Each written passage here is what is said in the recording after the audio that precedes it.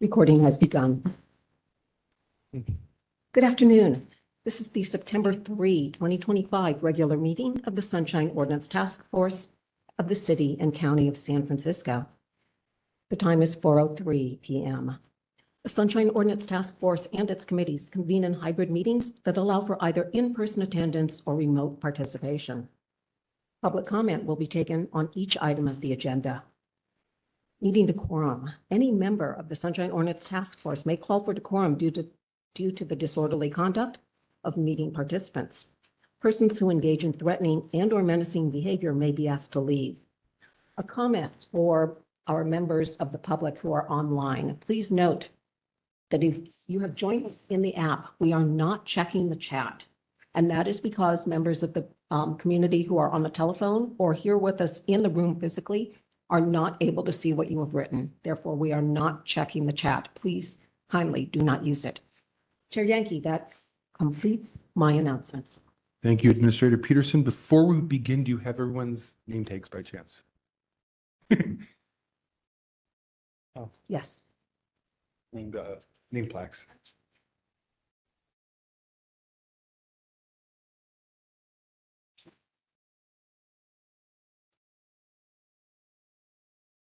And I can help you here.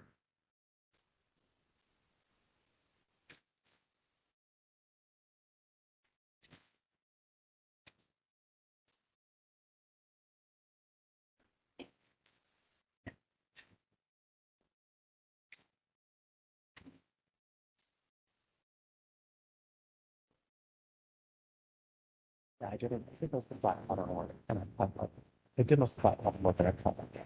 I just haven't stitched yet. I would say me. It depends on for us. I think it's medium. I think that, if we add them with some, it's pretty advanced, but like it's shorts and about like the things that I've done before, except for like the coat sleeve. I'm also not doing sleeves. Yep. She would always catch me up, which is not that surprising. It's pockets. They're not even that hard. They just for some reason. Yeah. The best for last. Yeah. I like doing sleeves, but really like if you look at a lot of like women's wear with coats, it's always these puffy sleeves, exaggerate the arms, but I'm usually showing off my arms.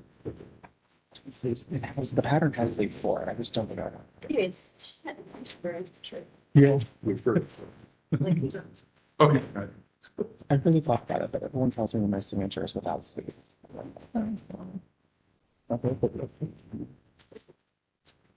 It's mint green and gold.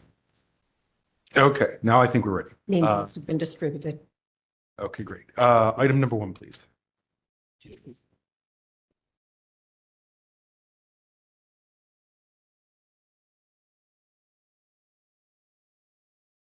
Item number 1, call to order, roll call, and agenda changes. Okay, can you call the roll?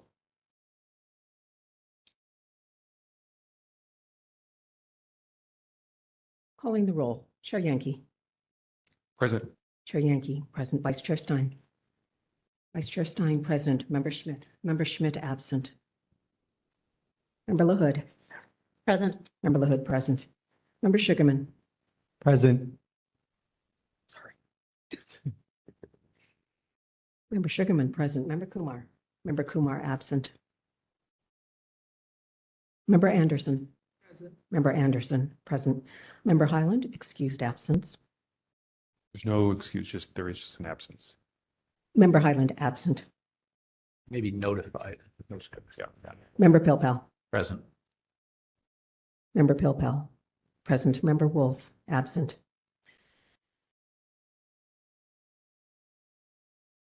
Six present. Okay, so we have a quorum. Member Wolf informed me before that he would be absent and asked me to read a short statement in his absence, so I'll do so now.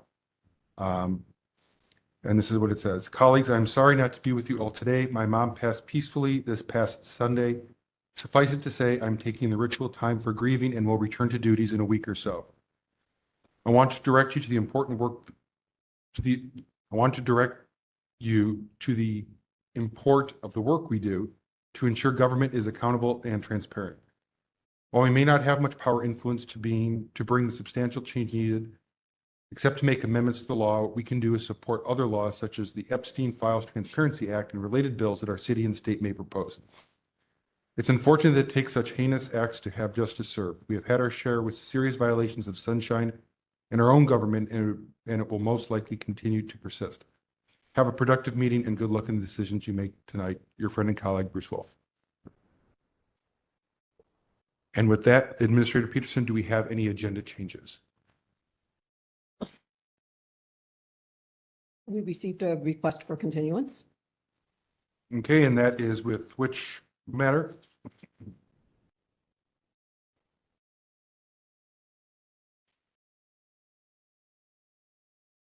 The request was from respondent in item 12, file number 25065.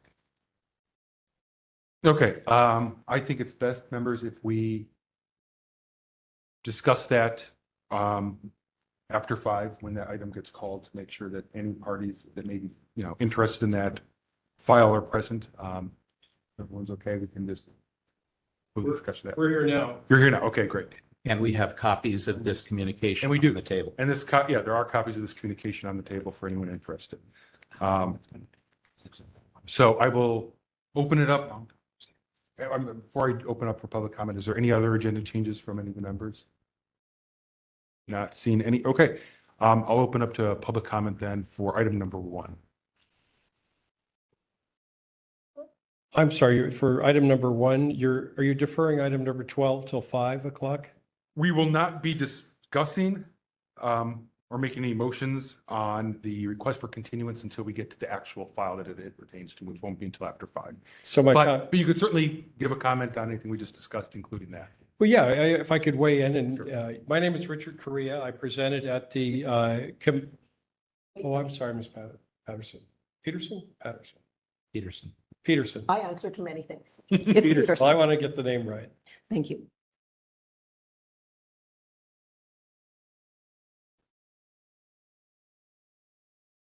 Chair Yankee, we have one individual at the podium, no hands raised online. Okay, so we'll start with our in-person public commenter. 3 minutes. 3 minutes, correct.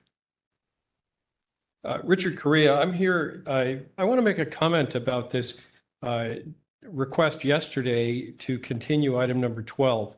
The notice from the clerk's office went out on 8/21, and we get a 9/2 request for continuance. Well, it brings me in here today to prepare, and brings other folks and folks from the community coming in, because we don't know how it's going to go. But I'd like to say this. You read a line about the important work of government transparency and accountability.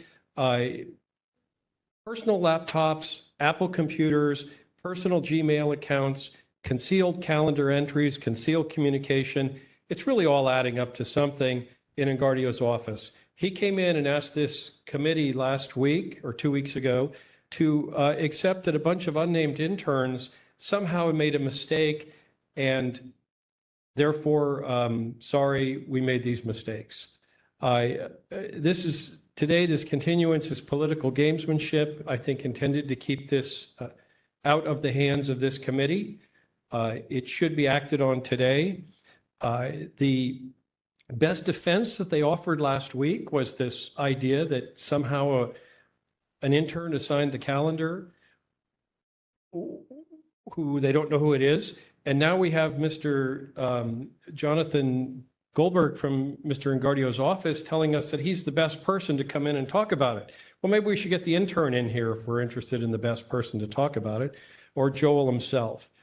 They've admitted the specifications. There's 3 allegations. They've admitted 2 of them in the previous memo. They've made their best defense. And I think if this hearing should go ahead tonight, and on a single issue, and I'd like you to think about this. The single issue is that this will get it into if you could get it into the hands of the Ethics Commission on the issue of intentional or willfulness amounting on that question on one aspect of this complaint. I don't know the downside of that, and I'll make some pretty compelling remarks about witness statements of what they would say if asked by city investigators. I'm sorry if I'm a little rambly today. I'm usually a little tighter, but it's unknown, is Mr. Goldberg here or not? Is Supervisor Engardio coming? 30 seconds, thank you. Anyway, I agree, this is important work, and I don't think that political gamesmanship should get in the way. Joel doesn't want to deal with this before the recall, which I think, there's a significant chance he loses. I'd like to see this moved on the issue of willfulness to the Ethics Commission for investigation, metadata, platforms, different computers. Thank you. Thank you for your comments. Thank you.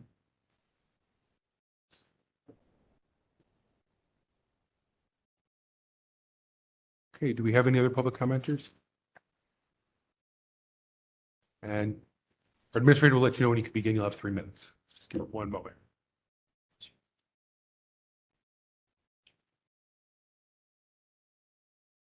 Hi. Are you ready for your 3 minutes? Hi, thank you. Go ahead. My name is Lisa Argis. I'm a District 4 resident.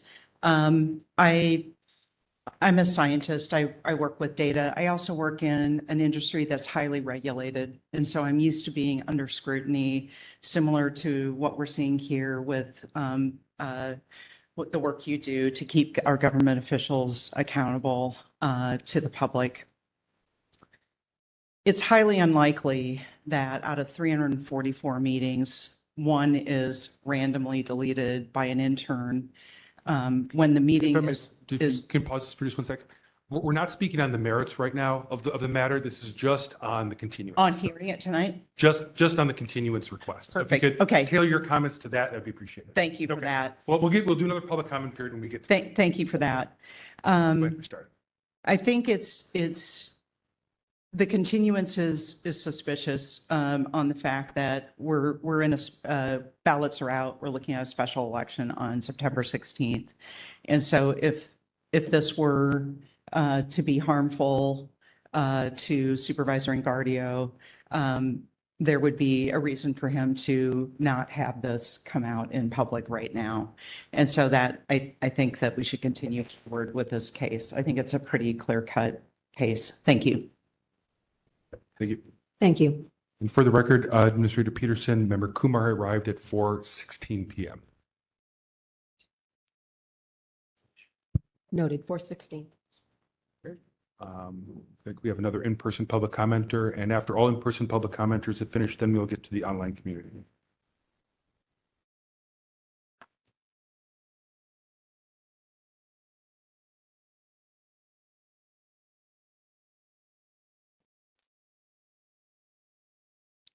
Are you ready for your 3 minutes? I am.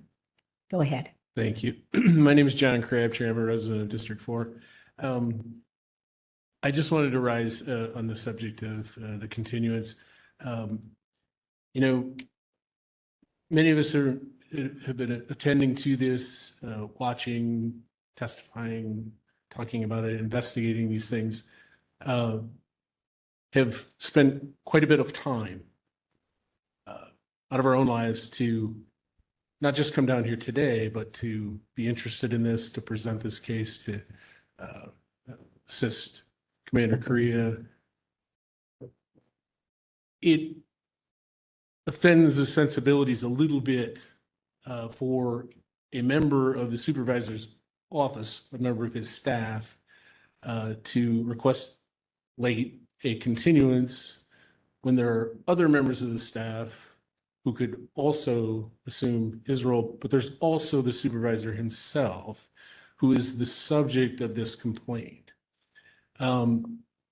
It strikes me that it's not the greatest level of fairness to ask people that are on our side of the complaint to make time out of our days, come down here to participate in this process, and not hold the supervisor himself and his staff to a standard of they should be here as well, or at least have requested the continuance in the time frame in which you typically provide it.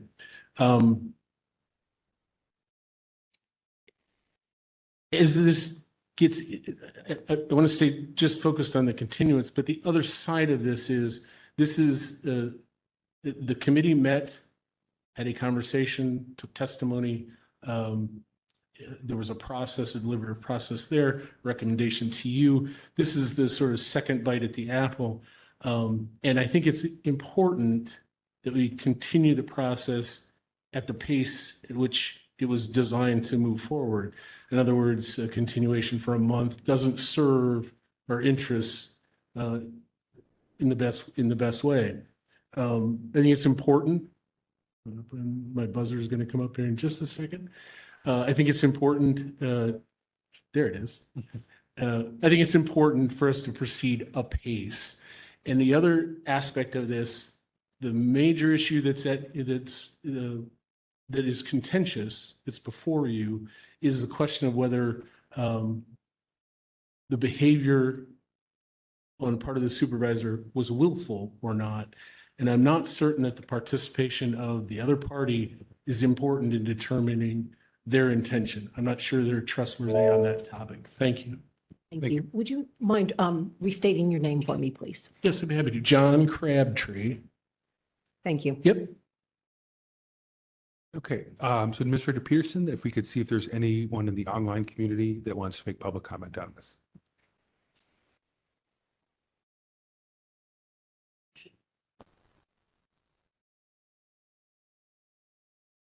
Hello, caller, you've been Hello. unmuted. Do you want to make public comment on item 1? Yes, I do. All right. Are you ready for your 3 minutes? Yes. It starts now. My name is Judy Gorski, Judigorski. I am a resident of D4 for 47 years, and I'm very familiar with Joel Engardio and what has gone on here. And I would like to say that I oppose the idea of a continuance. I think I agree with the other statements that have been made before me, that it is extremely important that we move forward as quickly as possible to see if we can get a judgment whether or not this deletion of a very contentious calendar item was done willfully, which it seems it was, but that's up for you guys to decide. So I also want to thank you for being there and express my, not that this has anything to do with it, but express my disappointment that it seems the only way we can get information about what our city leaders are doing, specifically what Joel Engardio is doing, is if we file a sunshine request to get records. We're not invited, we're not enlisted, we are specifically left out and excluded, and it's just unconscionable. So anyway, I urge you to please go on with this hearing today and come to some kind of resolution, moving it to the Ethics Commission, and let's get an investigation. Thank you so much for your time and your hard work. I appreciate it. Thank you. Member For the- Schmidt, For the record, Member Schmidt has arrived at 4:22 p.m.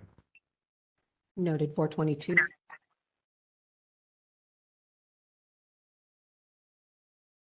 Chair, Yes. system says 421. No. This is 4:23 now. Speaker, unmuting your You're all- microphone and close lowering your enough. hand. Close enough.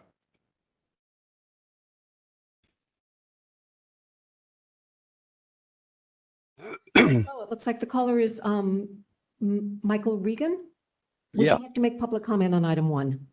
Yes, I would. I don't think he should allow Engardio to use you guys to skate his responsibility in this issue.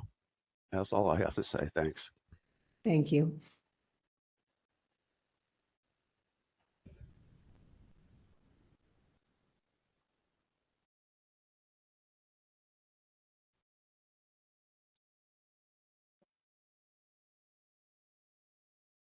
Lowering your hand and muting your microphone.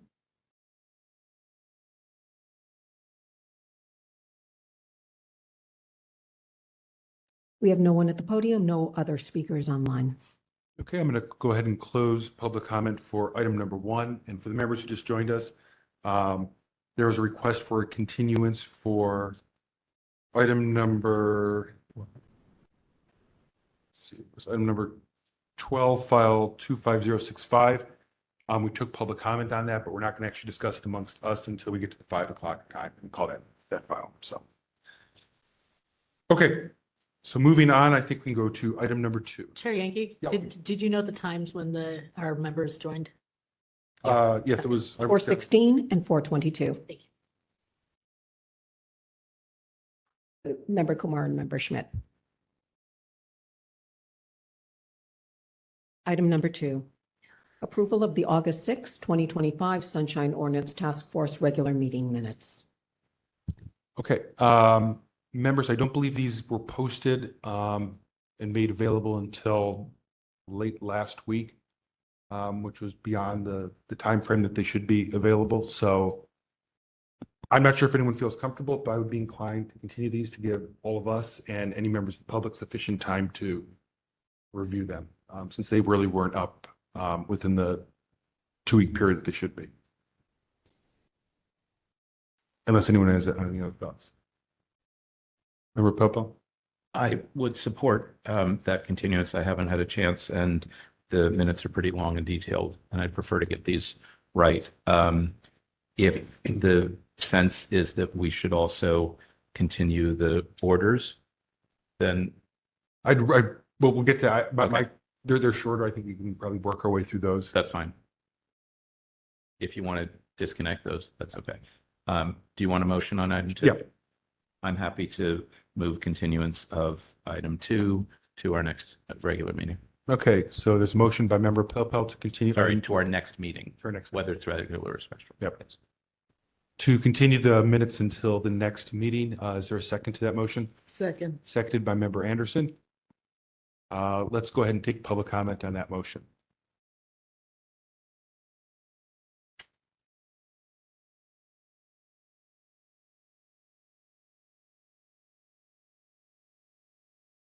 Anyone wishing to make public comment on item 2, please approach the podium if you're in the room. If you're online, please raise your hand in the app or press *3. I'll give everyone a moment. We have no one in the queue. Okay, we'll go ahead and close public comment, and if you could take the vote on that, Administrator Peterson.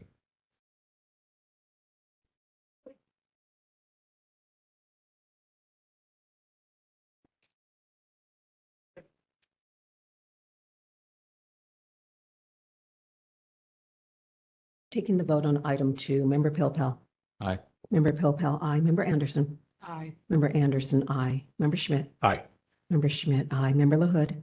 Aye. Member LaHood, aye. Member Sugarman. Aye. Member Sugarman, aye. Member Kumar. Aye. Member Sugarman, Kumar, aye. Member Highland is absent. Member Wolf is absent. Vice Chair Stein. Vice Chair Stein, aye. Chair Yankee. Aye.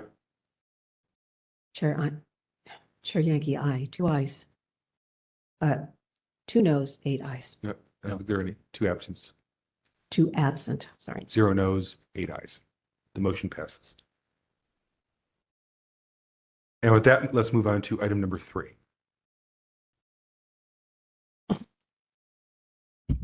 Item number 3, approval of orders of determination. File number 25028, Anne Marie against Fine Arts Museums of San Francisco. File number 25035, Paul Kaniha against San Francisco Municipal Transportation Agency. File number 25036, Paul Kaniha against Broderick Paolo and the San Francisco Municipal Transportation Agency. File number 25046, Michael Petrellis against Supervisor Jackie Fielder. File number 25047, Michael Petrellis against Supervisor Matt Dorsey. File number 25052, Michael Petrellis against the Human Rights Commission. And lastly, file number 25054, HV Safe against Supervisor Bilal Mahmood. Okay, any edits or motion to approve with the orders? Member LaHood.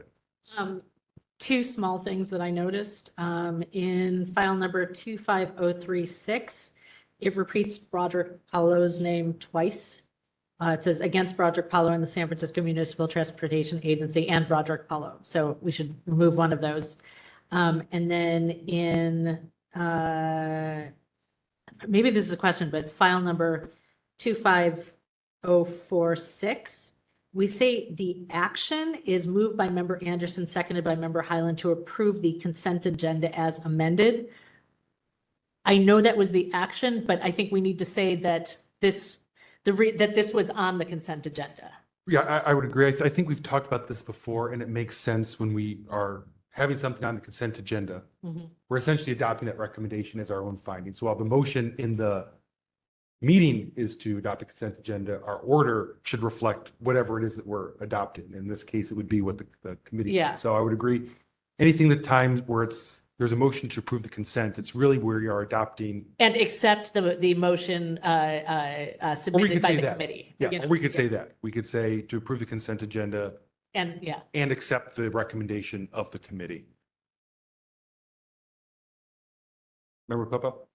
Two things, particularly where we amend the consent agenda. I think it's important to state clearly that it's not just approve as amended, but to state exactly what we're doing, Right, because right. otherwise it's not really captured. Yeah.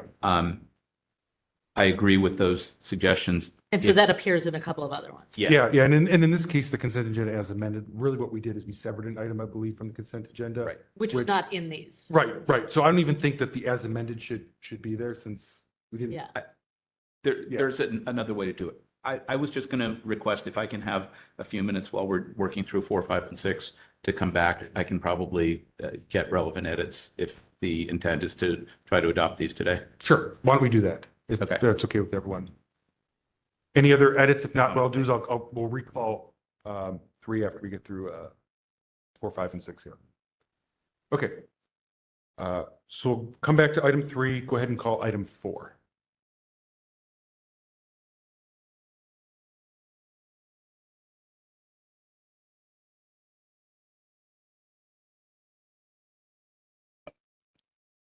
Item number 4, report on August 8, 2025 Ethics Commission meeting. Discussion of the proposed amendments to the Ethics Commission's enforcement regulations. Okay, so members, apparently the Ethics Commission had another meeting to discuss the amendments to their enforcement regulations. And obviously our concern is the changes being made to how they enforce sunshine referrals. Interestingly, I believe there was some confusion about whether or not that meeting on the 8th was even valid. You could see a public communication about that in our administrator's report. Namely, they didn't put the time that the meeting started on the agenda, which was kind of odd. Nonetheless, I believe their DCA at the time informed them that they could continue with the meeting, and so they did.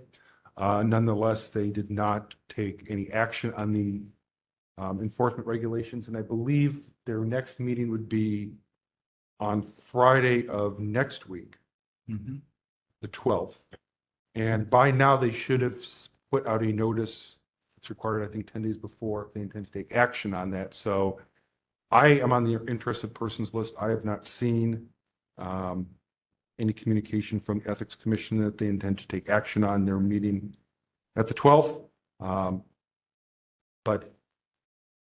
I don't know. Their agenda's not out yet. Member Pilp, I believe you listened in to that meeting. I don't know if you have anything further to share about how the discussions may have gone, specifically on the sunshine portion. I think we continued to make the point that they should have language that addresses both 67.34 and 67.35D. I don't recall that their staff responded directly. The commission, I think, seemed interested in the topic. Remind me, was this the same meeting where they finally disposed of the Lotaki matter? No, this was the subsequent one to that. Right. Sorry, too many ethics commission meetings. Yeah, there were other concerns about the language in the proposed regulations unrelated to sunshine. So it's possible that they could not pull those together in time. So perhaps they're not intending to act this month. I think the action that we previously took with regard to communication with the Ethics Commission and their staff, which is in the packet at item 4 today, is still in effect. And Chair Yankee, Member Schmidt, and myself have standing authority to communicate and try to get improvements in the regulations that address the concerns that we've talked about for, it seems like, several meetings now. Thank you. And yeah, and I believe the memorandum from their enforcement chief did not adopt or address any of the recommendations that we made, namely that particularly in willful failure referrals, that they would provide some type of working definition of what willful failure is. Right. And then we made the recommendation that staff alone should not be deciding whether to close willful failure referrals, but such actions should take place in an actual meeting of the Ethics Commission. And I've also, another bullet point that we had, there was language from the enforcement chief that I believe mischaracterized sunshine issues as, quote, minor or unintentional open government infractions. I believe I still saw that language in her most recent memo before this August meeting, so that was disappointing, I believe. Any other thoughts, members? Of course, anyone's free to provide public comment, any of us, any of the members. They do have remote meetings, so you can call in. It's usually 10 a.m. on the second Friday, so I believe their next meeting should be on the 12th, if anyone is interested in listening or calling in. Member Schmidt? I did not appear at this meeting, and it doesn't seem like anything happened on this anyways. I think that we'd made our points at the prior meeting, both in writing and in our verbal presentations. If they want to listen to us, it's all playing before them at this point in time. Thank you, Member Schmidt. Okay, with that, I'll open this item up to public comment if there's any. Anyone wishing to make public comment, please approach the podium if you're in the room. If you're online, please raise your hand using the app or press *3 on your phone. We'll give you a moment. We have no one in the queue. Okay, we'll go ahead and close public comment and move on to item number 5. No action taken. No action taken on that. That was a discussion only item.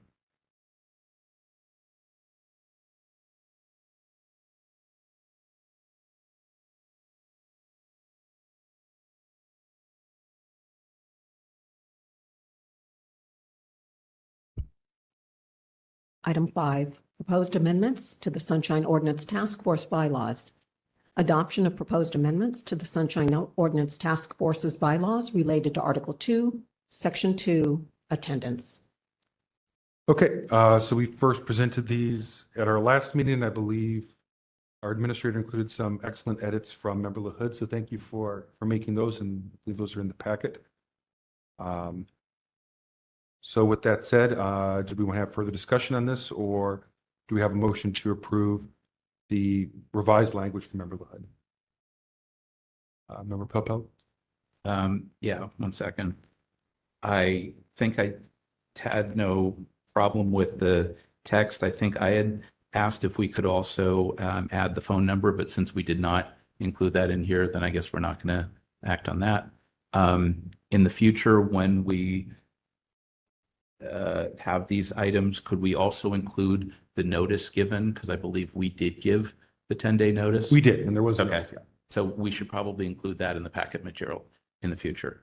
But I think if this language, as we discussed and revised it, does the trick and makes clear that we want communication in advance, that's the whole point of this, from members prior to an absence, prior to a planned absence, then I would support the change. Okay. Is that a motion? Is there a motion on this then to approve? Would you like that in the form of a motion? That would be great. Fine. I so move to adopt this bylaw change.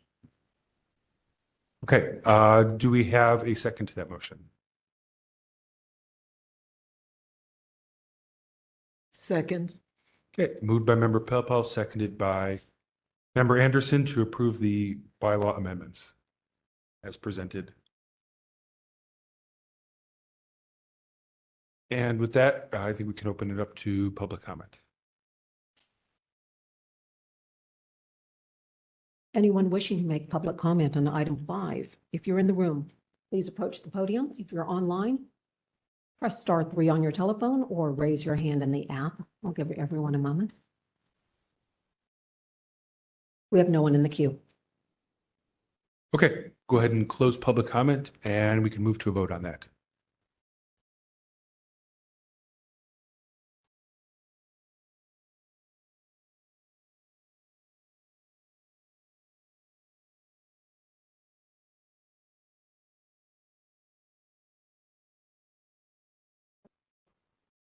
Taking the vote on item 5, member Pilpel. Aye. Member Pilpel, aye. Member Anderson. Aye. Member Anderson, aye. Member Schmidt. Aye. Member Schmidt, aye. Member LaHood. Aye. Member LaHood, aye. Member Sugarman. Aye. Member Sugarman, aye. Member Kumar. Aye. Member Kumar, aye. Member Highland, absent. Member Wolf, absent. Vice Chair Stein. Vice Chair Stein, aye. Chair Yankee. Aye. Chair Yankee, aye. 2 absent, 8 ayes. Okay, that motion passes and we can move on to item number 6. Sorry, and can we make a note to update the website and the binder and whatever else we need to do? Yep, so Relative Administrator to it. Peterson, the follow-up action, this will be to post an updated version of our bylaws that incorporates these changes. Confirmation that the notice will be taken down? Notice can be taken down after this meeting, yes. And we should probably circulate the final updated to all the members, city attorney team, whatever, so that Wherever they go. everyone, yeah, all that. Thanks. Just a moment.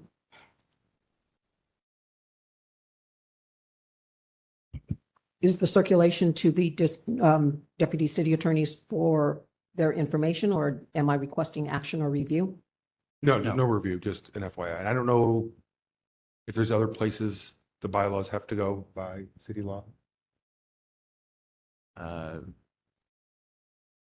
We may need to file them with the clerk of the board. You see, do you know? Okay. Okay, so If you could think of anything, any other place that updated bylaws need to go, if you could just let Administrator Peterson know. Or if so the Victor has instruction ideas. is to circulate the amended bylaws to the deputy city attorneys, post the updated bylaws online, circulate the copies to the members, and take down the notices that were published for the 10 days requirement. Correct. Thank you. What am I doing? Item number 6. Item number 6, Administrator's Report. Task Force and Committee tentative hearing schedule with potential adjustments, complaints and hearing requests, pending petitions and complaints, Sunshine Ordinance Task Force member attendance, and communications. Okay, so let's discuss upcoming meetings first. So due to, there was, I believe, a Jewish holiday, they're conflicted with our meeting on the 1st. We were trying to get the 8th, but apparently this room and all rooms are booked for the 8th. So our 2 options was to either have it on September 30th, which is the Tuesday right before the normal meeting date of the Wednesday, or the 15th. And administrator, I know our administrator sent a poll up, but if we could go through it again, just for the members here, if we can kind of get like a count to see which ones of those 2 dates would work. If I can start with you, member Hood, and let's work our way this way. I can't make either of those dates. Either of those days are No. off. Okay. Member Popo. I am good for the 30th and 1 second.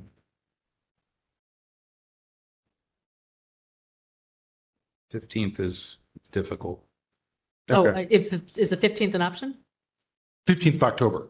Yes, I can do the 15th. I can't do the 30th or the 1st. Okay. Excuse me, the 30th or the 8th. The Got it. 15th is- 8th is off the table. So yeah, we're looking at either the 30th or the 15th. I can do the 15th. So you- The 30th of September or the 15th of October? Is that? Yes, 30th of September or 15th of October. So, I'm sorry, Member LaHood, you are available on October 15? Correct. So we have one for 15, one for 30. Right. Member Anderson. Member Philpell, you are not available on the 15th? It's difficult.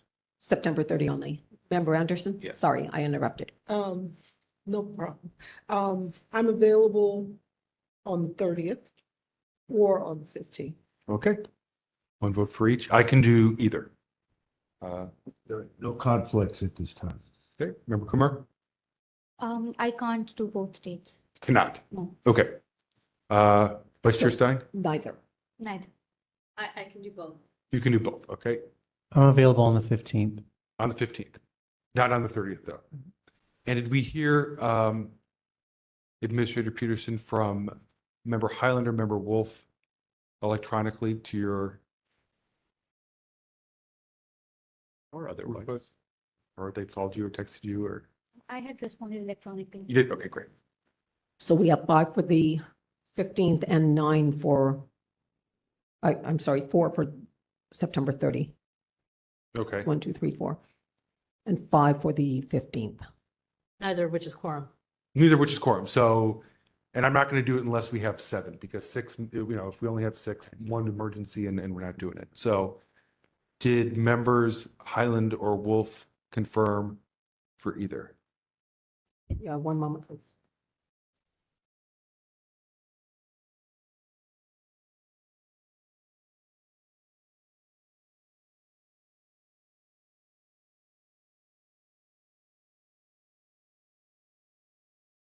Can I throw out just one question? Sure. How much of a wrench in it are we throwing if we just don't have the meeting? It's a wrench of a certain size. Some. Okay. It just means that, a month worth of complaints would get. Right, because there's backlog. It would start to contribute to the backlog. It would also mean that Is it, but are there certain people that are notified of things that are supposed to be coming already or no? it would be, and mainly anything that would be coming out of the next complaint committee, I think is what we're looking at. So anything that you folks be hearing in September, later in September, would not get heard then until November, which may have conflicts with the 45-day deadline. That would be, I guess, the biggest potential issue. I Okay. think CAC was also looking to, We No. cannot add meetings. no. No. Our Presentation. Oh, So was there going to be any updated presentation of amendments for October, or I mean, did you get everything in this? well, we're trying to move things forward each time, so I don't know. I mean, we'll do what we have, we'll do what we can do. So that would mean that we're going to have a discussion tonight, and then if we skip October, it would go back to you for the next major discussion at your Right. DAC meeting. Yeah. We wouldn't have. Which, to- you know what, would be okay. Would be okay, okay. So I guess it would just be any of the backlog complaints that would come out of complaints. I don't see a response from members Highland or Wolf. Okay, so why don't we do this? If you, Administrator Peterson, could try to follow up with them. If everyone could tentatively hold those dates, and then Administrator Peterson, if we get to 7 people, which would mean they would both members Wolf and Highland would have to agree to, which one already has 5 votes? Or 5? October 15. Okay, October 15th. So it looks like the 30th is out. Since we would only get to 6 under best case scenario. If members Highland and Wolf can both make the 15th, we'll have our special meeting then. And I believe would have to be, 4:30 instead of 4, based on availability, if I recall. Was that a room scheduling? There was a room scheduling that for some reason it wasn't available at 4, so it'd be a little bit later.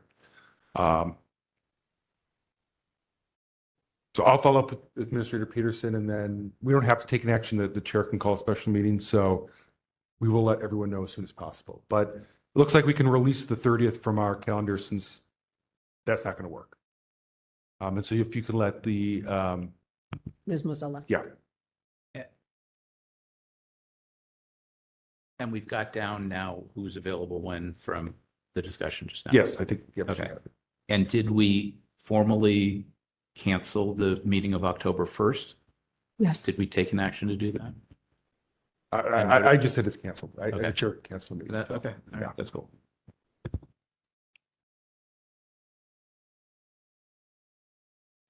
So that's where we're at for our next meeting. We'll let everyone know as soon as we hear back from members Highland and Wolf.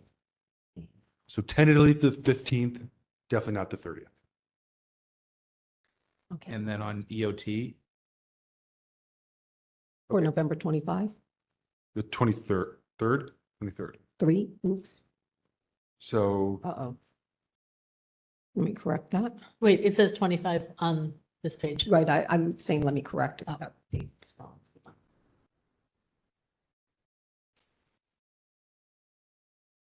September 23rd is at EOT, right? The next. I'm sorry, what is the concern, Member LaHood?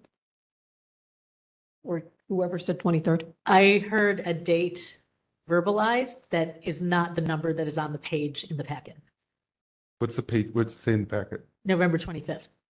Or I think we're right, talking I was starting with September 23rd. about.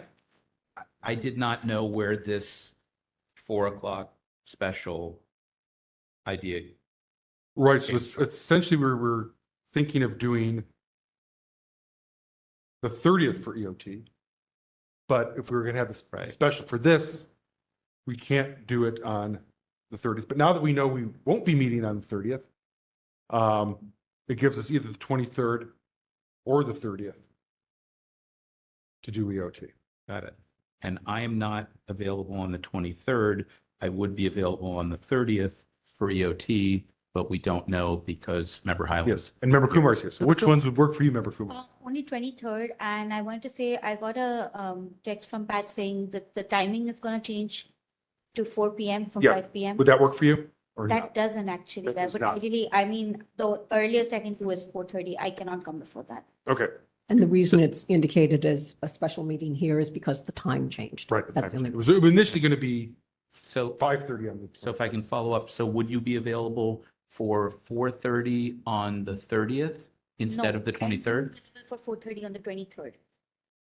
You are for the 23rd, but Yes. not for the 30th. Not for 30. Okay. So then the report is And that you're you get available. one of us, but not both, for either the 23rd or the 30th. I'm available on the 30th. Member Kumar is not. I'm not available on the 23rd. Member Kumar is. Okay. You might need to fill in. Quorum is 2. I could fill in, but let's let since Member Highland is the chair of that committee. Yeah. If you could, do you have notes on what they just said? If you could connect with Member Highland and let him make the call on which date works for him and what time. I'm noting Member Kumar's earliest availability of being 4:30. So that's the earliest we can go on that. Member Kumar, go ahead. We were also discussing holding the task force meeting on the 30th. We're not going to be able to do it on the 30th. We're not going to be doing Yeah, it. not enough people are on the 30th. So the only tentative time we might have the special task force meeting would be October 15th, if members Highland and Wolf are available on that day. Okay. So on the 23rd, even if we have quorum, we'll not go ahead with the meeting because I haven't been in the last EOTC meeting and I would love to be there for this one. Okay. It'll be up to member Highland to ultimately make the call based on all the information you've Okay. gathered.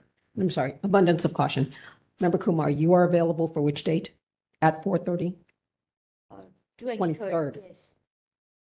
You are 30th. the other date. Okay. And I can fill in as a third on either date. Okay. If necessary. And maybe given the amount of time, we can put off the question of what we're doing in November until, some other time. It's not going to be at 4 though. Since Member Kumar can't write 4 o'clock meetings. That's probably a great thing to discuss the DOT, what a good going forward calendar looks like. Okay, are we done with September? I should have added December to this agenda. All right, October. I think Vice Chair Stein is not available for complaints on the 21st. That's noted in the file. That's it. That still leaves you 2. Did you need an extra for that? Or do you think you're okay with just the 2 of you? For complaints on October 21st. Anyone else is welcome if they want to be. It's not crucial, but certainly we hope that Member Kumar will show up again. No, it's a good time. But not to put any pressure, but we're going to have our fingers crossed. I just wanted to add a comment that I really enjoyed the complaints meeting, and I actually I wish I could be part of 2 committees at once, because I really appreciate the work of the complaints committee, and I do want to sub again. So can't do the 21st, but can definitely come in October if you need an extra person. You can do the 21st if you. No, not this 21st, but in October definitely. No, that was the October 21st. That's where just October 21st, yeah, I can be there. Oh, you got yourself I'll be there. a 3rd member for October 21st. Perfect. That's not till 5:30. We'll have to vote on who wants to be absent. Okay, so it looks like for October 21st, complaints will go ahead. It'll be members Sugarman, Member Schmidt, Vice Chair Stein will be absent from that, and Member Kumar will be subbing for her on the 21st of October. Yeah, absolutely. Yeah, no, it's, okay. Happy to have that. Great. Okay, that was good. CAC, anything? We're good for 4:30 on the 28th.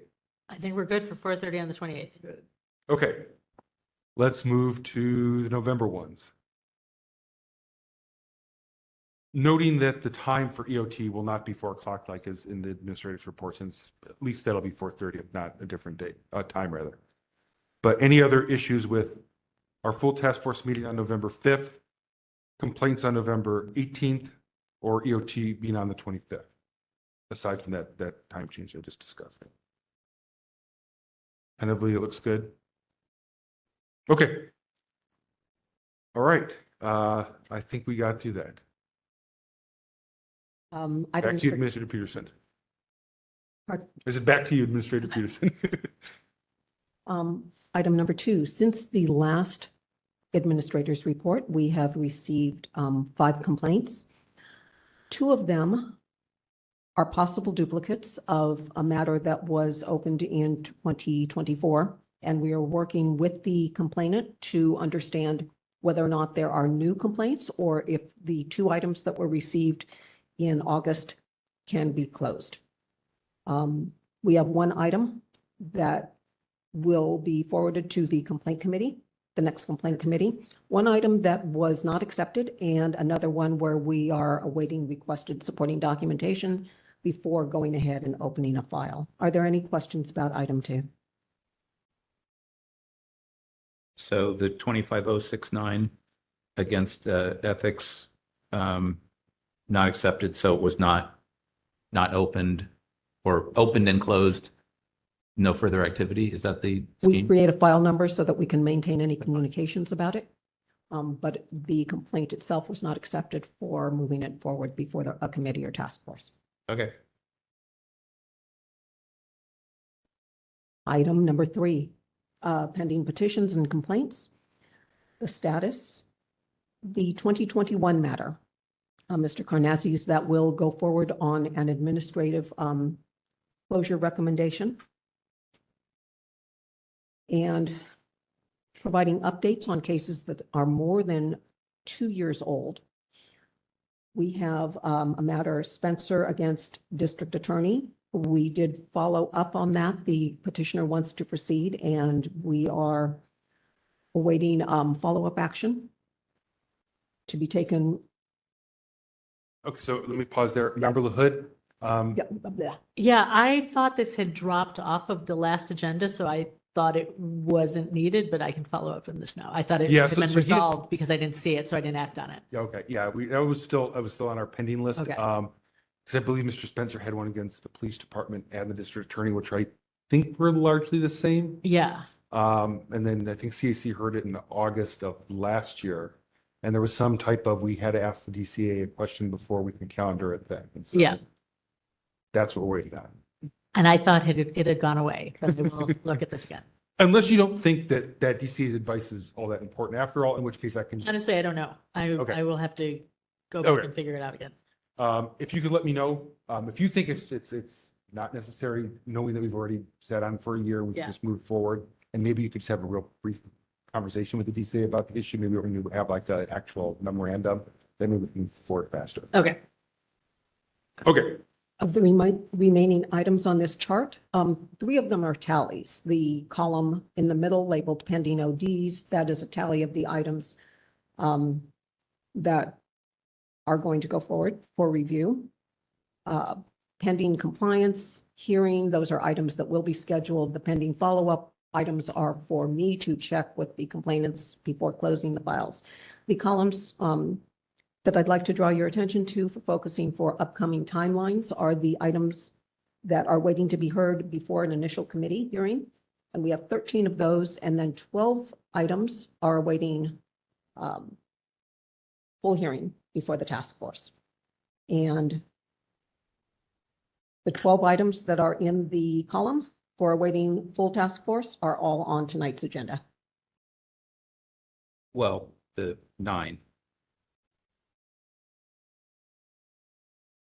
Not 9 of the 12. Yes, the 9, sorry, So Member Popo, go ahead. and all of the ODs. I don't need answers to this tonight, but for next time, can we get a footnote for at least the pending follow-up from 2023 and perhaps the one from 2024 and the awaiting initial committee hearing from 2024? Why that hasn't yet? So expand the footnotes to current items. I think anything Essentially. that's 2024 or earlier, Yeah, I think is a that's good. concern. Okay. Because those are obviously, at this point, we're in what, August? They've been September, sitting somewhere September for a while. Yeah, Yeah. so at least 9 months old. Okay. Because we're And- pretty much current on the backlog, so it's Yeah, bad yeah. not to have things That's cool. sitting that long. And we're going to do something about Carnese's next time, whatever, and he'll be notified. Thank you. Okay. Moving to the next item, item 4, are there any corrections to the attendance records for the past regular meetings? Past 12 regular meetings. Any corrections, please?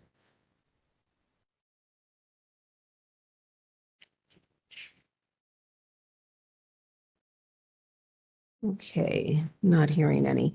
And then the last item is in the report, a list of the communications received, and in the PDF, there are copies of these communications. One of them is from the Sunshine Ordinance Task Force. It's a July 30 letter to the Board of Supervisors regarding Board of Supervisors file number 250630, and it's regarding the streamlining reporting requirement and other code cleanup item and the possible effect of eliminating certain reporting requirements on various city codes. That letter is copied here for you, for your information. Are there any questions?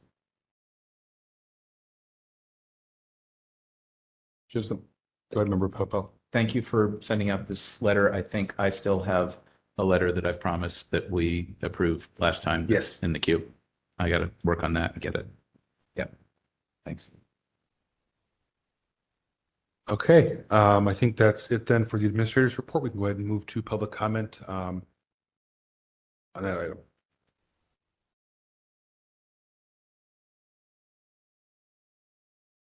Anyone wishing to make public comment on item 6? Item 6, please approach the podium or raise your hand. By pressing *3 or raise your hand in the app, I'll give everyone a moment. There's no one in the queue. Okay, no public comment. We'll go ahead and close that then for public comment. No official action is taken on that by the task force, aside from the scheduling issues that we've already discussed. And since we are now at 5 o'clock, what we'll do is we will come back to the approval of the orders of determination after we hear our special order items. So we will move to item number 7. Item number 7, members of the public may address the task force on matters that are within the task force's jurisdiction, but not on today's agenda. If you're in the room, please approach the podium. If you're online, please raise your hand.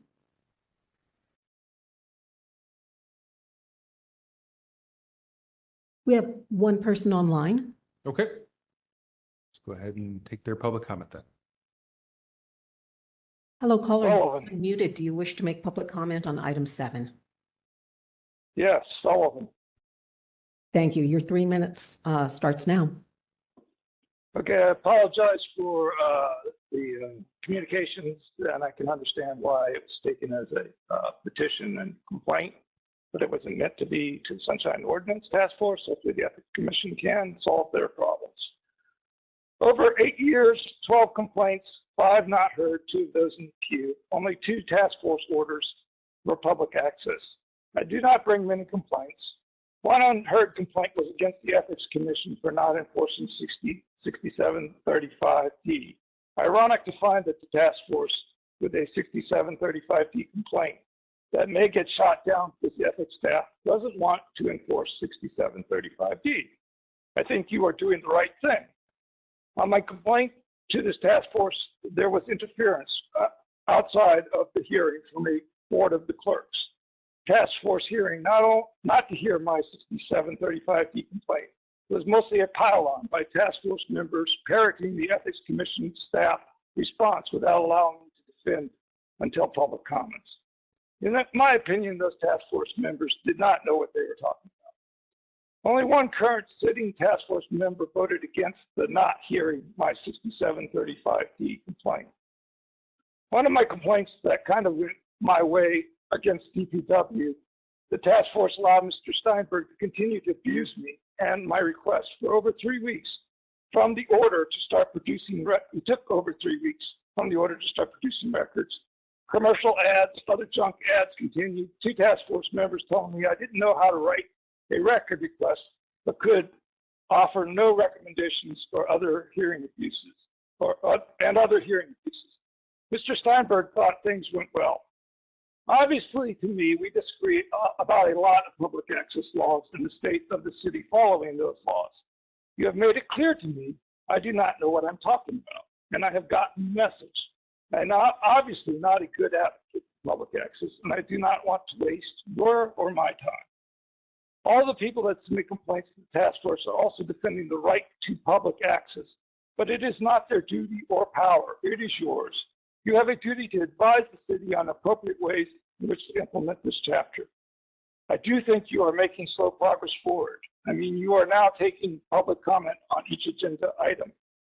Thank you for your time. Thank you.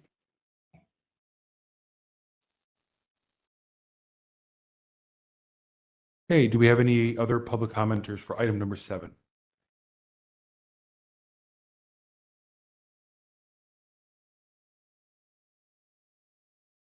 We have no one in the queue.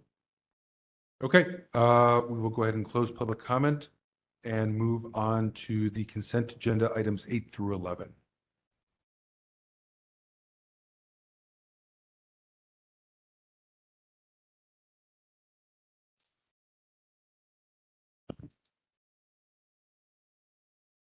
Consent agenda. The Sunshine Ordinance Task Force shall review file numbers 25038, 25048, 25059, and 25060 to affirm the committee's findings regarding the Sunshine Ordinance Task Force's jurisdiction, violations of the Sunshine Ordinance, Brown Act, or California Public Records Act, and, if applicable, to issue an order of determination and refer matters to a committee for monitoring. The complainant and respondent are not required to attend the September 3, 2025 Sunshine Ordinance Task Force meeting, but may attend to provide testimony during the public comment period for this item related to the determinations listed below. File number 25038. Complaint filed by Paul Kaniha against San Francisco Municipal Transportation Agency for allegedly violating Administrative Code Sunshine Ordinance, Section 67.21, by failing to respond to a public records request in a timely and/or complete manner. On August 19, 2025, the Complaint Committee found that the task force has jurisdiction over the matter, that the requested records are public, and referred the matter to the consent agenda with a recommendation to find a violation of Administrative Code Sunshine Ordinance, Section 67.21, since the records were provided within 12 and 18 calendar days after the initial request. File number 25048. Complaint filed by Mark Sullivan against David Steinberg and San Francisco Public Works for allegedly violating Administrative Code Sunshine Ordinance, Section 67.21, Sub B, for failing to respond in a timely and/or complete manner. 67.21, Sub 1, for failing to provide public information for inspection and copying. Section 67.26, for failing to keep the withholding of records without justification to a minimum. And 67.27, for failing to provide a justification for withholding records. On July 22nd, 2025, the Education, Outreach, and Training Committee found that the task force has jurisdiction and forwarded the matter to the consent agenda with a recommendation to find no violation. File number 25059.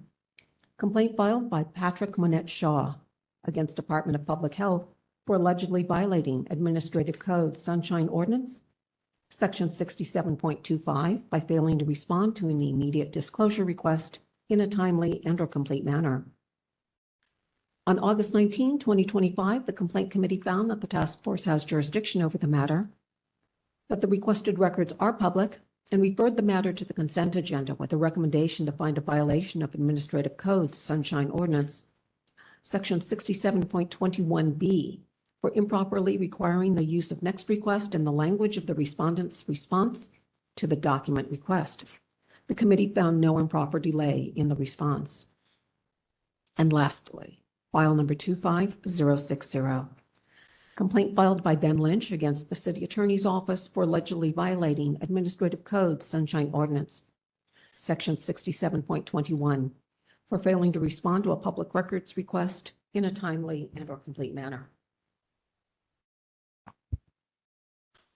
On August 19, 2025, the Complaint Committee found that the task force has jurisdiction over the matter, that the requested records are public, and referred the matter to the consent agenda with a recommendation to find a violation of Administrative Code Sunshine Ordinance, Section 67.21, for a delay in the production of a response to a public records request as acknowledged by the respondent. Okay, thank you, Administrator Peterson. And just for the record, I believe file 25048, which is item number 9. This is the one that we continued from our prior meeting. And I believe, Administrator Peterson, you can confirm that the materials from Mr. Sullivan that had been missing were now added, and so it is a complete file packet. Yes. Great. Okay, with that said, do we have any requests to sever any items from the members? If not, is there a motion to approve the consent agenda and accept the recommendations from the committees? Member Schmidt? Not a motion yet, or I'm not going to make a motion, but I want to first commend our committee members and our special guests that we occasionally have for the work on getting items onto the consent calendar. Our last meeting was very substantive, and you could see several of the matters that we put on consent. And I just want to note that there is a matter that we are going to hear as a calendar matter. I think it accidentally got on to the regular calendar. It's the Turon case. We actually had if you look at the transcript, we had ruled on that to put that onto the consent calendar. I think that we don't have any choice but to hear it as a regular matter today, since it was noticed that way. I'll mention it again when the matter comes up. Okay. I appreciate that, Member Schmidt. Yes, and without the work that you folks did there to triage these cases, there's no way we'd be able to keep up. So everything that has come out of committee so far is making it onto the agenda, which is really great. So there's nothing that didn't make it on this agenda that you folks had already heard. So that's great.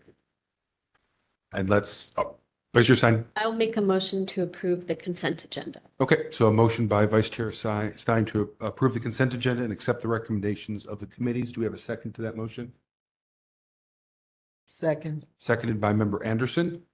Let's go ahead and open that up then to public comment.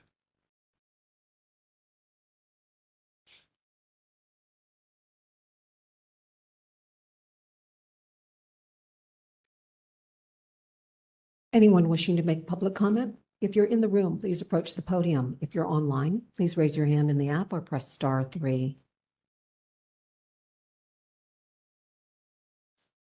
We have no one in the queue. Okay, we'll go ahead and close public comment, and I think we're ready for a vote on that item or items.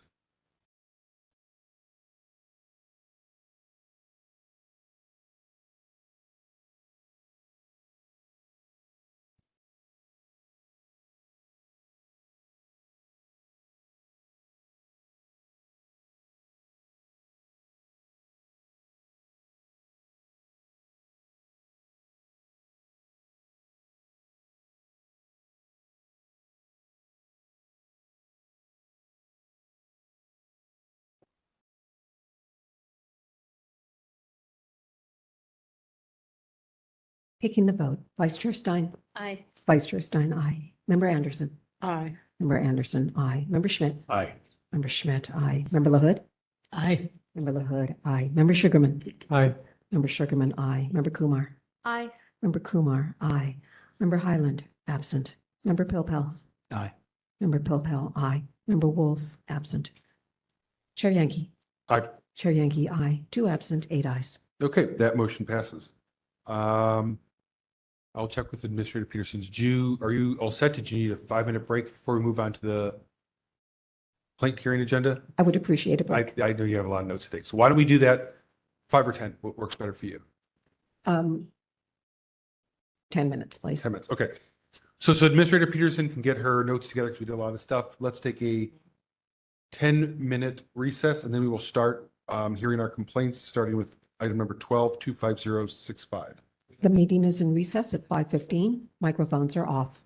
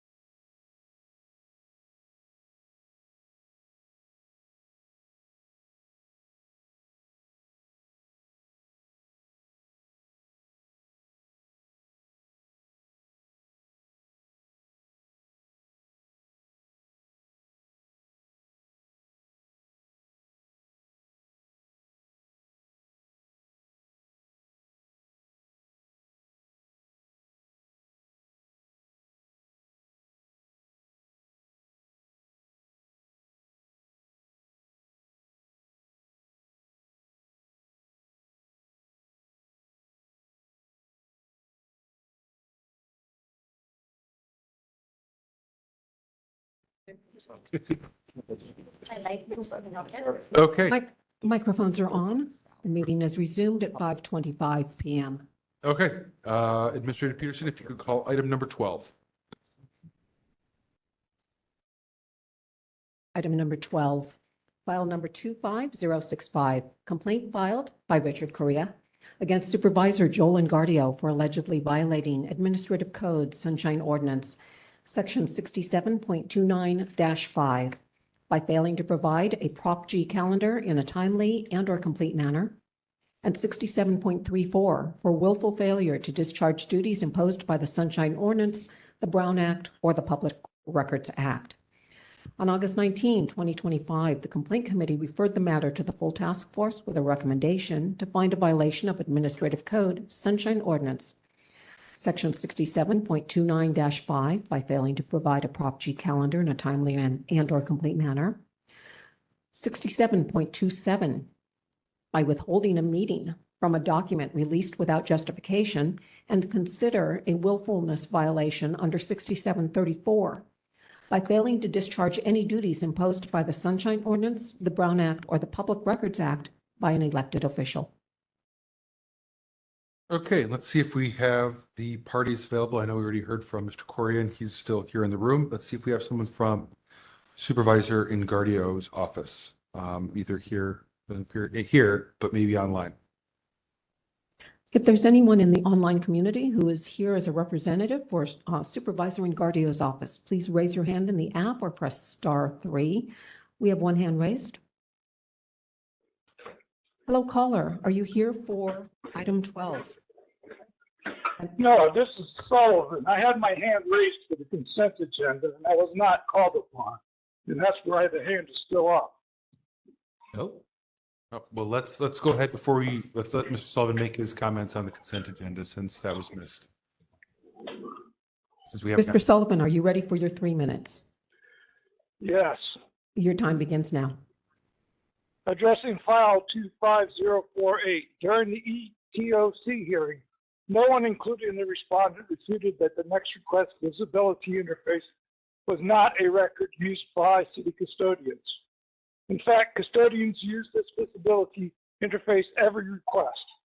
The definition of record specifically says writings used. A city department told me that not all departments had the same visibility selection on next request when I was investigating. At the ETOC hearing, members voiced their concerns, arguments after rebuttals and before the motion.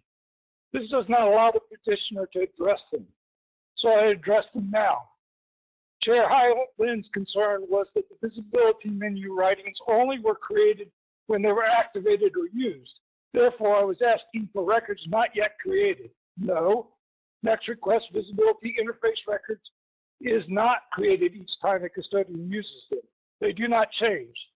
I was asking for past use and gave an example of DPW use in my complaint. Mr. Yankee was concerned that allowing a copy of this visibility interface would open the door to requests for actions on a computer at regular intervals, not factually regarding this specific complaint, but to address this, there are many reasons this cannot happen. One, CPRA. This division does not require disclosure of any preliminary drafts, notes, or memorandums that are not retained by a public agency in the ordinary course of business. Also, proper use of the rule of reason could be applied. I do not know where this I am asking for a record in the future is coming from, since neither my complaint or Mr. Steinberg's response mentioned this. Mr. Pilpel did not voice a clear enough objection to address. Later in the meeting, he did state he had many concerns about the use of next requests, and I agree, but why shut down an investigating request of next request? SOTF members should test their arguments so that participants can counter if there's a counter argument. Task force members may have a good factual argument. Then there would be education and insight into a provision interpretation. DPW did not specify an exemption. His argument is my request would require him to perform a certain action to give me a copy. There's nothing in public access that law supports this as a valid exemption to not produce a copy of a record. In fact, every record request requires action to produce copies of records. Search, opening the record, communicating with other employees, sending a copy of the record. A screenshot was not my ask or purpose of my request, as I stated. I would take any form of a copy of the visibility interface and stated so. Thank you. That concludes your time. Thank you. Thank you for your time. Thank you, Mr. Sullivan. Okay, do we have, getting back to item number, Hold on one second. yes. To the Deputy City Attorney, given that we essentially reopened public comment on that, is it appropriate to rescind the vote and revote on the consent agenda? Okay. Okay, sure. I would move that we rescind the vote on the consent agenda items 8 through 11. Okay, motion by member Pelpel to rescind the vote on the consent agenda. Is there a second to that?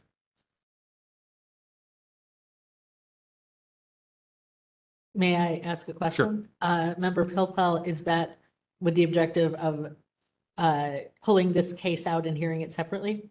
No, it's simply so that when we vote again, that our vote reflects that we have heard the public comment.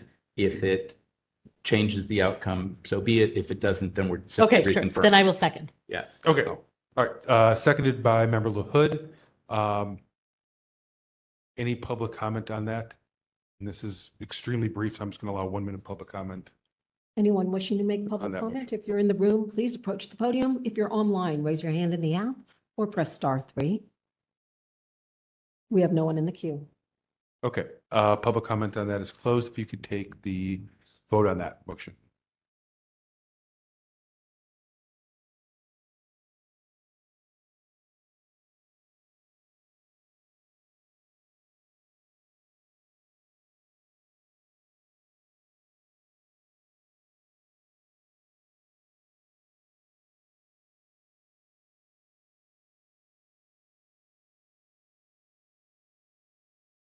Taking the vote, member Pilpel.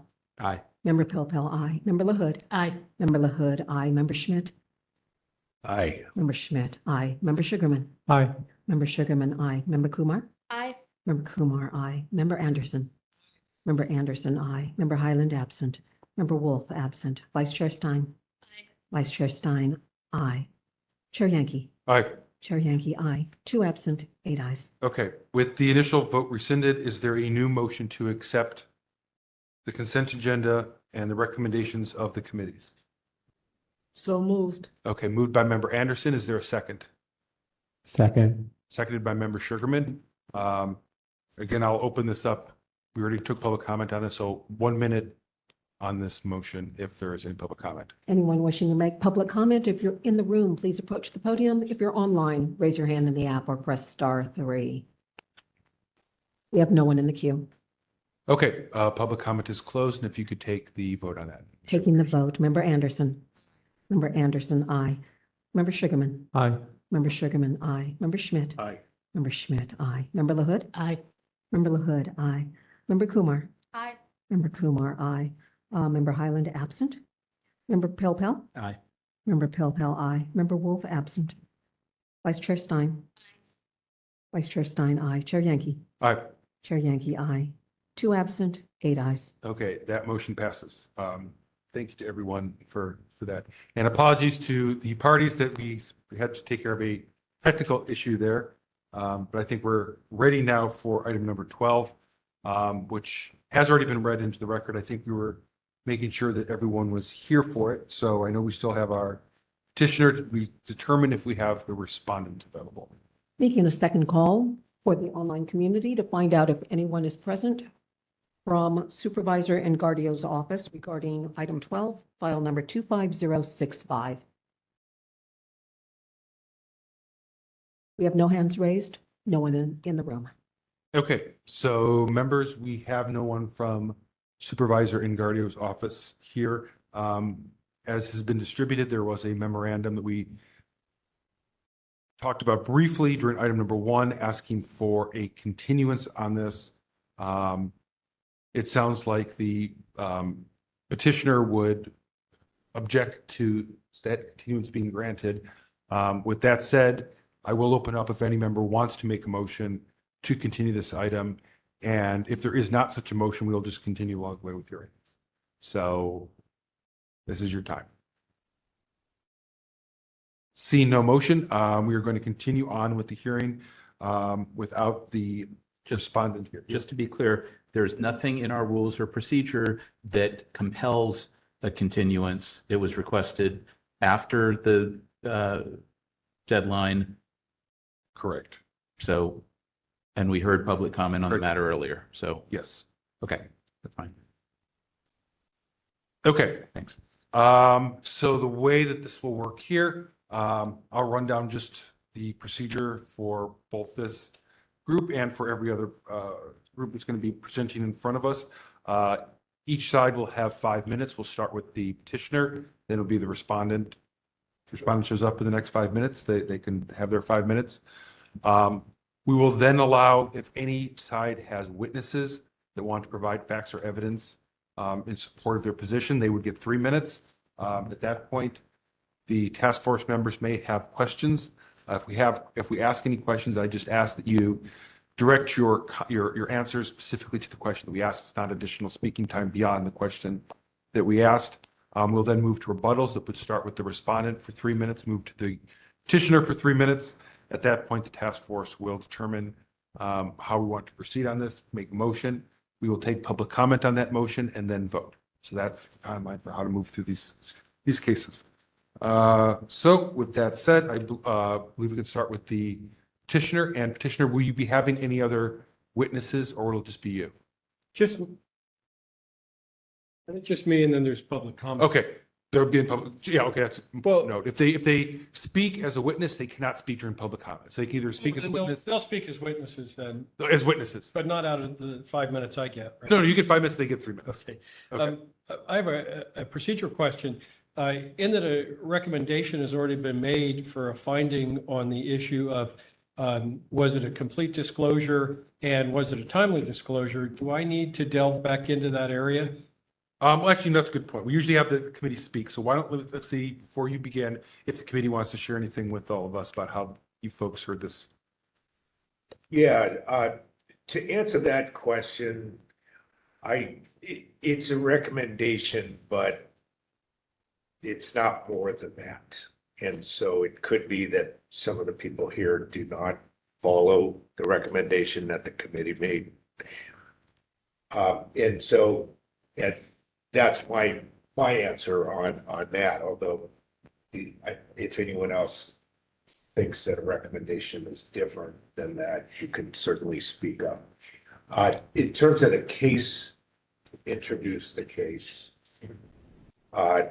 We just heard this at the complaint committee a few weeks back. We actually had a pretty sizable number of people here for the matter, as it's my understanding, and we had a lot of people comment on the matter. We did, as a committee, believe that there are 2 violations. It really does all come down to the calendar that was produced. There's something like there's a number, something like 323 items in the calendar, and there's a discrepancy between 2 different versions of the calendar, and the one that was produced to the petitioner had one of those 323 items omitted, and the claim here is that the omission was of significance, and its significance, it's somewhat of a political issue, and as people may know, there is an upcoming recall election. There's a recall election happening right now involving the respondent. Respondent did send a staff person to the committee, but obviously they're not appearing here today. Now, lastly, we didn't have a strong sense of there being a 6734 meeting the threshold for 6734. I guess maybe we wanted to let the whole task force look at this, because at least I thought that people may have different opinions on that, and maybe we'll want to discuss whether this type of omission would meet the standard that we've sort of been dealing with say 2, 3, 4 cases a year. That's it.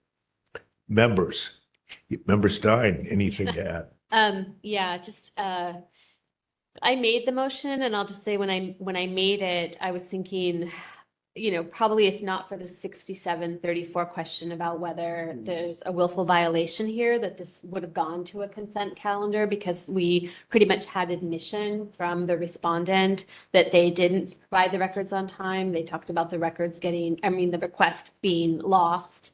And that they omitted something. We know that they omitted something, whether it was deliberate or inadvertent.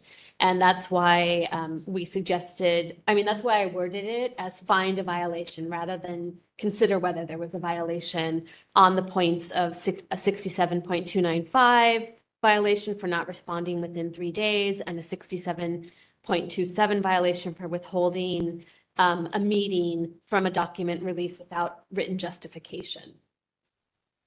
Member Sugarman? I just want to add, I did not think that this rose to willfulness, but I supported moving it to the full board because I thought given the subject matter, the board would want to hear it as opposed to seeing it in consent. I also remember specifically from Vice Chair Stein, something I agreed with what you said about willfulness being specifically in defiance of guidance given by the Sunshine Ordinance Task Force. And I think that there isn't enough data, like this hasn't come before us before in order for us to kind of like see a pattern of behavior to qualify it as that. And that's it. Okay. And before we begin, I'll just make a disclosure for the record that I am a District 4 resident, but I have not donated money to or volunteered for either the for or against recall side of this. So I feel I can hear this in an unbiased manner. So my procedural question, I guess, still stands. Do I need to go back into these first two allegations that I think were found to have occurred? Otherwise, I'm going to be repetitive and go back through the material. I think you can, I would recommend doing your entire presentation. Yes, framing it all. And I'll try and remember Pilpa real fast. You mentioned disclosures. Yes. I should make a similar disclosure that I'm a District 4 resident. I have had no involvement with either the pro or anti recall folks. I am familiar with at least one person who spoke earlier in public comment. But again, I've had no conversations about this complaint or about the recall itself. Okay. So yes, I would, based on what you've heard, I would. Okay. Make sure you touch on all points, but it sounds like the major point that the complaint committee wanted you to address in front of us today was focusing on the willful allegation. Okay. All right. Ready? All right. So Administrator Peterson, if you could set the clock for 5 minutes, and let the petitioner know when he can begin. Are you ready? Yeah. Ready? Your time starts now. My name is Richard Correa. I am a retired San Francisco police commander. Contrary to what Superintendent Gardio has said about me, I am not a tinfoil hat conspiracy theorist. I've investigated thousands of criminal cases, interviewed countless criminal suspects. I'm an attorney. I'm a licensed private investigator. I'm pretty good at spotting fiction, and that's what brings me here today. The gravamen of this complaint is that in response to an immediate disclosure request for Joel and Gardio's 2024 calendar, I received a calendar that I determined later was missing a meeting. So what's so special about this meeting? In an earlier version of the calendar, the meeting was between two individuals, Lucas Lux and from the Great Highway Park and Abundant SF Principal Todd David, two proponents who the community feels were working behind the scenes with Supervisor Engardio with regard to changes in their culture and lifestyle and safety and their ability to be represented. It was followed by a meeting with the developer. It preceded a meeting with a developer of probably the most controversial development project in the Sunset District, the skyscraper at the Sloat Garden Center. The meeting was scrubbed because the meeting was politically sensitive and volatile, and I submit to you that it was detrimental to the supervisor's efforts to keep himself in office. It's an inconvenient fact, the disclosure of which would have carried a political charge. The public believed that there was duplicity, and this would have been evidence of that. So let me try and speed through this initial part. Was the calendar that was issued to me in March of 2025 complete? The answer is no. They admitted that in their responsive memorandum. There was a meeting missing.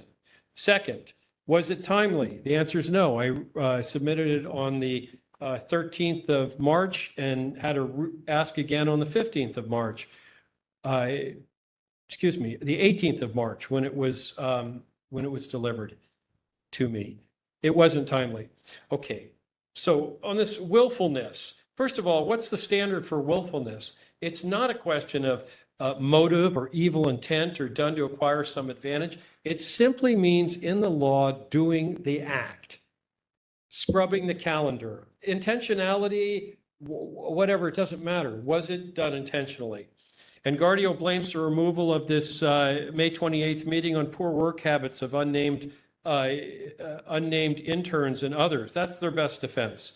The chief of staff, by doing so, implicitly admits that they didn't have a system in place. So their defense is ripe with another violation of the Sunshine Ordinance.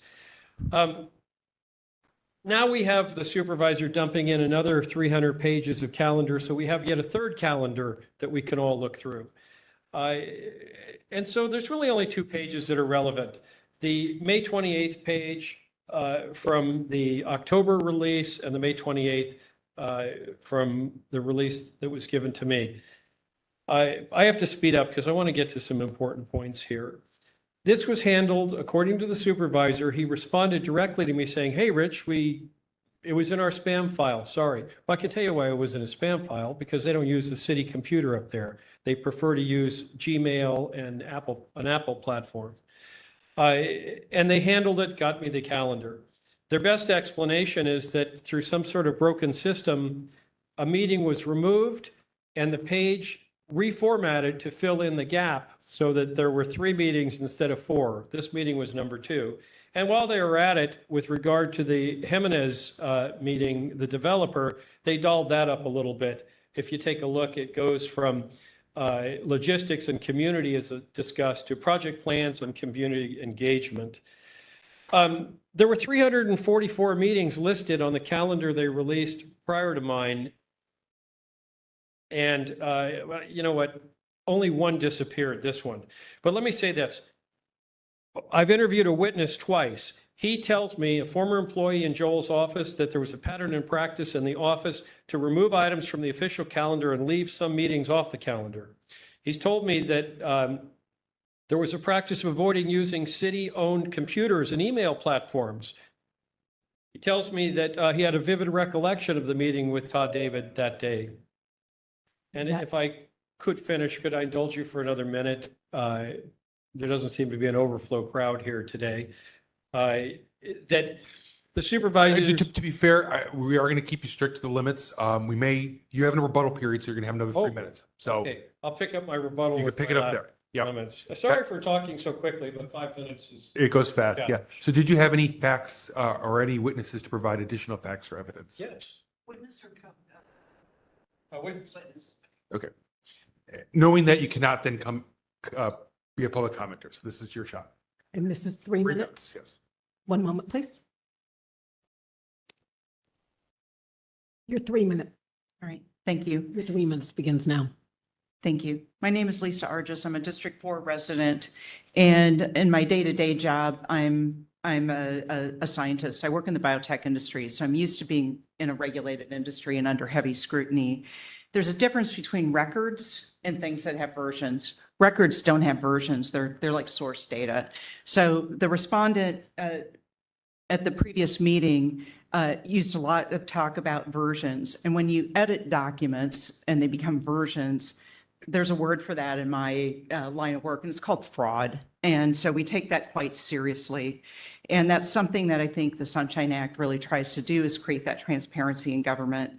I think the thing about the willfulness and sort of thinking through this as a rational person who relies on data, it's highly improbable that, as the Joel Engardio's chief of staff asserts, that this deletion of this particular meeting is random human error. One meeting out of 344 was deleted. The chief of staff in his comments a few weeks ago said that they made particular note of this meeting because of the requester. So the requester was Richard Correa, who's not only a former commander of the SFPD, but he was also a principal officer of the Recall Engardio campaign. And so this meeting would be of particular interest to the campaign, who was out collecting signatures at the time. The other thing to note is that the subject of the meeting, Great Highway Park, and the attendees of the meeting, Todd David and Lucas Lux, the Great Highway Park became the ballot measure Prop K. So no one knew about Prop K at the time. It wasn't submitted, least of all the District 4 residents.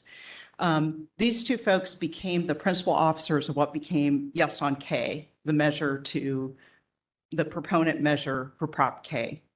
Where were the District 4 constituents at this time? They were in the dark.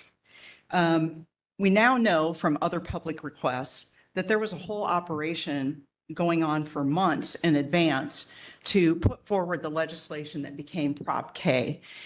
In this whole time, Supervisor Engardio found no time to hold a single public meeting to inform, let alone include his constituents, of the proposed changes that would affect their neighborhood, their homes, their lives. In these requests, there's a pattern that government systems are not used by Supervisor Engardio. He strictly uses almost entirely his Gmail account. He's using an Apple platform. He's skirting the government systems. Signal and texts are cleared in 2 days. That concludes your time. Thank you for your time. I appreciate your work on this matter. Thank you. Do we have any additional witnesses? Okay, seeing none. One last call to see if the respondent is here and wants to provide any comments. If there's a representative from Supervisor Engardio's office online, please raise your hand in the app or press *3. We have no response. Oh, okay. Wait. One moment, please. Hello, Heather Davies. Are you here from Supervisor Engardio's office? No, I am not. Thank you. And may I ask, did you want to make public comment on this item? Yes, please. Okay, not yet. We're just checking to identify anyone from Supervisor Engardio's office. Ms. Davies, I'm going to mute you. You have, okay. Or anyone else in support of others. Or any witnesses for their side. Also calling for any witnesses from Supervisor Engardio's office.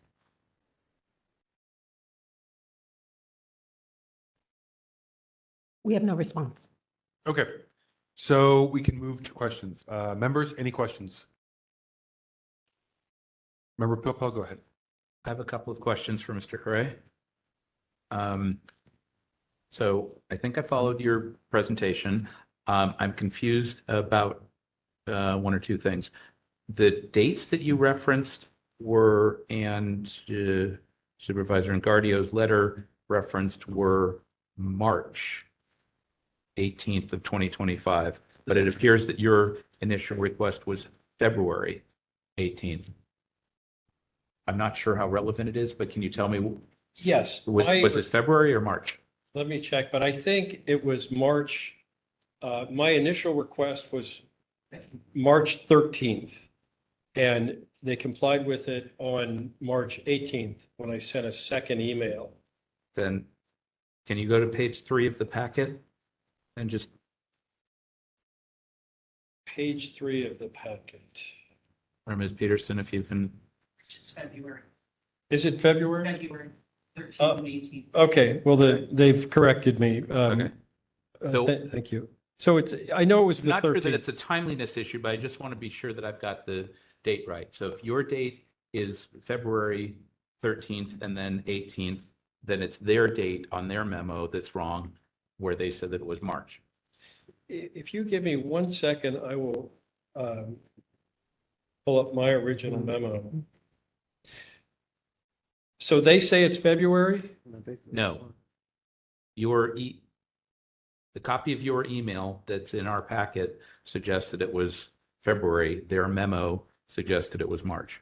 It's February. It's February. I'm looking at my email now. I apologize for that error. So what I wanted, the two other things that I'm not clear about was I know you made a presentation about willfulness. I'm not there right this moment. Yeah. But on the timeliness, was it your contention that the calendar that you requested was not provided on a timely basis? Or was it both that and that the entries didn't reconcile? It was both. Okay. And one being that the meeting that appeared on the calendar released 10 months or At a different time. At a different time earlier, the October calendar. The calendar that they released to me was not complete. And in the responsive memo that Jonathan Goldberg filed, he said it wasn't complete. And it also wasn't timely. They said that my request went into their spam file for both of them. So, Okay. but yes to both violations. Okay. I was going to go through some review of the text of 67.29-5, but I don't think we need to do that right now. I think we'll get to that in discussion. So thank you. Okay, other Member Schmidt? Yes, Mr. Correa, I may be repeating some of what we talked about at the committee hearing. First question, could you tell us again how you learned that the version, I'll call it a version, of the calendar that you received had omitted the one matter that's at issue here? Yes. I requested the calendar in March in the sort of the early February. Thanks. Keep telling me February. I requested the calendar in February in the nascent stages of the recall effort, signature gathering, because I was curious as to the interactions between various players. I had no reason to think that there was anything nefarious. I would say some months went by and an individual got word that I had obtained a calendar, and they said that there was an earlier calendar, and talk on the street is that there's a difference between the two. So it was serendipitous that I then get this other calendar from this fellow who I've never met, and put them both up on my screen and ran through them and found 344 meetings on their calendar, the earlier one, and 343 meetings on the one they gave me. And what's missing is the one about the Great Highway. Could you tell us again the two people that are mentioned in that omitted item that the supervisor met with? Could you tell us what their significance is again? I know you did mention the developer and the high-rise building. But could you tell us for each of those people the significance to you when you found out that about the omitted item? Well, the significance being Lucas Lux on the calendar is Outer Sunset Neighbors. My experience with Lucas was he was one of the main proponents, and I'm told that was, an officer of one of the committees that was pro Prop K. My experience with him was every debate I went to, a lot of the commentary, a lot of the online social media activity emanated from Lucas Lux, or he was mentioned in it. And the other one, Todd David, I don't know much about Todd David, except that he's abundant in San Francisco. I've met him once. But those two in a meeting caught my attention when it was right before the meeting with the developer from the Sloat Garden Center. But so these are major, essentially the best way I can put it, these are major players in this Prop K sort of reforming transportation in the Sunset, and also two folks that are sort of lightning rods in the community's belief that there was duplicity and they were shut out of the public process of deciding their future. And so that's the significance of this meeting. And I would say that would have been volatile and carried a really negative charge for Joel. Had that meeting come to light on his calendar that was released to me. Okay, thank you. And my last question, you've asked for us to look at the question of 6734 willfulness. Is at this time, have you only brought that request to us, or have you brought it independently to the Ethics Commission? Well, no, I haven't brought it anywhere else. And let me say that I've spoken in front of a lot of commissions over the years. I am probably was better along the way than I am right now. But this group is different. The rest of these places are essentially sort of buffers between the folks and their government. And here I feel like I'm talking to a group of ombudsmen. You don't have to believe me. You can handle it any way you want. But I feel like I'm talking to a group that works for the people. And it's a place, after sitting through your meeting, and sorry for the long answer, but after sitting through your meeting last week, I don't know how you do what you do, but I was impressed that people who are disaffected and suspicious have a place to come and know that someone will pay attention to them. So kudos to you all. Have I gone anywhere else? There's no reason to. I'm where I'm supposed to be, I think. Why, thank you. Okay, no more questions. I have a couple questions for you. Yeah. Okay. So to make sure I understand this correctly, so on May 28th, there were actually two things that changed. First was the deletion of a meeting with Lucas Lux and Todd David. And the second thing that you said, I believe I heard, was that there was an edit to the entry for the 2700 Sloat. Correct. Entry. So one was deleted and one was edited. Correct. Both on that same day. Between, we'll On call May- it version 1 and version 2. On May 28th. And Yep. well, let me offer this too. Commissioner Schmidt asked me last time, were there any other That's changes? exactly what I was just about to ask. Were there any other changes? So my question to you was going to be, did Oh. you see that any other days? Well, I went through and looked at every one of those meetings again, and there were minor corrections, like open meeting, closed meeting, that sort of stuff. So maybe I saw 3 or 4, like in one place, it was meeting with city administrator, and on the other calendar was changed to Carmen Chu. So there were, it looked to me to be minor corrections. But on June 25th, between the two versions, I find on the one released earlier in the year, the first release of the calendar, June 25th, gives a meeting of a Great Highway Community Meeting. And it says, issue discussed, upcoming developments around Great Highway. If I go over to the one they released to me, it is changed to 1234 Affordable Housing Development Project. Is it a big deal in and of itself? I don't think so, but I don't think it supports you make these edits. Are you cleaning it up a little? Yeah, maybe. And maybe you're trying to make it look better. But that doesn't explain how a meeting can disappear and the 3 meetings underneath it or 2 are slid up on the page. And if we're talking, is that willful? Yes, that's intentional. That doesn't happen by chance. So my second question to you then is about the willful allegation. I understand the allegation and why you're describing it as willful. So my question is more to the point of,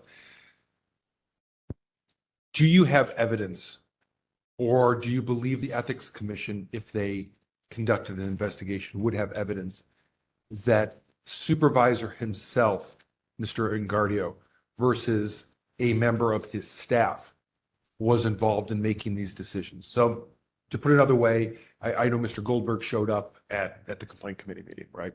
And I'm not saying he did or did not, but let's just say that Mr.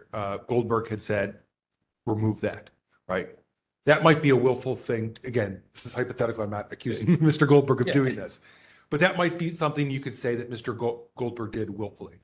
Do you have, or do you believe there exists any evidence that the supervisor himself directed the deletion of calendar entries or edits to the calendar or anything like that?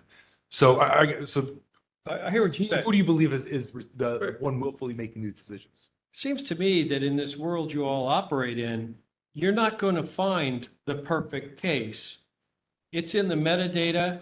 It's in whose computer the changes were made on. They're not using city computers. There's a photograph in today's, in some online thing from a couple of days ago at a hearing where Joel has a Apple computer open. The city hasn't used the Apple platform in 10 years. To me, those are inquiry items. But to answer your question directly, Mr. Goldberg doesn't have any credibility. He was asked a direct question. And let me ask you, if someone asks me, did I run over someone on the way home? If I say, I don't recall, that's a problem, right? But I'll get to that. I'm going to get to it. He was asked, was there ever a conversation in the office about the doctoring of calendars? And he said, I don't recall. That said, the witness that I talked to twice, a former employee, said that there was a pattern in practice in the supervisor's office to remove items from the calendar and leave some meetings off the calendar. I believe that is worthy of investigation. This was a main player. There's 3 people working in the office. This was someone very close to Joel. The question will be to him by an investigator, and he said he'll cooperate in an investigation. He didn't want to come forward in a forum like this. He'll be interviewed by an investigator, he said. So I think there's a prima facie case that yes, it was done intentionally, therefore it's willful, and also that there's a real question of who in the office was responsible for it. Can we figure that out right now? No. But a pattern in practice suggests that there was some culpability at the highest levels. There's no reason to assume that there wasn't. I appreciate your answer. Thank you. Did I answer the question? Yes. Anyone else, or should we move to rebuttal? I wish I had shorter answers. I apologize. I was going to follow up, but I think you covered most of it. I think I want to make clear, for what it's worth, that, sorry, who was at that meeting on the 25th again?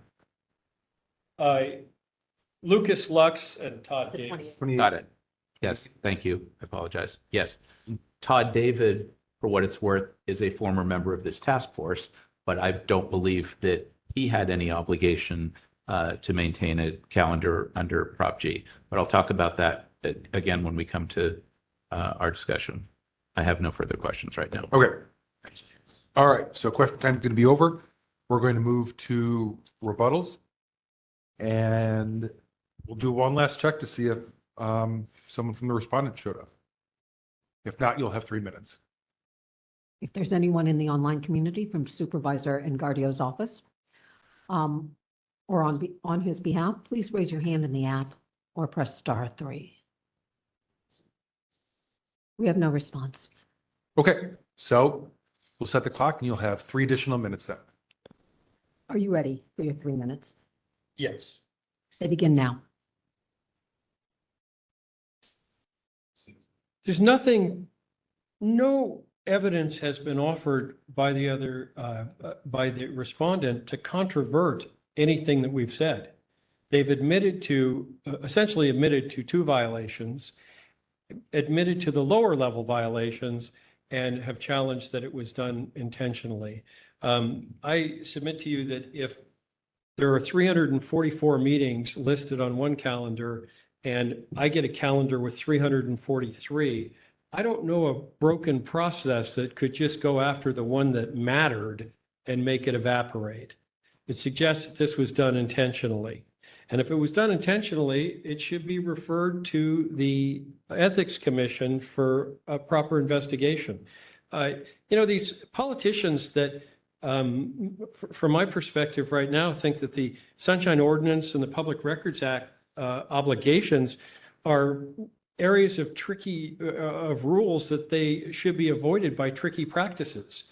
And here we have a whole lot of tricky practices going on. We have one calendar, then another calendar, changes between the two, and now yet a third calendar. It just kills me to end before my time's up. Anyway, we're all on inquiry notice. Something happened here, and I think it's worth a look. I don't think resolving the question of willful or negligent or accidental is something that is ripe for a decision right now. There is a suggestion, a good prima facie case, that this was done intentionally. One meeting evaporates, a second one on the page is, improved a little bit, the description of it. Somebody was doing something with this calendar, and I think it's worth taking a look. To decide that it isn't worth taking a look, I think that's problematic. There's no evidence to suggest that something was done correctly here, unless you buy that it was the unknown intern in the office that somehow created a system that made one meeting disappear from a calendar. I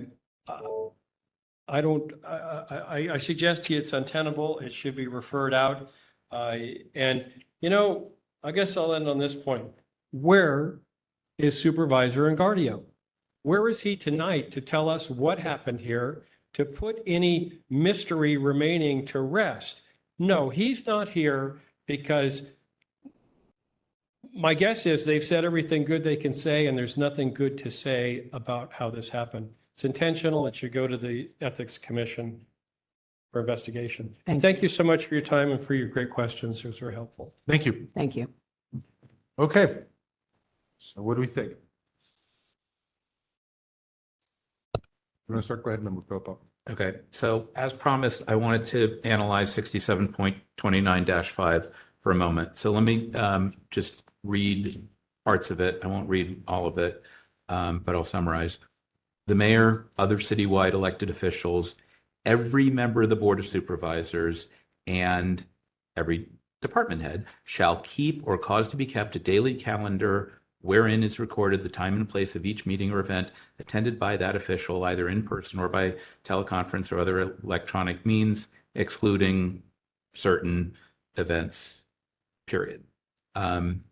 For meetings not otherwise publicly recorded, the calendar shall include a general statement of issues discussed. Such calendars shall be public records and shall be available to any requester 3 business days subsequent to the calendar entry date.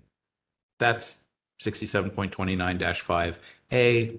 There's a B, C, D, and E that describe some other specifics, but that's the basic calendar requirement. So we've had a number of cases before this task force over the years of it, including last month, of calendars that were kept by various elected officials, members of the Board of Supervisors and department heads, in some cases that we found insufficient, insufficiently maintained, insufficiently disclosed.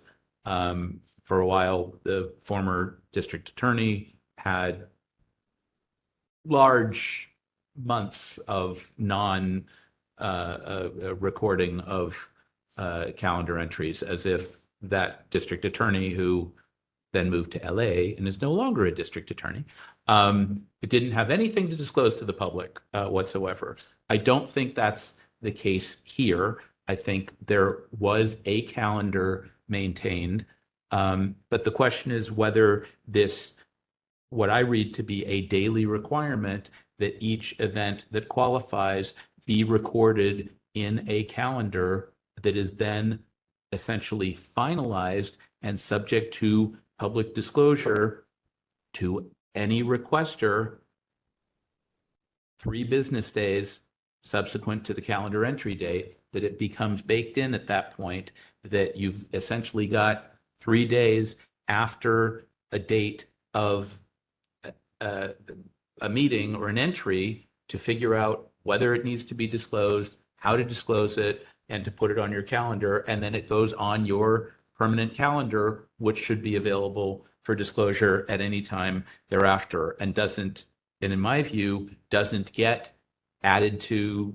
edited, subtracted from, redacted, disclosed. That's what you've got 3 days to figure out, is what to include and how to include it. So I'm essentially stuck on 29-5 and whether that process was properly explained and properly being played out every day in this supervisor's office, as with all the other citywide elected officials, members of the Board of Supervisors and department heads under the Sunshine Ordinance. And if not, then I'm inclined to find a violation of 29-5. I don't think, however, that 67.27 that the committee recommended finding a violation of, that's not working so well for me, because I don't feel like there was withholding of a document released without justification. I think that the calendar that is created under 29-5A is the calendar, and there should be only one calendar. You don't get to pick and choose. You don't get to edit later on for whatever reason. And I'm kind of on the fence on 67.34 if there's a willful violation here, and hearing from the supervisor or his office about what they did is helpful to me. Petitioner, with due respect, may believe, and we can all sort of suggest intent and failure and all kinds of things. I'm not sure if I have enough information to come to a conclusion on 67.34 as to whether or not it's willful. But at this point, and I'm certainly open to debate and discussion, at this point, I am feeling towards a violation of 29-5 for failing to keep this daily calendar in roughly the way that I described it. And there are other ways to read this. I'm not saying I've got the monopoly on the way to read it. I'm just trying to provide some context. Member Kumar. I just wanted to say I agree with Member Purple, and I do see a violation, but I would suggest adding a comment, like we also need to understand that, these were interns who were updating the calendar. They probably forgot or manually misplaced things. So ideally, we should also have a comment saying that, okay, this, while this incident is a violation, we do acknowledge, we do understand that, the department is manually updating the calendars. There should be some process, something in place for us to say basically that we understand that you are having difficulties doing this manually, but in the future you should not, this should not be coming to us, because this is it's a very obvious thing. They should be updating the calendar. If you don't mind, I have a few comments on this one. So I'm looking at this a few ways. First of all, to get to the initial part, the 6729-5. I agree with Member Pilpel's analysis. I don't believe Prop G calendars, or whatever you want to call them, 6729 calendars, are living documents. You have 3 days to make it, then it's a public record. This is one of the very few areas that the Sunshine Ordinance touches upon the actual creation of a public record. Where typically we're involved in the disclosure of public records. This is one of the few areas where we are actually empowered to rule about on how the document is created. And so I find it very troubling that there's multiple instances where it seems that they've gone back potentially months later and made edits to what should be a document. That, you know, you don't go back and do that. So I don't think there's any provision in this for all those changes, let alone the deletion of a major meeting. Secondly, I think it is important, though, to consider subsection E, which says that officials are not in violation of subsection B or C, and members of the Board of Supervisors are not in violation of subsection A if they have made a good faith effort to comply with their obligations thereunder. So I think it actually gives members of the Board of Supervisors a little bit more leeway in how they create these calendars. That being said, the meeting that got deleted, I think, strikes to the core of what Prop G calendars are about. This isn't like a pancake breakfast or I met a constituent on the sidewalk. It's the disclosure of important meetings with lobbyists, with people who are influential in city politics.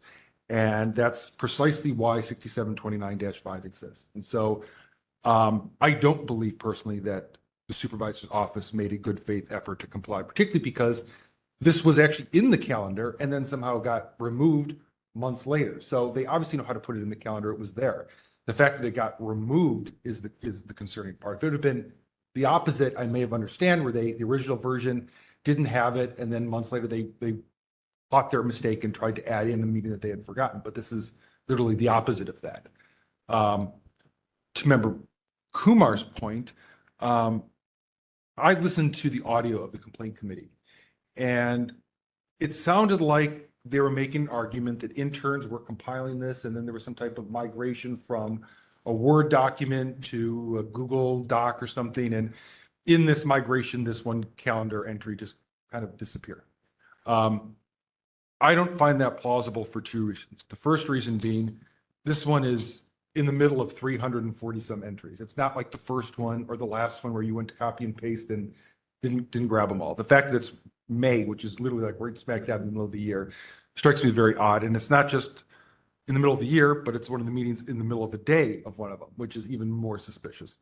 On top of that, we now know that they're making edits to these entries, which to me says that someone is not just doing a kind of a menial task of copy and paste data from document A to B, but someone's actually reading the words, going through and making edits, and they literally made edits to one that was the very next calendar entry.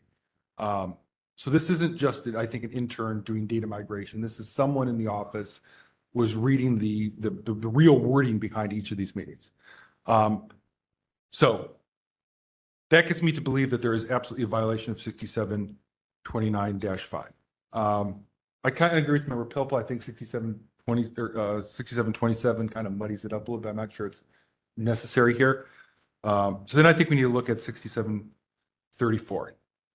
So there's two parts of that. I think the first thing we need to decide is what do we have to do under 6734? We don't have to violate. In fact, we're not empowered to find a willful violation. What we do is we make referrals to the Ethics Commission for an investigation to find willful referrals. Or willful violations. So we don't actually make that determination ourselves. And so I don't think we need to rule on that question today about whether or not we find this willful or not. I think we have to rule on is, do we believe that there should be an ethics investigation to determine whether or not it's willful? Because they're the ones who do the investigation. So to do that, I look to the charter section 15.100 for the Ethics Commission. And it says the Ethics Commission may subpoena witnesses, compel their attendance and testimony, administer oaths and affirmations, take evidence and require by subpoena the production of any books, papers, records, or other items material to the performance of the commission's duty or the exercise of its powers. So the Ethics Commission has a far greater ability to compel the production of evidence, to compel witnesses to give testimony. So what we need to ask is, do we believe that the Ethics Commission should take a look at this, investigate it, and should they choose to exercise these powers that the Ethics Commission has, might it lead to something that's willful or not? So we have before referred something to the Ethics Commission for willful investigation and dealt with Mayor Breed's text messages. That was not a return issue like the police one was, where that was something where we tried to work with the police department and the police chief, and we were not getting cooperation. But in the instance of Mayor Breed's text messages being deleted, we heard that just the first time and decided, no, this is something that we believe that the Ethics Commission needs to look into further, because we're very concerned about how text messages are disappearing.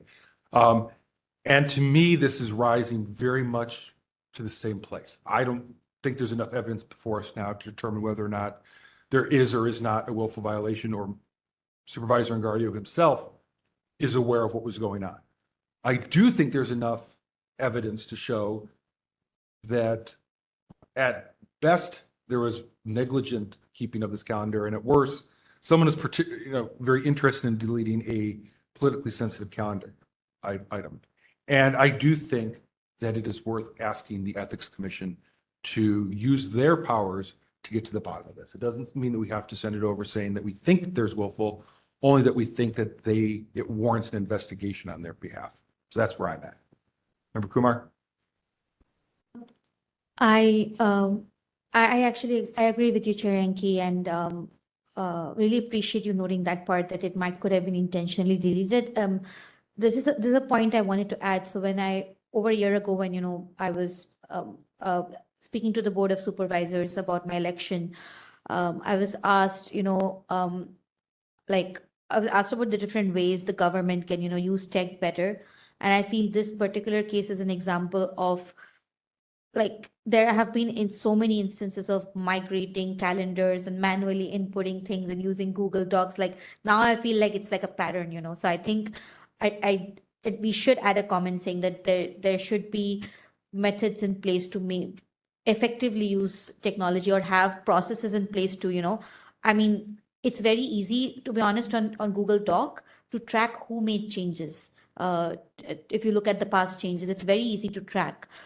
So either there's a situation where there's no technologically savvy people, or there's somebody who's very technologically savvy who decided to just delete something, and because they knew nobody would go and check who made the changes. So in either situation, either they should have better training for people for these tools.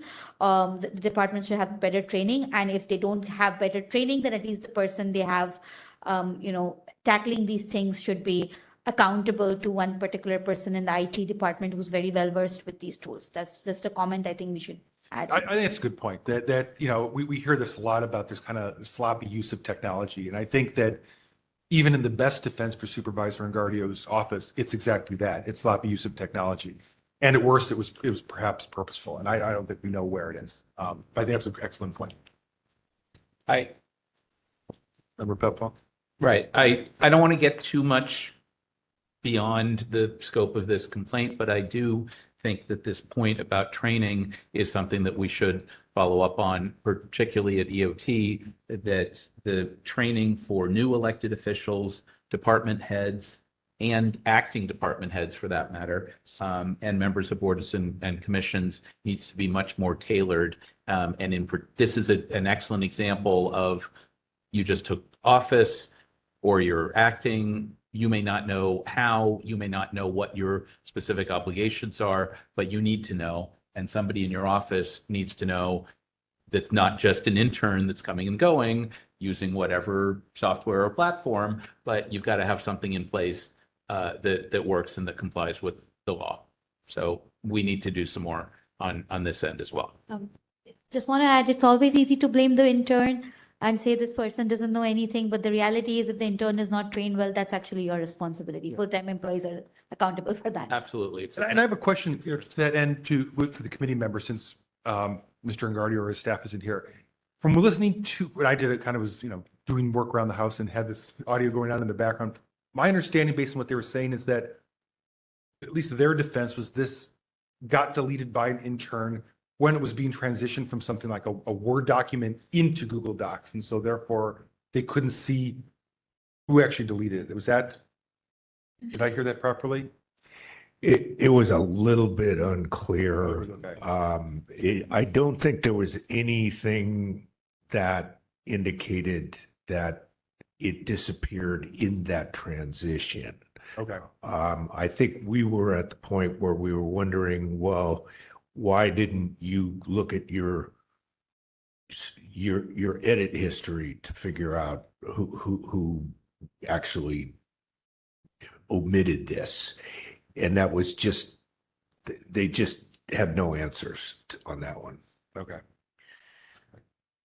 Did you have something to add? Sorry, Mr. Sherman. Briefly, that at the time and now, the behavior, I don't think I noted, it all sounds very suspicious, obviously. It just doesn't feel like there's enough data in front of us to say, oh, it's exactly this that happened. I agree. I don't think there's enough data. I guess for me, the question is, could the Ethics Commission find data to answer that question one way or the other? If they were to have witnesses that they were to interview and compel their testimony, or they were to subpoena. I completely understand the motivation and also share a desire to do that. It's not enough for me still listening to it. Member Schmidt and then Member Kumar. Yeah, let me make a couple of points. One thing I want to note, the petitioner talked about what willful should mean.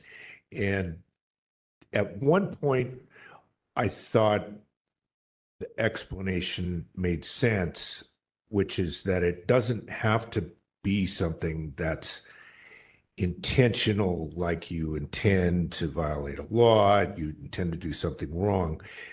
That willful is, I think you would say something less than intent. And I know we've talked about what does willful mean. It's not like the greatest word to try to deal with, but I think it is what Mr. Correa said to us, which is it's something is willful if you meant to do what you did, as opposed to you meant to do something wrong. You intended that you'd violate the law. So I think it, and so I know that he then was using the word intent over and over again, which I thought, oh, now we're going back to kind of muddying up and adding intent as a standard. Now, one thing that I want to just point out is that when you look at 29.5, it sort of puts on the supervisor themselves the obligation, and it doesn't say their office, it doesn't say their department, but that's an individual person who's supposed to keep the calendar. So there is something where I feel like if we were to allow that someone who's a supervisor can sort of slough this off onto their staff, I don't know if that's permissible here under 6734. Now, I want to say I have a different reading of 34 than some of the other members, in that I don't think we are so limited that all we can do is say, oh, 6734, well, we don't deal with that. We can't deal with that. We have to only allow the Ethics Commission to deal with that. I think that 34, the way it reads, I think we certainly could not even decide whether we think there's willfulness and yet say, well, let's, even if Mr. Correa didn't ask the Ethics Commission, and I think that he, under the law here, under 34, he could directly ask them. But I think we could also send this over and say, as Chair Yankee said, well, we would like you to look at this and decide, what do you think there was willfulness here and therefore official misconduct? So I think we have that option, but I don't think we can't make a decision. I think that in the Mayor Breed's text case, and also in the Zodiac Killer documents, the 50-year-old, ongoing investigation case, I think we said we think there's willfulness, and that's why we sent it to the Ethics Commission. And I think we can say what, we can make a motion to say we think there's willfulness here, and then also send it to the Ethics Commission. But it's the first thing we're doing there is we're making an opinion about compliance with something that is within the Sunshine Ordinance, which is 6734, even though it doesn't say anything about us deciding willfulness, it is part of the statutory scheme that we are empowered to make opinions on, to enforce, et cetera. So I think that there's a pretty good argument that we could, if we wanted to, say, we think there's willfulness here, and then also send it over to the Ethics Commission. I myself am kind of like on the fence about 34 here. I think there's a 29.5 violation, but I think this is not as strong as some of these other cases that we've sent over. However, I don't agree that if we only have circumstantial evidence and we don't have any direct evidence that we couldn't make a willfulness finding. I think there is circumstantial evidence here that's pretty compelling that someone deleted this, and I think it's partly Chair Yankee asked about the other edit item. That seems like it's not like the thing just disappeared. It's they rewrote it and then produced a rewritten version. So someone's in there making decisions about what's going to be produced to this petitioner. And I think that's pretty strong circumstantial evidence about there's something that happened here that wasn't right. So I probably just don't even know what I think about whether I think there's a 34 willfulness. So those are my thoughts. I have Member Kumar, then Vice Chair Stein. Yeah, this is like, okay, so this is going to be my millennial Gen Z side, but when I read this is such a red flag. Like, how can you just, first of all, they've not specified where the meeting details were entered manually. It could, and they've also said that it basically transitions, the staff transitions, migrates the data to an online PUBG calendar. We don't know what tech it's on. I would love to know where it's transitioning from. Are we going from Google Doc to there, Word to there? Or Sheets even. Whatever it is, the fact that they are not providing details of what technology they used for the migration, what they were using before for different ranges of dates. First of all, I think it's this is the US government. Honestly, if this is a developing nation, I would have been like, okay, but this is the US government. The fact that they're manually entering stuff on calendars itself is confusing. people can make mistakes. Like, imagine a massive Word document, 500 pages Word document where you're manually putting in different ranges of dates. And it seems like this editing thing has been going on for too long now, and the migration happened. I'm sure there are more errors. This is the first one that's come to our notice. I don't know if it's might be intentional or might not be, but ideally, it is the fact that they have not provided information. They have not provided adequate information to the task force as to what technology was used in the migration, what was being used while they were inputting. That itself seems to me like a massive red flag. And I think that that's a violation too. They are not providing adequate information to the task force for us to do our job properly. Vice Chair Stein. Yeah, I'm going to say I'm still on the fence about this idea of it being a willful violation, mainly because the way that we've looked at them in the past, it's been a pretty high bar of people acting in ways that seem to contravene the spirit or the letter of the Sunshine Ordinance when confronted with the fact that they've not given information or they're not engaging in practices that we consider in keeping with the ordinance. So even in that case where we sent the policy around text messaging of Mayor Breed to the Ethics Commission, it was because they were saying, this is our policy, we think it's fine, we don't need to keep these text messages.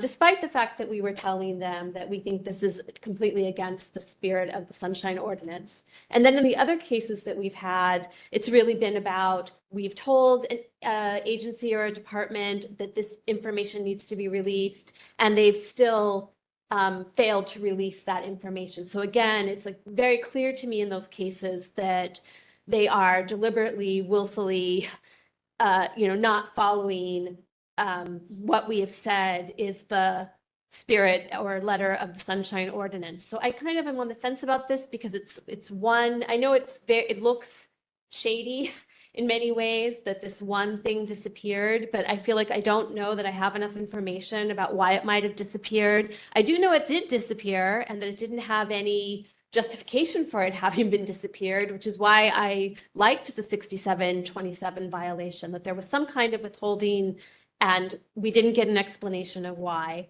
But I still am like just not sure that we really have enough here to warrant a ethics investigation.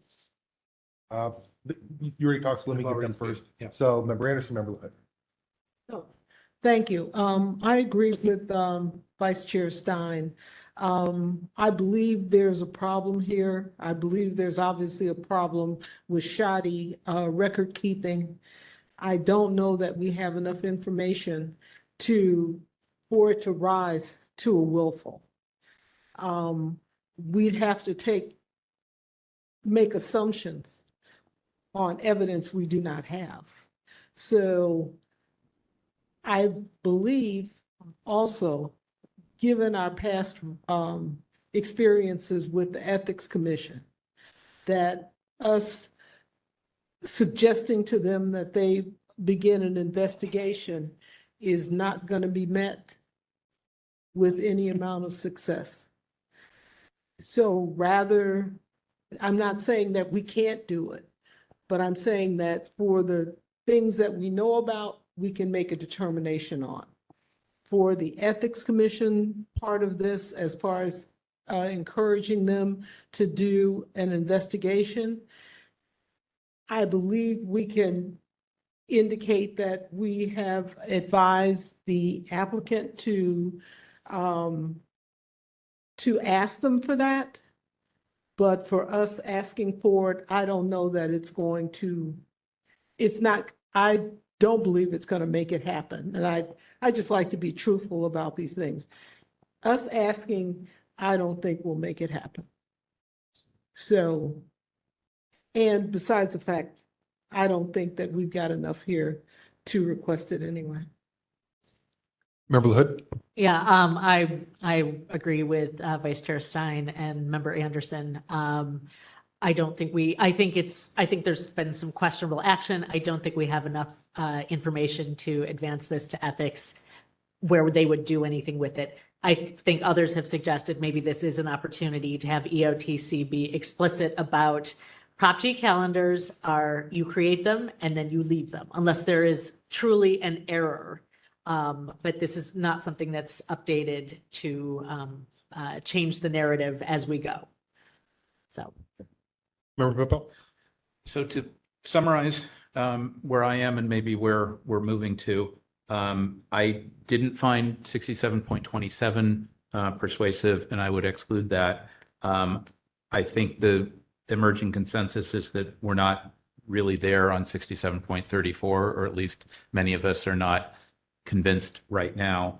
I do think that there's a 67.29-5 violation. We also, I'm not considering this in terms of the violation, but just in terms of how this plays out. The election is being held in a couple of weeks. The results will be determined depending on the timing and process. The supervisor will either be retained or recalled, and we might have that answer and some finality there. I think as earlier, a possible date is Friday, October 17th. So I do think, for example, sending something over to ethics, given how long they take under the best of circumstances, means that they might be engaged in an effort that might not be worthwhile. My thinking is that if we find a 29-5 violation tonight and send that out to a committee for compliance and ask that a representative of the office attend and have a little dialogue about how they attempt to comply with 29-5,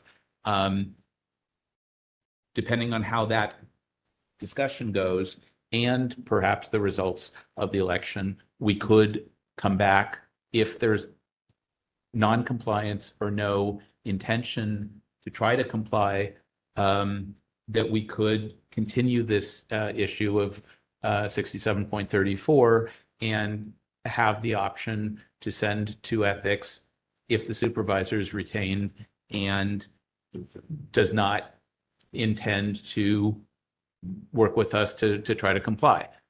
Those are facts that we don't know right this second, but I guess what I'm saying is 29-5 seems pretty clear, and 34 is not clear right now. And I think attempting to work with their office, so long as the supervisor is in office, is the first thing I would want to do. That's my sense. I'm not yet at a motion, but I could get there pretty quickly. Yeah, I'll share my opinions last. Yeah. Just to, I kind of a lot where Member Schmidt was. I agreed with a lot of what he was saying. What we've sent over to ethics before, we have, I think, taken a position and said we think that there's, even if we didn't find it as an official finding, we certainly expressed an opinion. Mm-hmm.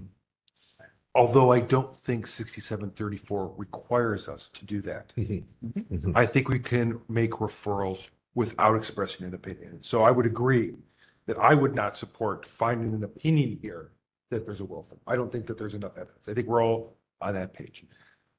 For me, though, I think this can run the span of an inadvertent intern error, which shows, I think, a lack of taking this whole Prop G calendar thing seriously, which I think in of itself is bad. To someone notice, I mean, I was looking through the emails here. This came from a domain that literally was at recallangardio.com, right? So they know who was making the public records request. They know who the players were in this particular calendar entry. It could be, I think, some of most on the opposite end of the spectrum. I'm not accusing them of doing this. I'm saying it could also be some of the most egregious actions we've seen where someone took an action to particularly to delete an item that was politically not potentially popular if it got out, right? So I think it runs that span.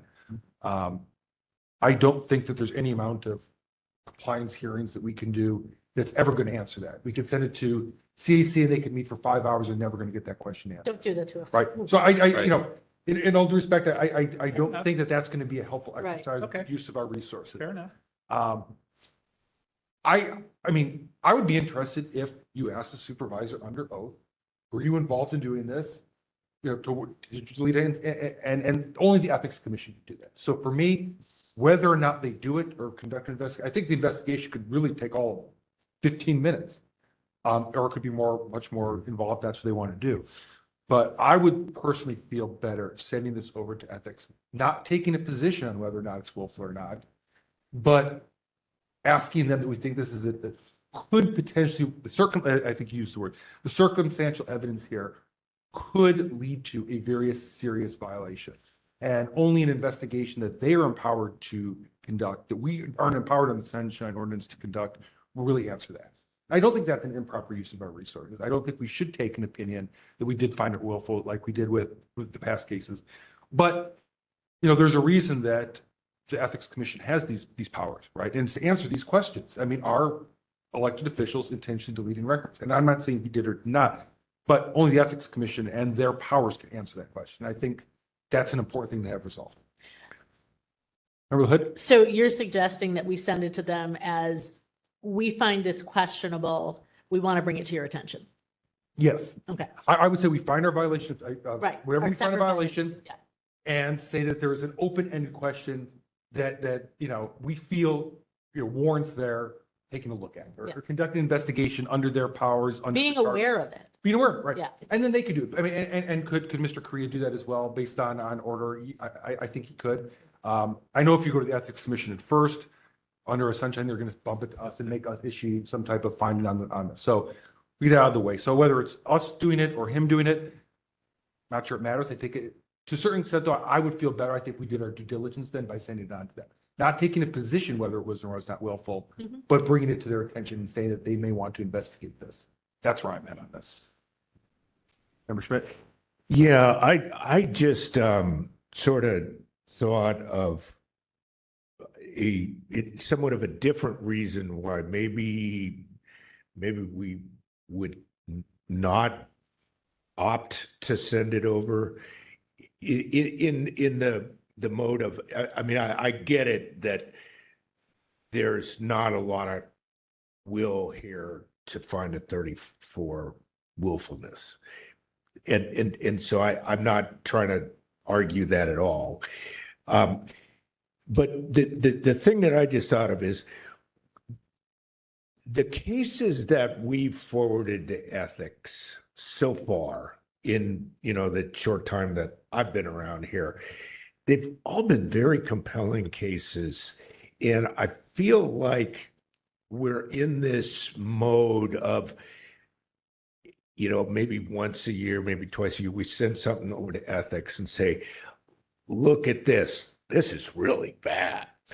And so we're kind of making a record, and we're not really showing up at their door that often, but we're making a record, hoping that at some point the Ethics Commission will wake up, because they're not awake right now. They just are trying to figure out ways to ignore us. And I don't necessarily need them to pay attention to me, but it seems like they're supposed to be in the game here, and they're trying to get out of this game. And we're trying to do the job of getting them engaged here.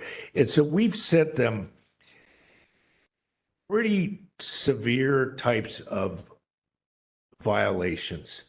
And maybe if we were to send this over to them, it wouldn't look quite, it's not on the level of those in terms of severity, in my honest opinion, that we've been sending over. So it might dilute the strength of what we're trying to do with them, which is to say, we're sending you things like A, B, and C, and you're not looking at them, what's wrong with you? That's kind of what, like I think our written and our verbal arguments to ethics, that's been something that I try to convey to them is like, we're not sending you everything that we see here. We're just picking out the real egregious ones. And so maybe we continue to send the egregious ones with the hope that someday they'll change and do what we think they're supposed to be doing. But maybe we not send them the ones that are sort of like on the line, where half of us think willful, half of us think not enough to be willful. I don't know. Just real quick to that, and then I'll get to you, Sherman. To me, I think if an investigation were to find that they were making concerted effort to pick and choose what to release, if they were deleting things based on who the requester was, I actually think that is absolutely as egregious as the other ones that we've sent out. So to me, it's not the level of egregiousness. It's we don't have proof that that's actually happened. It could be that they like I said, it could also be that the intern just did it. But if we did send it over, let's say, and their investigation found that the supervisor did say, you know what, we don't like so-and-so, don't show them that I went to that meeting. I think that's incredibly egregious and gets to the very heart of trying to go against the Sunshine Ordinance and what it stands for, and open government and transparency, right? So I actually don't see it as an egregious, if the allegations, if true, I think are absolutely as egregious. I'm just not as convinced that they are true. But I think they're still in the very allegation stage, right? The other ones were as egregious, but we also had more proof that they happened. So that's where I'm still thinking, but I don't think we have to come up with the proof. We don't have the tools to come up with the proof, and I don't think that we're going to find the smoking gun. That there's an email from Engardio saying, delete this. Every time you see a request from so-and-so, don't show them that, or something along that. I don't think we're ever going to see that. Do I think the Ethics Commission will? Not sure, but that's kind of where I'm at. Member Sugarman? I agree with both sentiments from Member Schmidt and Chair Yankee, that we did have more smoking gun type cases to send to ethics, which was a big part of my motivation to not send this, because it's like, well, we want to make sure that we have something that's egregious enough. But I also agree with Chair Yankee that it's more just like the spirit of it. It does sound like something happened, something suspicious happened, and that there's not enough evidence. And for me, yes, I understand an election is happening soon and that ethics may not do anything with it, but in the spirit of the intent of actually just doing the right thing, I'm not supportive of sending for a recommendation of willful violation, but I am supportive if you want to send it to ethics to look into it for willful violation. I don't think anything's going to come of that, but I support it because I do think it's and same thing with the same thing we did with Mayor Breed. I think we sent it over like 3 days before she left office.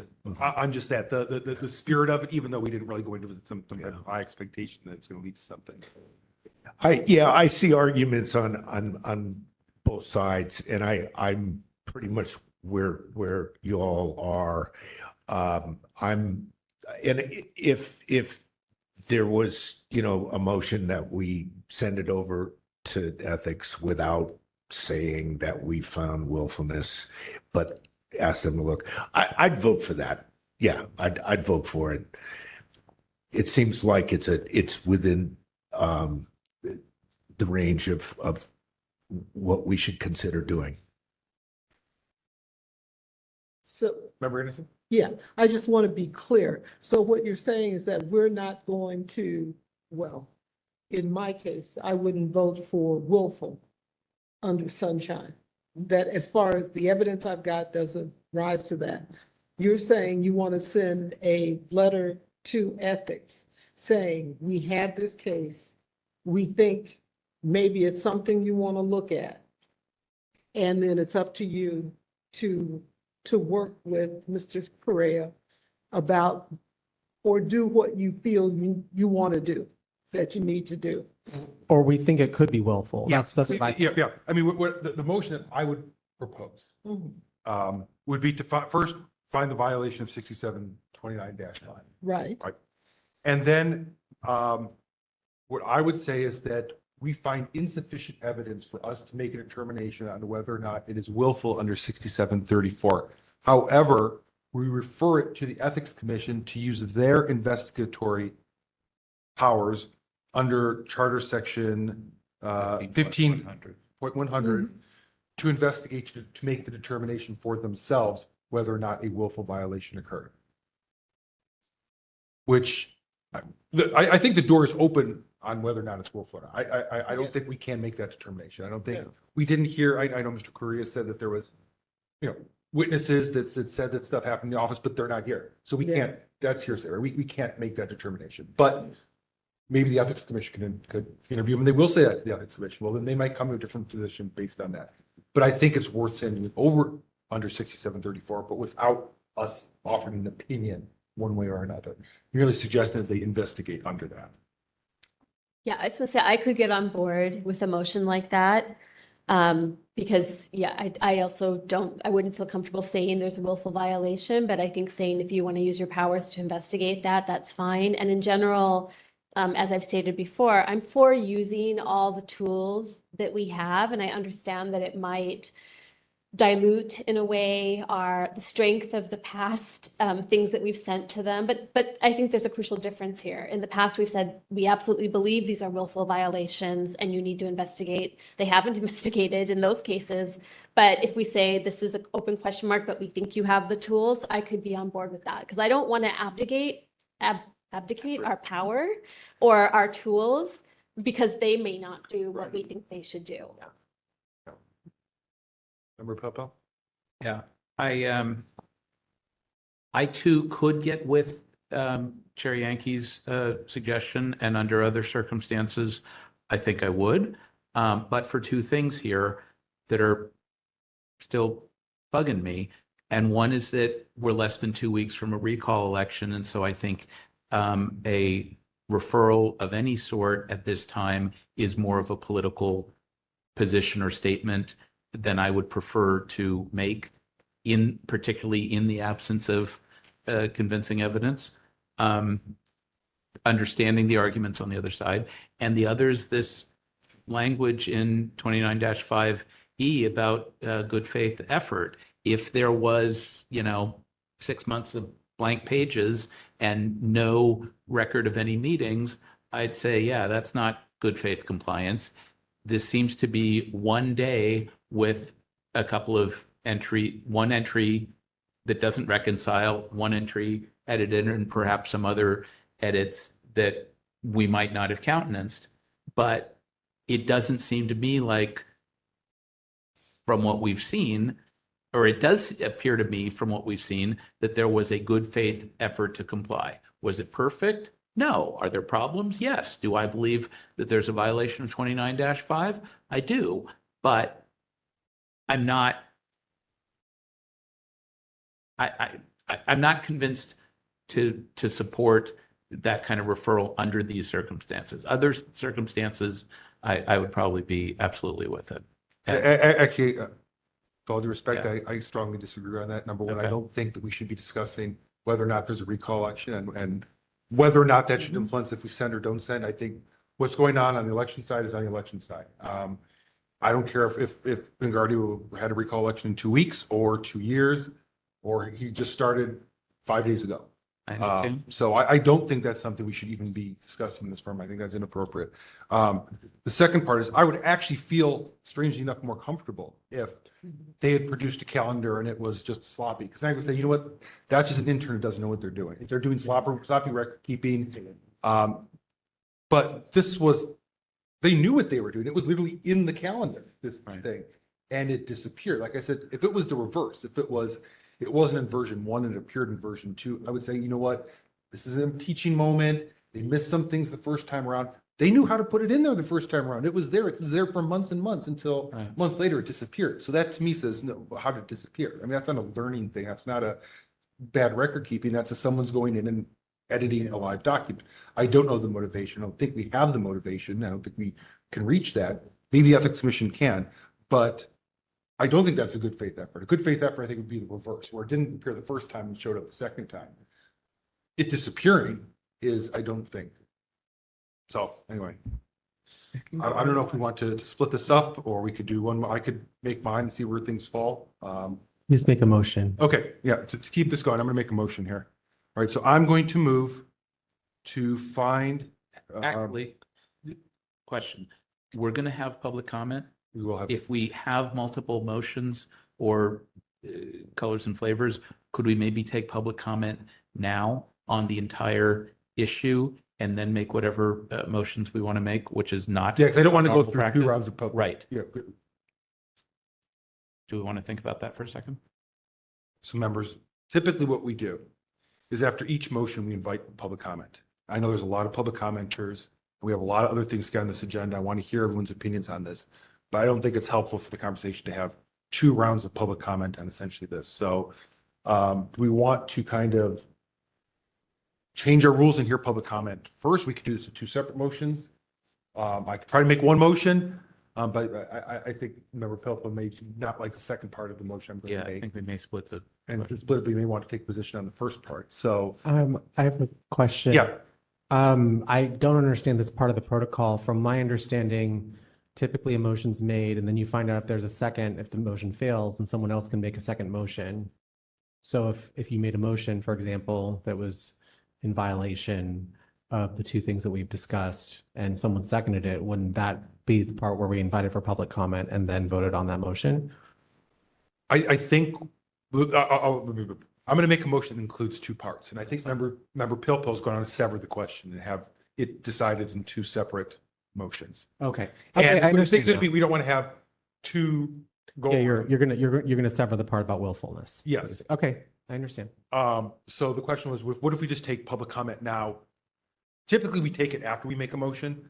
What if we take it now and then go through the motion? I think the members of the public need to know what the motion is. Okay. Yeah, so why don't you make the I'll make a motion, motion. and I'm then just if gonna- I want to sever, then I'll Then sever, you can and sever, then we'll, okay. whatever. Yeah. Okay, but just doing it the other way around, getting the public comment first, and because I personally feel it'll help us make our motion. That's all. Right, but there are procedural ways we do things, and I think we should stick to the procedure. Okay, we're just, all right, can we'll always stick to the restate the procedure. motion after. I'll make the motion, we'll go through it. Okay, so I'm gonna make a motion to find the office of, well, I'll make a motion to find Supervisor Engardio violated Administrative Code Section 6729.5 by failing to provide a Prop G calendar in a timely and complete manner. Additionally,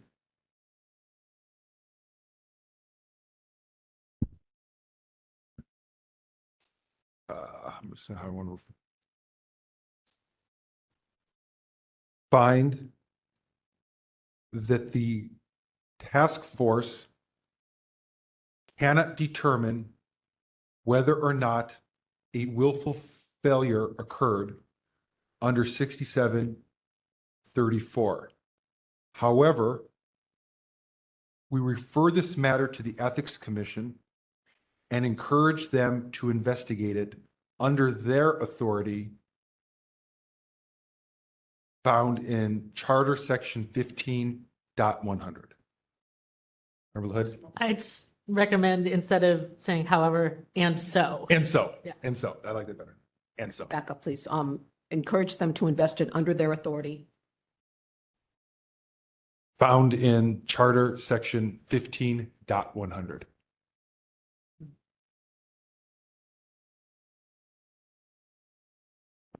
And Member LaHood, your, I used the word however, and she said replace with and so, and I like her wording better. If there's an however in there, change it to the and so. Did you have something in there on 67.34? I thought I did. Yeah. Oh, we okay, did. all right, sorry. I said that we're not finding the, can you read it back? additionally, comma, we find that the task force cannot determine whether or not a willful failure occurred under 6734, semicolon, and so, comma, we refer this matter to ethics and encourage them to investigate it under their authority found in Charter Section 15.100. Yes, that's it. That's what I want to express. So that's my motion. Is there a second? Second. Seconded by Member Sherman. Okay. Want to do public comment? So I think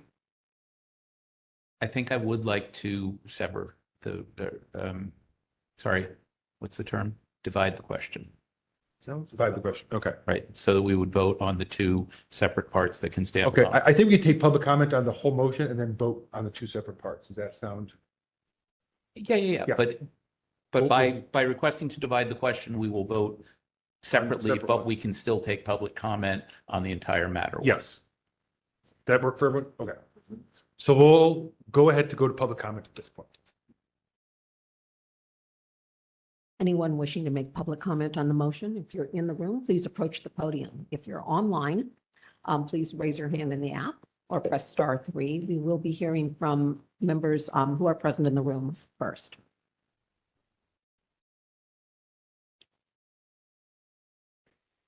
You have 3 minutes. Are you ready for your time to begin? I am Thank you. Your time begins now. John Crabtree, District 4. 344 meetings on calendar version number 1. So versions again. 343 meetings on calendar version number 2. The requester, Commander Correa, was known to Supervisor Engardio. The requester's interest was known to Supervisor Engardio. And now I'm asked by Supervisor Engardio in his office to believe, as if by magic, the omission of one, not the inclusion, as Chairman Yankees pointed out, the omission of one meeting, as if by magic, disappeared. My daughter, who's an attorney, which I'm not, Richard, Commander Correa, others talk to me about the legal concept, res ipsa loquitur, the thing explains itself. This appears to me an apropos application for that legal definition. An intern would not have the political savvy to selectively edit a calendar for the purpose of omitting the one meeting that the petitioner was interested in seeing. Had it not been for the petitioner's incredible patience, which I'm sure far outstrips mine, to be able to sit down and compare two calendars and 344 or 343, depending on which version you're looking at, compare them side by side to find the missing meeting, we would not all be here today and asking this question.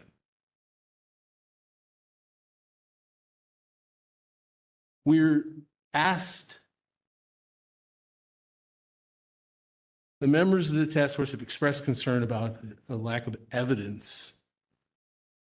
First, I want to say that these considerations and in the application of these laws should be construed in the favor of the public's right to know. 30 seconds. Thank you.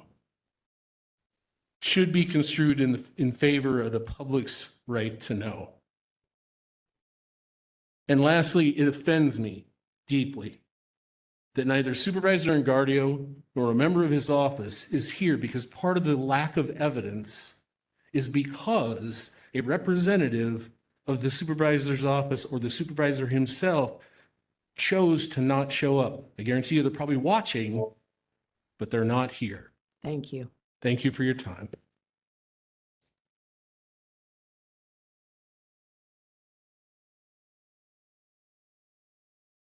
We have callers in the queue. Okay, let's move to that. Hello, caller, you've been unmuted. Do you wish to make public comment on this item? Yes, I do. Your 3 minutes begins now. Okay, this is D4 resident Judy Gorski again. I would like to thank you all for your deliberations and how hard you're thinking about this. It does seem like when the law was read by one of you that you don't need to make any kind of decision whether or not this is willful. All you have to do is send it to the Ethics Commission for them to decide. And it doesn't even seem to me like that needs to be really part of this. To me, I guess you can't say evidence, but the evidence of the two calendars and this thing missing in the middle, like in the month of May, that was brought out, and all the other things that other people have said, makes it so suspicious. And Supervisor Ingardio has been so hidden with his actions and so far away from transparency that the only way the people in District 4 can find out what he's doing is by sending in a sunshine request for records, because he doesn't give you anything. He doesn't invite you. He excludes you. So to me, I'm very happy you've all decided to send it on to the Ethics Commission. I think that's a helpful act, and I hope that they do pursue it and do an investigation and use their subpoenas. And I think it's awful that they tried to hang it on the intern. And the legislative aide who was there said he didn't even remember the name of the intern. So, I mean, it's not that big an office. What do you have, 1 or 2 interns? How can you not remember their name? You work with them every day. They were unpaid interns. Why would you give them such an important job? Just nothing really adds up. And I'm glad this is going forward to the Ethics Commission. And I hope that they're able to do some sort of investigation into it. So I appreciate your time. Thank you for listening to my comment. Thank you. Good night. Bye. Thank you. You're welcome.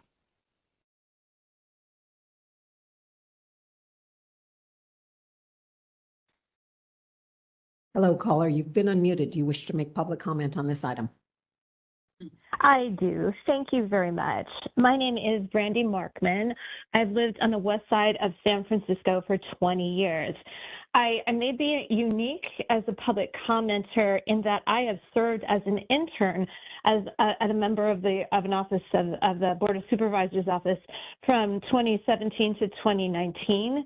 This role is mentioned on my public LinkedIn profile. One of my responsibilities was helping to manage the supervisor's calendar, the supervisor whom I serve. And quite frankly, the idea that an intern did this just happened to mistakenly delete from the calendar such an important meeting about such a contentious matter. And that instantly sets off my BS detector. I don't know how bluntly to say that, but I do not believe that. I also, what to me is also just preposterous and unimaginable is that also coincidentally, the legislative aides working in that office do not remember the name of such a potential intern who allegedly did this. To me, that just is so obvious. This, to me, it seems absolutely, patently obvious. And again, I am speaking as a former intern and as a member of the Board of Supervisors, that an intern had anything to do with this. I do appreciate the diligence that the commission has done in forwarding this to the Ethics Commission. But I just want to give my own personal experience as someone who is an intern. I think it's pretty obvious what happened, and I do appreciate the measures that those of you on the commission took to send this forward for further scrutiny. We cannot have in our democracy someone who is not following laws that allow the public to see how business is conducted with their taxpayer dollars. Thank you very much. Thank you. I yield my time.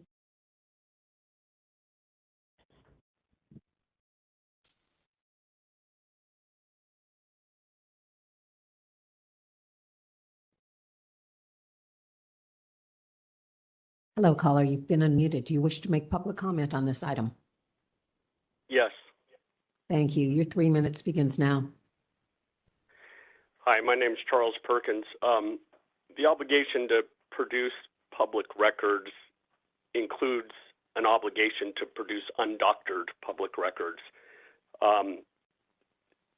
The commission has before it now all it needs to find that there was a willful violation through the production of a doctored record. One of my very favorite song lyrics of all time is by Bob Dylan. It says, "You don't need a weatherman to know which way the wind blows." And this lyric has been cited by many courts, including our California Supreme Court and many California Courts of Appeal, for the proposition that when something is self-evident, no additional evidence is needed to prove it. Here, the single entry that went missing from Engardio's calendar was an incredibly damning entry for his political purposes. The only one out of hundreds of entries to suggest, and all of this, and the timing is irrelevant too, right in the face of a request from an individual who is pursuing a recall election against Engardio. To suggest anything other than nefarious conduct, again, do we need a weatherman here? I don't think so. To the extent that some of the commissioners are concerned that there hasn't been enough evidence, Supervisor Engardio had a full and fair opportunity to appear here today to present any evidence he wanted to. You know, in this day and age, you don't think IT techs can tell when a document has been changed and modified. That's IT 101. It's easy to do. At this point in time, they couldn't have gone back in their records and found the intern, this anonymous intern, and come here and explain more. Of course they could have, but they chose not to. The California jury instructions, I urge you to look at them, numbers 203 through 205, talk about the failure to produce evidence and the failure to rebut evidence when a party has an opportunity or potential is in position to do so. And that failure itself can be taken as damning towards the party. And that's what you need to find here. I think you have all you need to make your own independent determination of willful misconduct. At minimum, as the chair has said, this potentially is public records fraud at its worst, and the Ethics Commission needs to look at it. But Thank you. You yourself should make that independent Thank you. finding. That concludes your time. Thank you.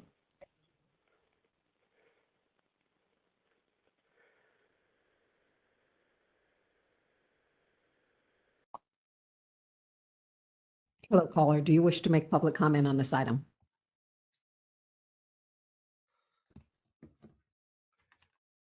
Hello, your name is listed as Charles. Charles, do you wish to make public comment on this item? You've been unmuted.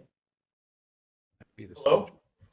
Hello, do you wish to make public comment on this item? I thought I just did, but apparently I didn't. Is this Mr. We are Parks? we're on two different. You did hear me? Yeah. The Bob Dylan lyrics and all that? Yep. Okay, I'm good then. I'll keep talking. I'd love to keep talking. No, thank you. I believe you were, Check with the weatherman. I believe you logged in twice. Is that possible? One is Charles. Oh, yeah, I was on my computer and then I called in as well. So. Okay. I am. We don't get two chances that way. Okay, thanks. Good luck, everyone. Thank you. Unmuting you and lowering your hand. Muting you.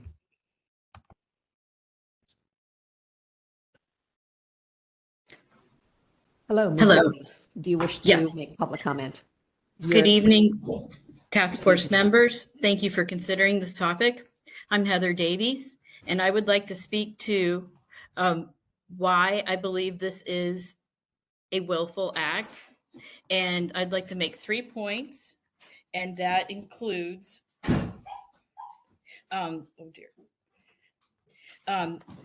why this is a willful act.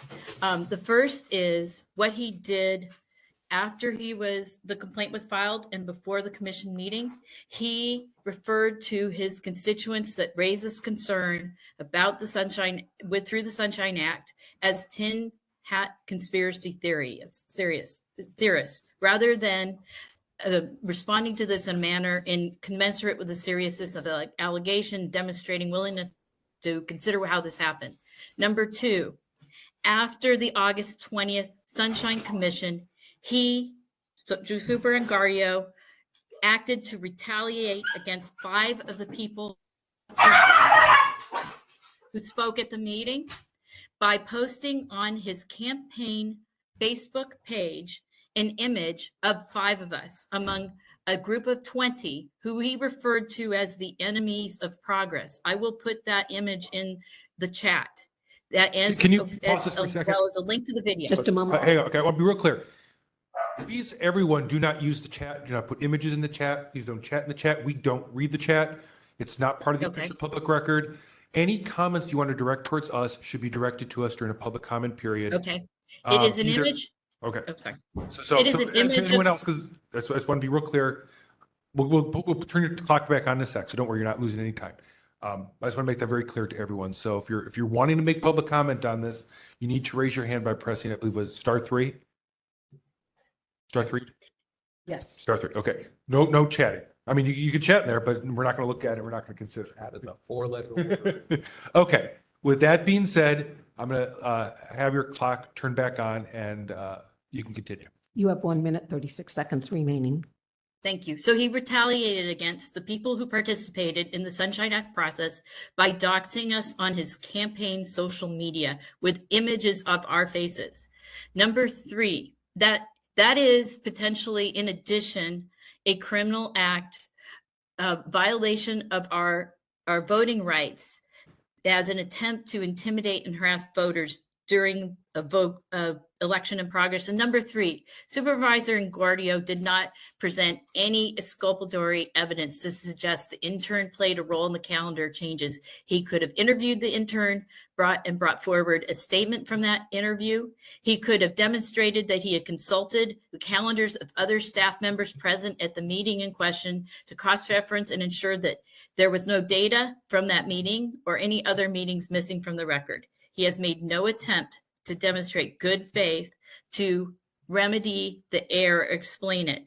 And so for those 3 reasons, I believe, especially because he retaliated against the people who participated in this process, there is a willful interest to deflect this accusation, discredit those who brought it forward, retaliate against us, and all in the effort to deceive his constituents and the public about what happened with his record.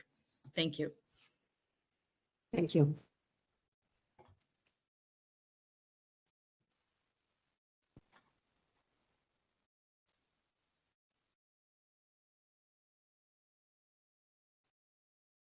Hello, caller. You've been unmuted. Do you wish to make public comment on this item?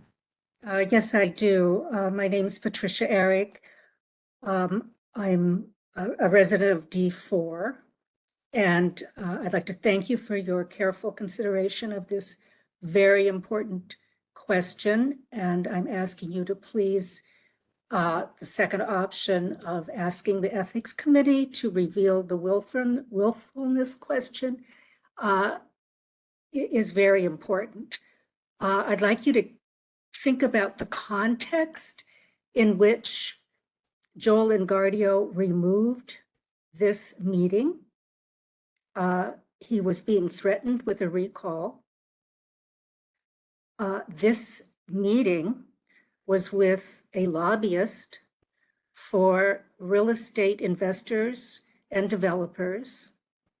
And at the same time, he was saying and discussing with his constituents, the people who put him into office, absolutely nothing about Prop K. When he put Prop K on the ballot on the very last day that a measure could be put on the ballot, the vast majority of his constituents were shocked. I was shocked. Everyone was shocked that he did this without consulting with his constituents about this. But he had time to meet with Todd David and Lucas Lux about the Upper Great Highway Park. There is no question in my mind that this was a willful, intentional deletion of a meeting that would prove that he was colluding with real estate developers for the long game of changing the sunset, developing the sunset without engaging any of the people that voted for him. And I was one who voted for him. Please send this to the Ethics Committee. Thank you. Thank you.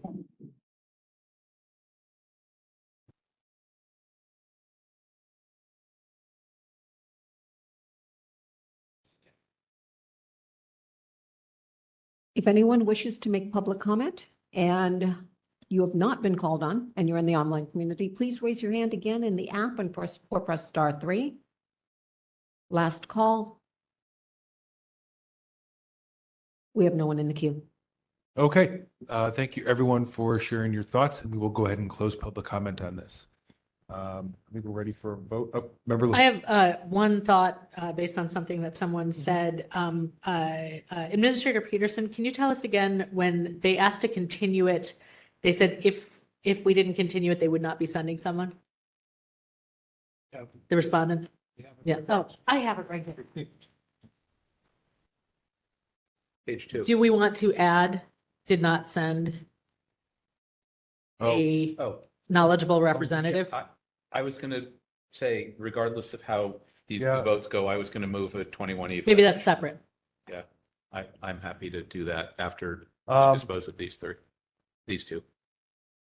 I'll actually make that a third part of my motion, if the seconder agrees. Just so we can dispose of it. Oh, you want to do that? Yeah. Yeah, okay. So that we can I do have this. no- So I will also find a violation of. Yeah, just a moment, please.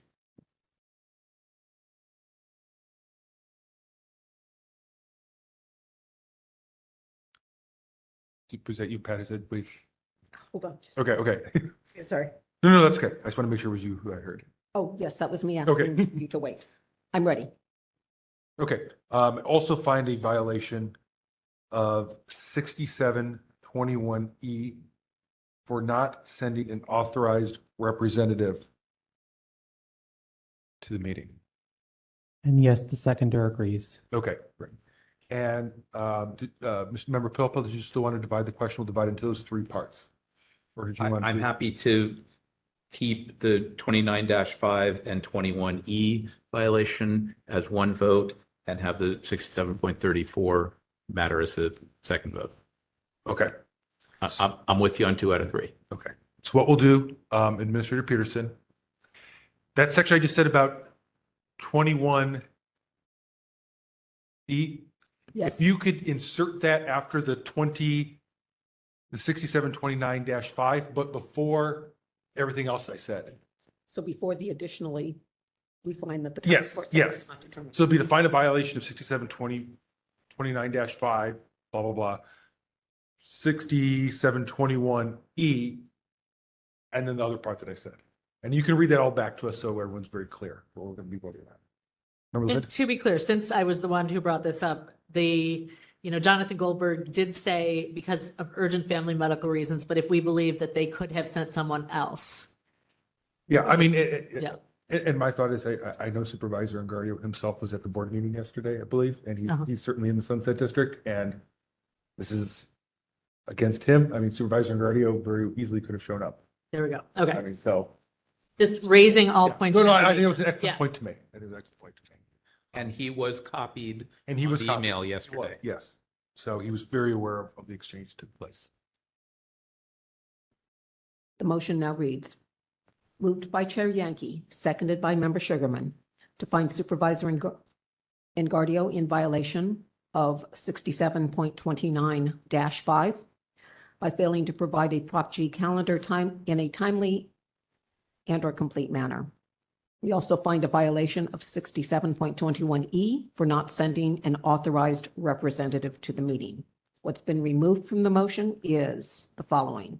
Additionally, we find that the task force cannot determine whether or not a willful failure occurred under 6734, and so we refer this matter to the Ethics commission and encourage them to investigate it under their authority found in Charter Section 15.100. Yep, and that's the part that'll be divided into the second vote. So the first vote's going to be on 6729-5 and 6721E.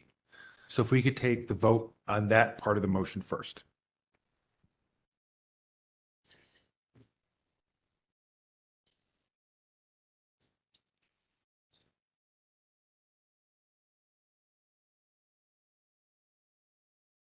Taking the vote on the first part of the motion.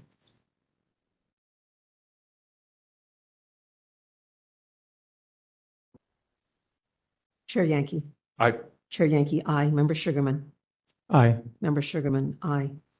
Member Schmidt. Aye. Member Schmidt, aye. Member LaHood. Aye. Member LaHood, aye. Member Kumar. Member Kumar, aye. Member Anderson. Aye. Member Anderson, aye. Member Highland, absent. Member Pilpel. Aye. Member Pilpel, aye. Member Wolf, absent. Vice Chair Stein. Aye. Vice Chair Stein, aye. 2 absent, 8 ayes. Okay, so that part of the motion passes, and then if you could take the vote on the second part of the motion.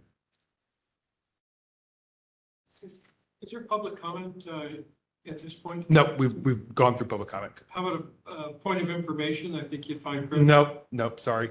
Please. No. We give you a lot of time. You've been here 2 hours. We gotta I had to try. move at some point. Please was noted. We appreciate you. Okay. Taking the vote on the second motion. Chair Yankee. Aye. Chair Yankee, aye. Member Sugarman. Aye. Member Sugarman, aye. Member Schmidt. Aye. Member Schmidt, aye. Member LaHood. Aye. Member LaHood, aye. Member Kumar. Aye. Member Kumar, aye. Member Anderson. No. Member Anderson, no. Member Highland, absent. Member Pilpel. I tried, but I just can't get there. Sorry. No. Member Pilpel, no. Member Wolf, absent. Vice Chair Stein. Aye. Vice Chair Stein, aye. 2 absent, 2 noes. And add 1, 2, 3, 4, 5, 6 ayes. Okay. So that motion, part of the motion passes as well. Okay, thank you very much to everyone who showed up tonight. We appreciate that.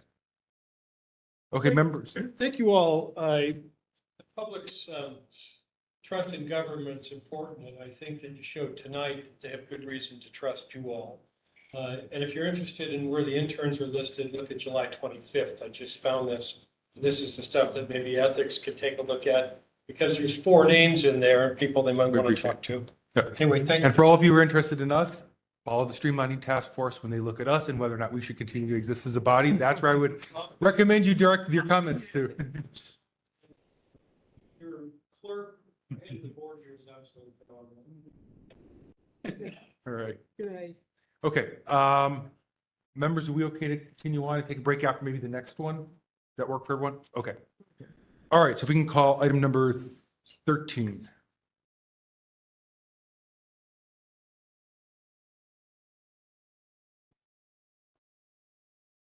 Item 13. Item 13, file number 25032. Complaint filed by Michael J. Turan against Assessor Recorder Joaquin Torres, Aiden Salim Kayali, and the Office of the Assessor Recorder for allegedly violating Administrative Code Sunshine Ordinance, Section 67.25, by failing to respond to an immediate disclosure request in a timely and/or complete manner. 6726, by failing to keep the withholding of records to a minimum. And 67.27, by failing to provide justification for withholding information. There are additional allegations, violations of California Government Code Sections 7922.525 and 7922.535 sub A. On May 20, 2025, the Complaint Committee found that the task force has jurisdiction, that the required records are that the requested documents are public, and referred the matter to the full task force to consider whether there is a violation of Administrative Code Sunshine Ordinance Section 67.21. On June 4, 2025, the task force continued file 25032 to the call of the chair. On June 24, 2025, petitioner requested a continuance of file 25032, which was scheduled before the task force on July 2nd, 2025. The task force granted petitioner's request on June 25, 2025. On July 30, 2025, the task force granted petitioner's request received July 25th to continue the matter to the next available regular meeting on or after August 22nd, 2025. Okay. Do we have the parties here?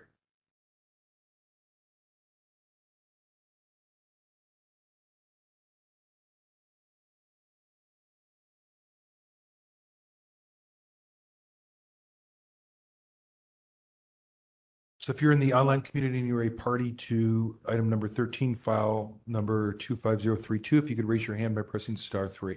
Hello, Aiden Coyote, confirming that you are here for item 13? Yes. Perfect. One moment, please. Promoting you to panelist. You'll be able to control your microphone. One moment.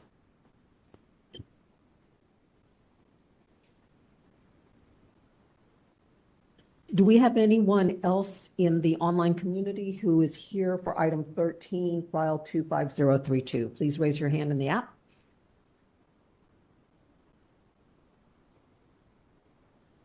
Hello, caller. Are you here for item 13 and are you a party to the file?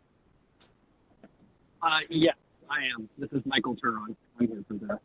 Hello, one moment, please. Promoting you to panelist. Is there anyone else in the online community who is a party to item 13, file 25032? Chair Yankee, I believe we're ready to proceed. Excellent. Okay. And let me turn this over to Member Schmidt real fast to give us a summary. And I believe this one was one that they had recommended go on consent. And so I know that last case took quite a bit of time. So I would encourage us to, as much as possible, defer to what Member Schmidt's about to tell us happened in complaints. Okay. Yes. So this, in our committee, the petitioner does a bang-up job presenting their case. It's one of the best briefings I've seen.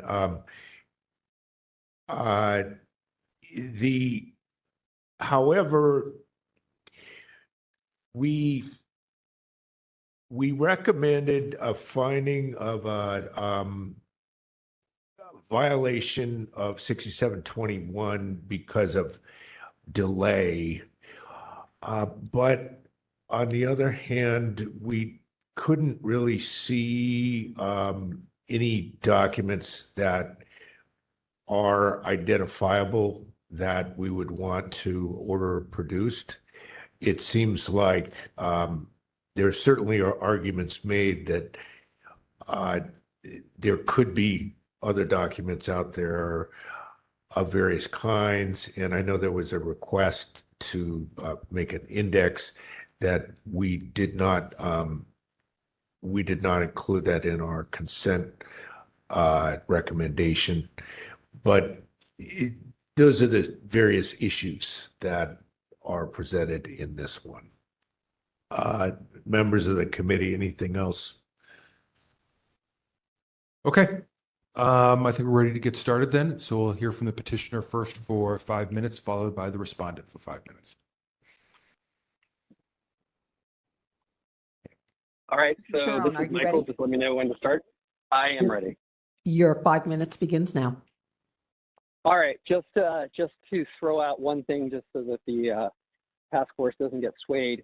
If this object item would have been put on consent, I would have called in and asked it to be taken off of consent, because I feel like there is very explicit portions within the Sunshine Ordinance that came in through Prop P back in 1999 that make it very clear that departments need to provide an index on what is redacted. Furthermore, a lot of the departments try to lean on good government guide from the city attorney, saying that they do not require to produce indexes. And I'd like to call to the attention of all of the current members of the task force that the good government guide is trumped by the Sunshine Ordinance. So just keep that in mind. All right, so I'll go into my quick little summary for you all. My name is Michael Turon. Thank you for hearing file number 25032. This request is simple. I asked the assessor recorder for three things: a 3-page staff memo that explains how the office handles partial seismic safety tax breaks, a withdrawal index that listed any withheld records and stated the statutory reasons why, and any partial BOE-64 forms, which are required for the seismic exceptions, if they existed. What happened? The office gave me some forms, but withheld the entire 3-page memo where they cited Revenue Code Section 408A. They gave me no index under Administrative Code Section 67.27 under the Sunshine Ordinance. They also said that they had no partial BOE-64 forms. The response was late. Their immediate disclosure rules under 67.25 through 67.26, and the 10-day CPRA clock under Government Code Section 7922.535. Why does this matter to the public? Fair taxes. Owners need to know what rules exist and how they can be treated the same. Safe buildings. Clear guidance on how to do seismic work and get a tax exemption for it is good for the long-term housing stock in San Francisco. Open government. A general how we do it memo is not a parcel appraisal data, which is what would get an exception under 408A of the Revenue Tax Code. Furthermore, under the partial index, the withholding index, what they should have done is produced this 3-page memo and blacked out the parts that they thought, like parcel data or individual person's data, which is protected under 408A, to produce that. So what does the law say? If a record is withheld, the agency must give a record-by-record index that names the record, cites the law, and explains what can be released in part. That's under San Francisco Administrative Code 67.27. Agencies must release any non-secret parts of a record. Only the truly confidential parts may be blacked out. Government Code 7922.525B, which is the CPRA Act. Immediate disclosure. Next business day, unless a tight notice exists and applies. SFAC 67.25. The 3-page memo is general guidance, not the appraiser of a specific policy.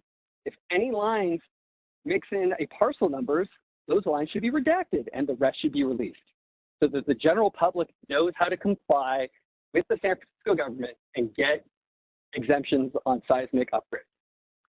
My request to the task force is the following: find a violation of timeliness, order an index that meets the statutory code of the Sunshine Ordinance 67.27 within 5 business days, order a memo within 10 business days with only parcel specific numbers or truly confidential items blacked out, order a sworn search declaration confirming whether any partial BOE-64 forms exist, and send a quick compliance check on your next agenda. If this release still does not happen, I am going to seek a CPRA writ. If I prevail, the court must award fees under Government Code 69.2, 69. Thank you. That concludes your time. Thank you, Mr. Appreciate Turner. it. Thank you. Aiden Coyote, are you ready for your 5 minutes? Yes, I am. Your time begins now. Hello, committee members. Thank you all for your time and oversight. My name is Aiden Kaoli, and I was recently hired and trained as the incoming custodian of records for the assessor's office to ensure our office is resourced to respond to incoming Sunshine requests. I'm here today in response to the complaint committee's decision to move Mr. Turon's complaint to the full task force to discuss the timeliness violation related to his initial immediate disclosure request. To provide context, Mr. Turon contacted our department on February 14, requesting the 5 most recently approved BOE 64 forms staff memoranda, internal guidance, valuation, any other records related to seismic exclusions, citing that he would use these records as a reference for completing his own self-reporting seismic exclusion forms.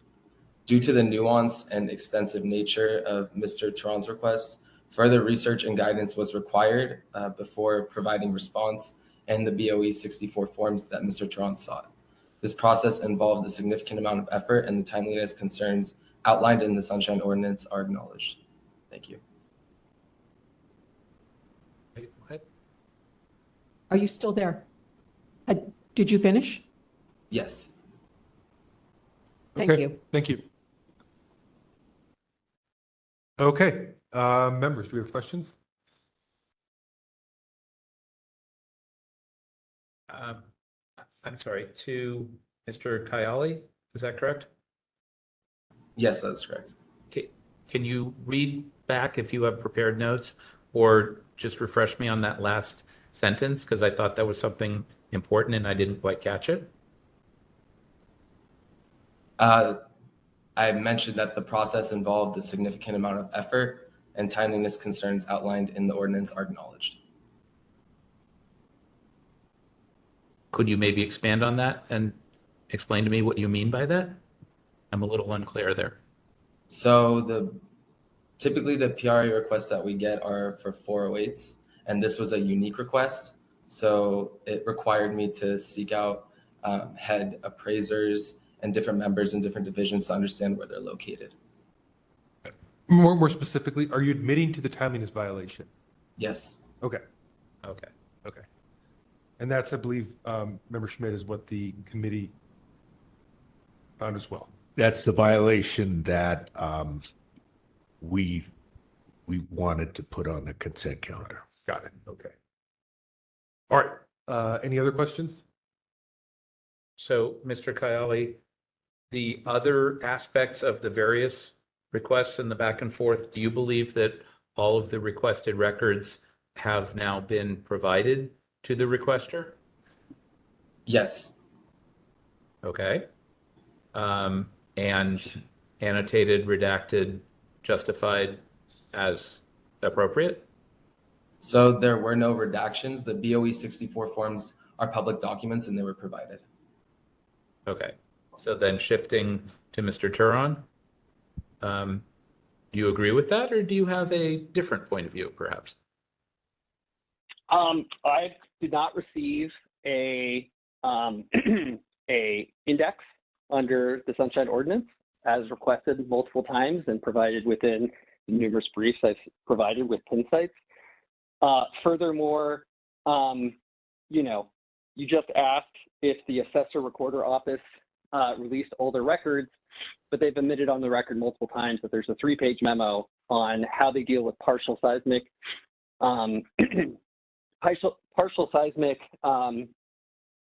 exemptions and have not released it. So that's my point of view. There are records that should be released to the public. If the department believes that they should not be released to the public, then at the minimum, they need to provide a redaction index citing the code and provide that, which they have not done. And at the maximum, they need to minimize the amount of reduction, both under the Sunshine Ordinance and the CPRA, and provide the least amount of redacted documents and provide that to the public. I hope that helps and answers your question. Member LaHood? Member Turon, are you using the word redaction interchangeably with like withholding documents? Are you suggesting that they withheld documents and didn't tell you what they withheld? They did both. They did both. Sorry, go ahead. Can you point us? So I was going through the packet. I did notice one blacked out in an email, but can you point to some documents in the file where there are redactions? Except for that exception that you just mentioned, there was nothing that was redacted. Okay. What I'm focusing on, what I'm focusing on is under the Sunshine Ordinance, there needs to be an index that states what is being withheld and why, and the statutory reasons for it. And also under the Sunshine Ordinance, redactions and withholdings should be done at a minimum. So I believe your question is, am I conflating redactions and a withholding index? My answer is no. This situation, they're doing both. Okay, so so there's one redaction and you want to know what was redacted, and then you would like a list of which documents were withheld. I apologize. There was one document that was fully withheld. Right. And I want that document to be released with redactions, if any. Got it. Okay. What's happening here, and this, okay. Yeah. Okay, thank you. I have a couple questions. Mr. Tron, so this is all focused at this point on the 3-page staff memorandum. Is that what we're talking about that they withheld? The current portion of this conversation is on that. I think the party has agreed that they had violated the timeliness aspect. If the department really doesn't have any partial BOE 64 forms, then that could have simply been stated by, in the entire existence of San Francisco, we have never given and granted a partial exemption to anyone, which if that's the case, then they could say that. But instead, they just basically said, we don't have these forms, and we have an internal memo that tells us how to deal with partial redactions, which would be very, very beneficial for the public, and we're going to withhold it. And we're going to claim broadly under RTC 408A that we're not going to release it. And Okay, if you so read that portion. I got that. Go ahead. Okay, so what I'm trying to ask you is, what would you like us to resolve tonight? Are you trying to get us to compel the release of this 3-page memo? Either in full or in some redacted part. I would like one of two things. I would like the redaction index, right? Which basically says what was redacted and why. If that leads to a fully withheld document, great. But if the index basically says, here are the line by lines and here is the document with redactions, that would be a great result too. So I see 3 potential actions on this specific topic. Okay. Let me stop you real fast here because you're confusing us here, because I think you keep talking about some index of redactions, and 6727, which talks about withholding documents in their entirety, which is what Member LaHood already asked you about. There's nothing in there. I don't think I can find the word index in that entire section of code. So the part that talks about, I think, indexing is 6726, which is if there are certain redactions that take place. But there, from my understanding, are withholding the document in its entirety under 6727 and citing Revenue Taxation Code 408. I'm not saying that's right or wrong, but I believe that's what. Well, then, what would be helpful for me is if you guys continue your line of questioning, give me about 30 seconds so I can pull up the SF Administrative Code and then properly cite the correct portion. Okay. Well, if that's okay. Yeah, if you need 30 seconds, go ahead. Well, I need a little bit more than 30 seconds to pull it up on my computer, but sure, I'll take whatever time I need. It's 26 or 27. That's all there is. Well, while you do that, I'll ask the respondent briefly. This memo that's been withheld, is it correct that you're continuing to assert that it should be withheld under our Revenue Taxation Code 408A? Yes, that's correct. And it's your assertion that no part of it can be released. It needs to be withheld in its entirety. It's not something that can be released in a partially redacted form. Yes, that's correct. Okay. And Mr. Kayali, this packet on this item is huge and there's a lot of duplication. Can you refresh me on, doesn't matter where you put it, but somewhere it's in here, what's your basis for withholding under RTC 408? So Have discretion, or do you believe you have no discretion to withhold? The records that we're speaking on are internal operating procedures, Mhm. and 408A pretty much speaks to the fact that anything that doesn't fall under subdivisions B, C, D, E, and G is exempt and not a public document. And we've heard that before, and I'm trying to remember how. Here, I'll read it because I have it up just Yeah, so all the yeah. members know. Go ahead. The assessor operates under very odd Yes. public records laws. And in fact, these aren't revenue taxation code broadly classifies the majority of documents in the assessor's office as not even public records. And it says, except as otherwise provided in subsections B, C, D, E, and G, any information and records in the assessor's office that are not required by law to be kept or prepared by the assessor, disabled veterans exemption claims, and homeowners exemption claims are not public documents and shall not be open to public inspection. So it's a broad, they can't release them unless it falls under one of these narrow B, C, D, E, or G exemptions. So it's kind of the opposite. It's the opposite of how we normally work, where everything's broadly considered to be public records, unless they're exempt in this. They're all exempt unless they're not. Okay. Unless they're not. Right. Right. So if I can then switch to Mr. Turon, if you understand this slightly better than I do, under that broad RTC 408 categorization, how is it that you think the 3-page memo could be released? So the RTC 408A has to do with specific property taxes and parcels. So usually assessors across the state can claim under 408A that they won't release things specifically around parcel information, right? So I can't get tax exemptions, or unless I'm the one who's applying for an exemption, I can't get assessor estimates on what those properties are. And that's where the San Francisco Assessor's Office is conflating RTC 408A in a very broad way, because this is an internal operating memo, which he just said. And so it doesn't fit under the definition of 408A because there's no confidential or parcel related information that's there. It's an operating document. It has nothing to do with assessments of properties. Okay, I have a question. Under, Thank you. I have a question quickly for the respondent.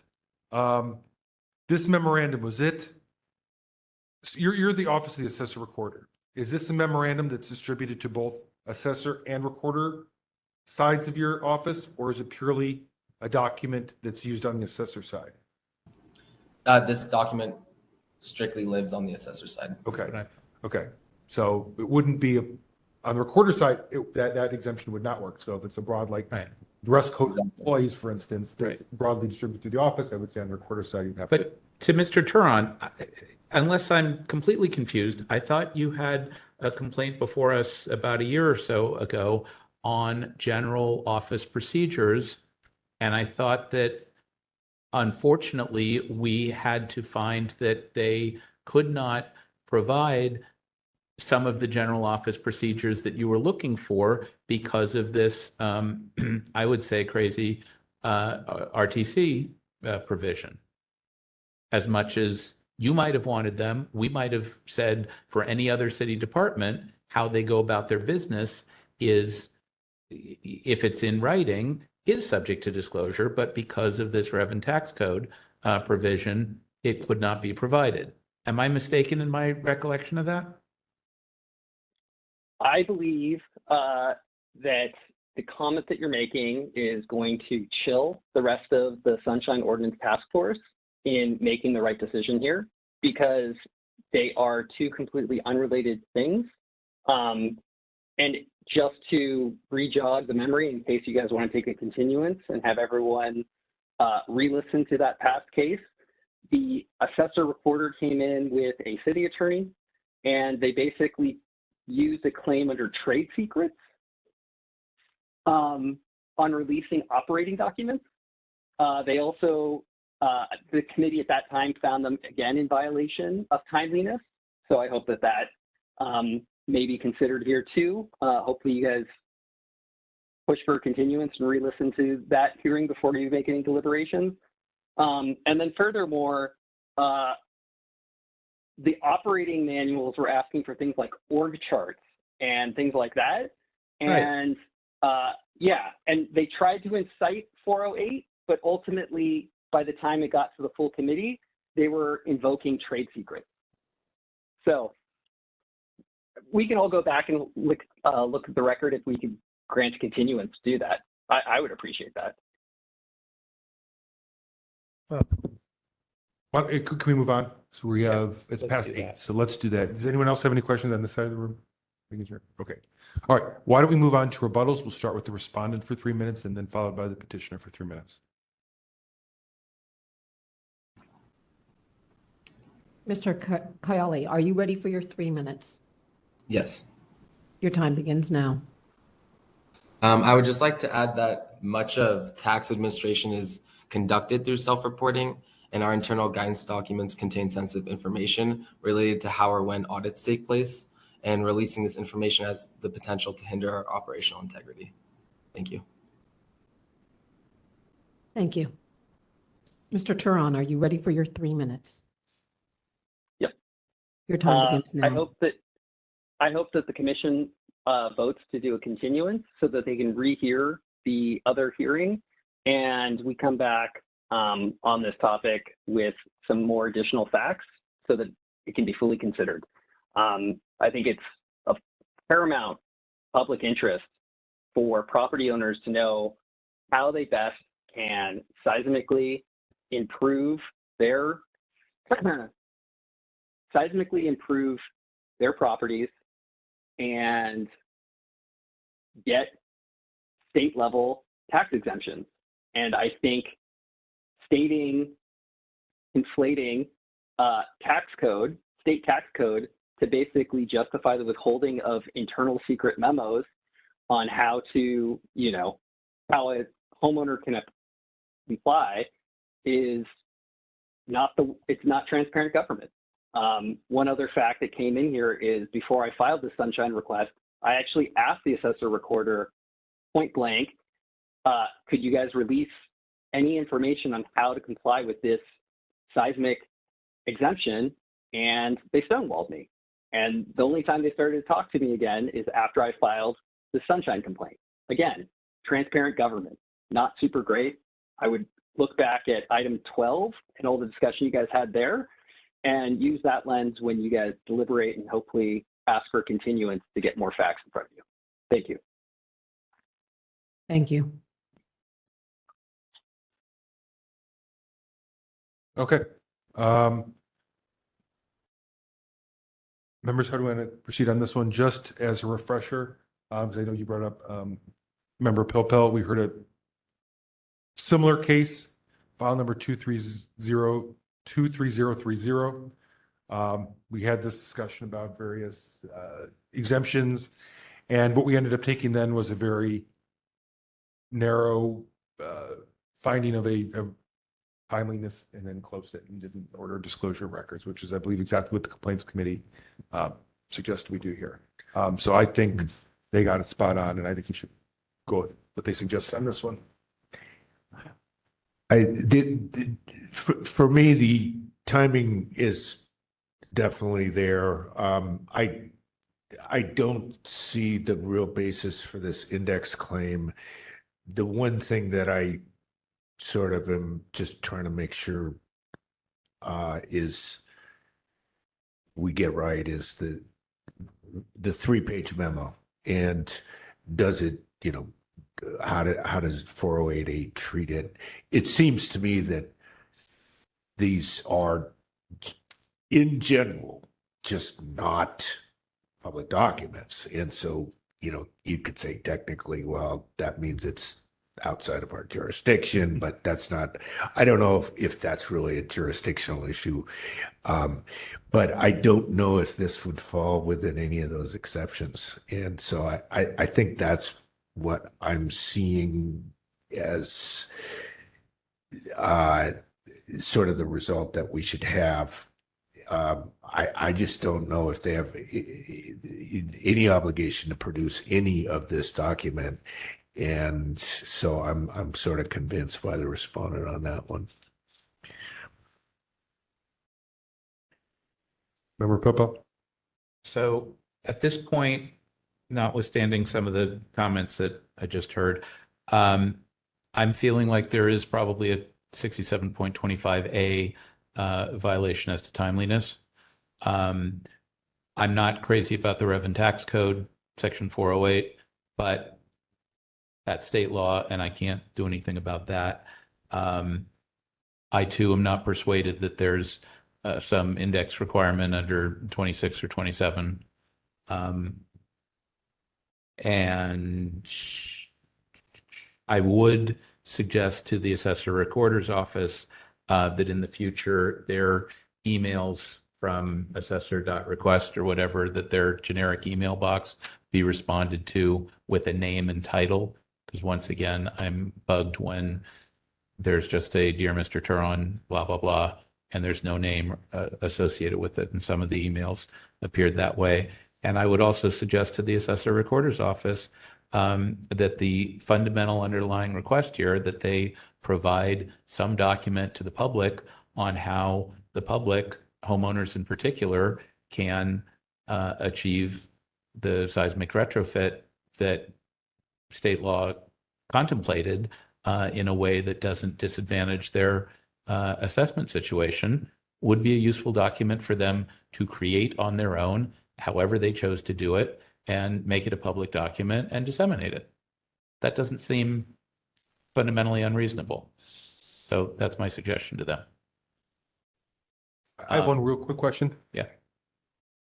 I'm looking at what I think is the initial request on page 16, and it falls in with the committee's finding of a section 6721 timeliness violation, but somehow in the agenda, it's a 6725 IDR. Was this an IDR? Because I'm not seeing. Sorry, if it was not an IDR, then it would be a 21. Right, which is Exhibit A, and I'm seeing it dated January 23rd, 2025. It says request for information concerning seismic new construction. Was this an IDR, do you recall? I believe it was. It was? Do you know where the? My notes say, although, yeah, because. Oh, wait, here's a. In a way, it is a simple, I mean, There was. there's only maybe what, 8-9 pages of documents involved. I think the first request was on February 28th was not an IDR, but then there was an IDR request on See page 22. Yeah, I'm seeing Right. that. Yeah, that's the IDR. Okay. February 14th. That doesn't make sense. So, yeah, so was the finding of 25 or A or 21? I think we kept it vague because we didn't know. Oh, okay. But I think it would violate either. It wouldn't be either. January 23rd, there was a regular request. February 14th, there was an IDR, and Right. March 5th, there was an IDR. Okay. So there's 3 requests that. kind of I see, were I see. following up on that. Gotcha, okay. So if we would make a motion, do you think it should say 21 or 25 or both to cover it, all three? It could be both, because I think the department has acknowledged that they were untimely, at least in part, at least as to one, and I'm not sure that it matters in this case which one we want to tie it to. If either side feels strongly, they could let us know, but I'm not sure that anyone cares. Yeah, I don't care. I think to find a 25 violation, I think we mainly have to, decide was this simple. And then you could say that any 25 violation can also be a 21 violation if it's 10 days plus or if it's that additional time. We don't tend to need to say 25 and 21 in cases where we find a 25 violation. I guess we could if we wanted to. I'm open to anything myself. But it does look like, yes, there's delay. There's a violation of one of them at least. Well, it's 8:15. Does someone want to try a motion here? All right, I will move to find a violation of section 67.25 A for timeliness as to at least the second request, the 2 IDRs.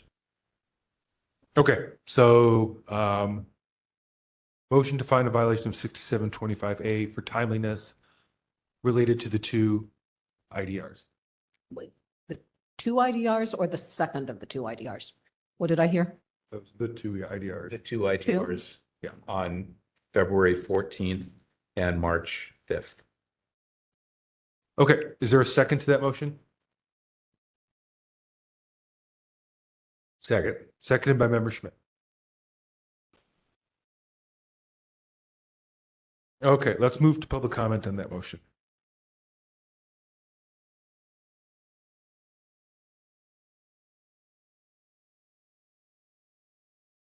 Anyone wishing to make public comment on item 13, file 25032? If you're in the room, please approach the podium. If you're online, please raise your hand in the app or press *3. We have no one in the queue. Okay, we'll go ahead and close public comment and take the vote on that.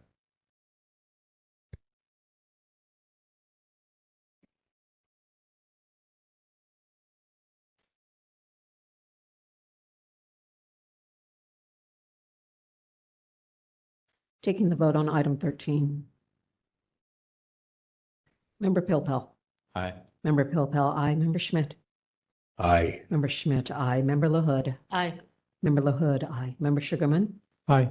Member Sugarman, aye. Member Kumar. Member Kumar, aye. Member Anderson. Aye.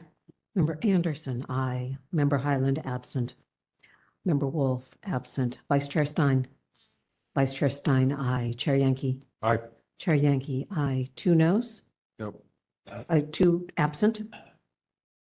8 ayes. Okay, 8 ayes, 2 absent. That motion passes. Thank you to the parties for showing up tonight. We appreciate that.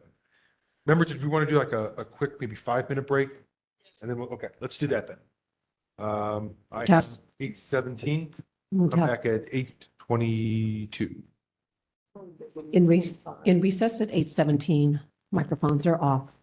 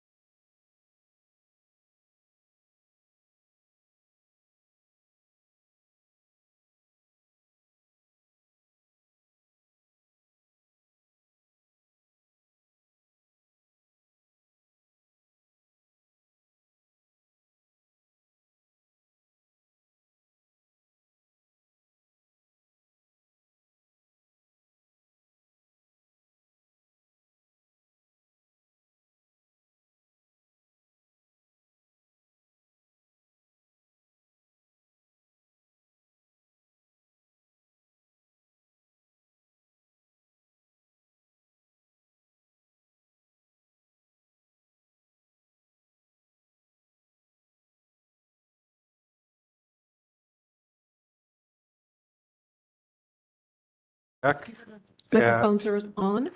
8:26. And moving on to item number 14.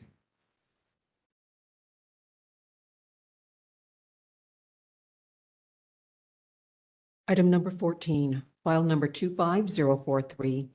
Complaint filed by Anne Marie against Fine Arts Museums of San Francisco for allegedly violating Administrative Code Sunshine Ordinance Section 12L.2 for failing to include requirements for nonprofit organizations in its contracts. 12L.4 for failing to provide public access to meetings, and 12L.5 sub A for failing to provide public access to financial information. Complainant requests per section 12L.5 sub B that the task force issue an advisory opinion as to whether COFAM is subject to the requirements of section 12L. On August 19, 2025, the complaint committee found that under 12L.5 sub B, that the task force is authorized to issue an advisory opinion as to whether COFAM is subject to the requirements of section 12L, and referred the matter to the full task force to consider whether this matter is under the jurisdiction of the Sunshine Ordinance Task Force. Okay, let's see if the parties are here.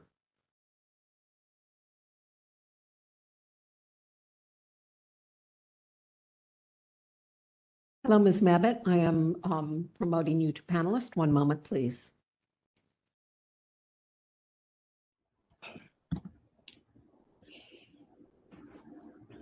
Thank you. Hello, you're welcome. Hello, Jason. I don't know if your name is pronounced Cipher or Cipher.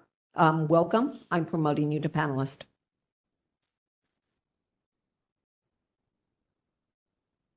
Is there anyone else in the online community who is here regarding file 25043?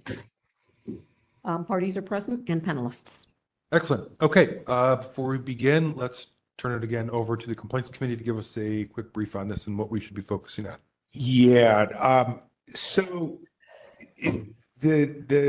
what the readout is, it may seem a little confusing. Let me try to break it up a little bit. So the first item is there is this part of 12L that gives the task force the authority to issue an advisory opinion in certain circumstances. And basically, we thought that the everything had all the requirements had been met, and perhaps this would be a good situation where we could issue an advisory opinion. Now, all the details of what that opinion should be, what should it include, that I don't even know how we sort of like devise how we would do that. Do we make it part of a motion? Do we have someone write something? I don't know.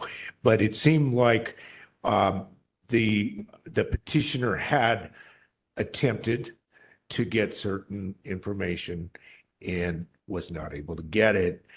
And COFAM is well, it appears that at least there's a lot of information that suggests that COFAM is a 12L. FAMSF has, FAMSF is the only person we've heard from. They say, no, COFAM's not a 12L. And there's some, it may be complex, it may be simple, I don't know, but it's basically about getting money from the city in a certain manner of a certain amount. The reason that the second part of our recommendation about jurisdiction, basically it may be just that it's procedurally weird to bring this request to this task force. How do you do that? Do you send us a letter? Well, Anne Marie made sorry, Ms. Mabbitt made a request, or I'm sorry, made a complaint against FAMSF. Now, FAMSF is, a city agency, that saying that FAMSF had violated 12L. Well, FAMSF is, nobody's saying that FAMSF is 12L. And so can FAMSF be somehow found to violate 12L by us? I don't, because we don't have primary jurisdiction to decide 12L cases. At least it's not clear to me or us whether we actually can decide the preliminary question that's being asked in this petition. And maybe we should talk about, is this task force, do we have jurisdiction over 12L? I don't know. I don't think so, but I don't know. And so Ms. Mabbitt made the petition saying that FAM violated or didn't satisfy the requirements of 12L. The question is, does FAM have any obligation to satisfy requirements of 12L that's enforceable or enforceable by us? So those are the sort of the two parts of what we're dealing with here. Members, anything to add? Yeah, I want to say, I think that the action that we made as the complaint committee was lost a little bit in the way it's stated on the agenda here. Oh, mic closer. Microphone. I Yeah. pushed it away because I was very weak. What I have from my notes, because I made the motion, was that we said that under 12L.5B, that SOTF is clearly authorized to provide an advisory opinion on whether COFAM is subject to 12L. So this complaint, we do believe this complaint in that respect is under our jurisdiction. And then we refer the matter to the full task force to determine this question of what our advisory opinion would be on this. We also wanted the task force to consider whether we have jurisdiction to decide whether a department is violating 12L. That was like the second part of that question, by not establishing contractual obligations with the nonprofits with which it contracts, because we felt like we saw pretty ample evidence in this complaint that COFAM is a department under our understanding of Sunshine Ordinance, and also that COFAM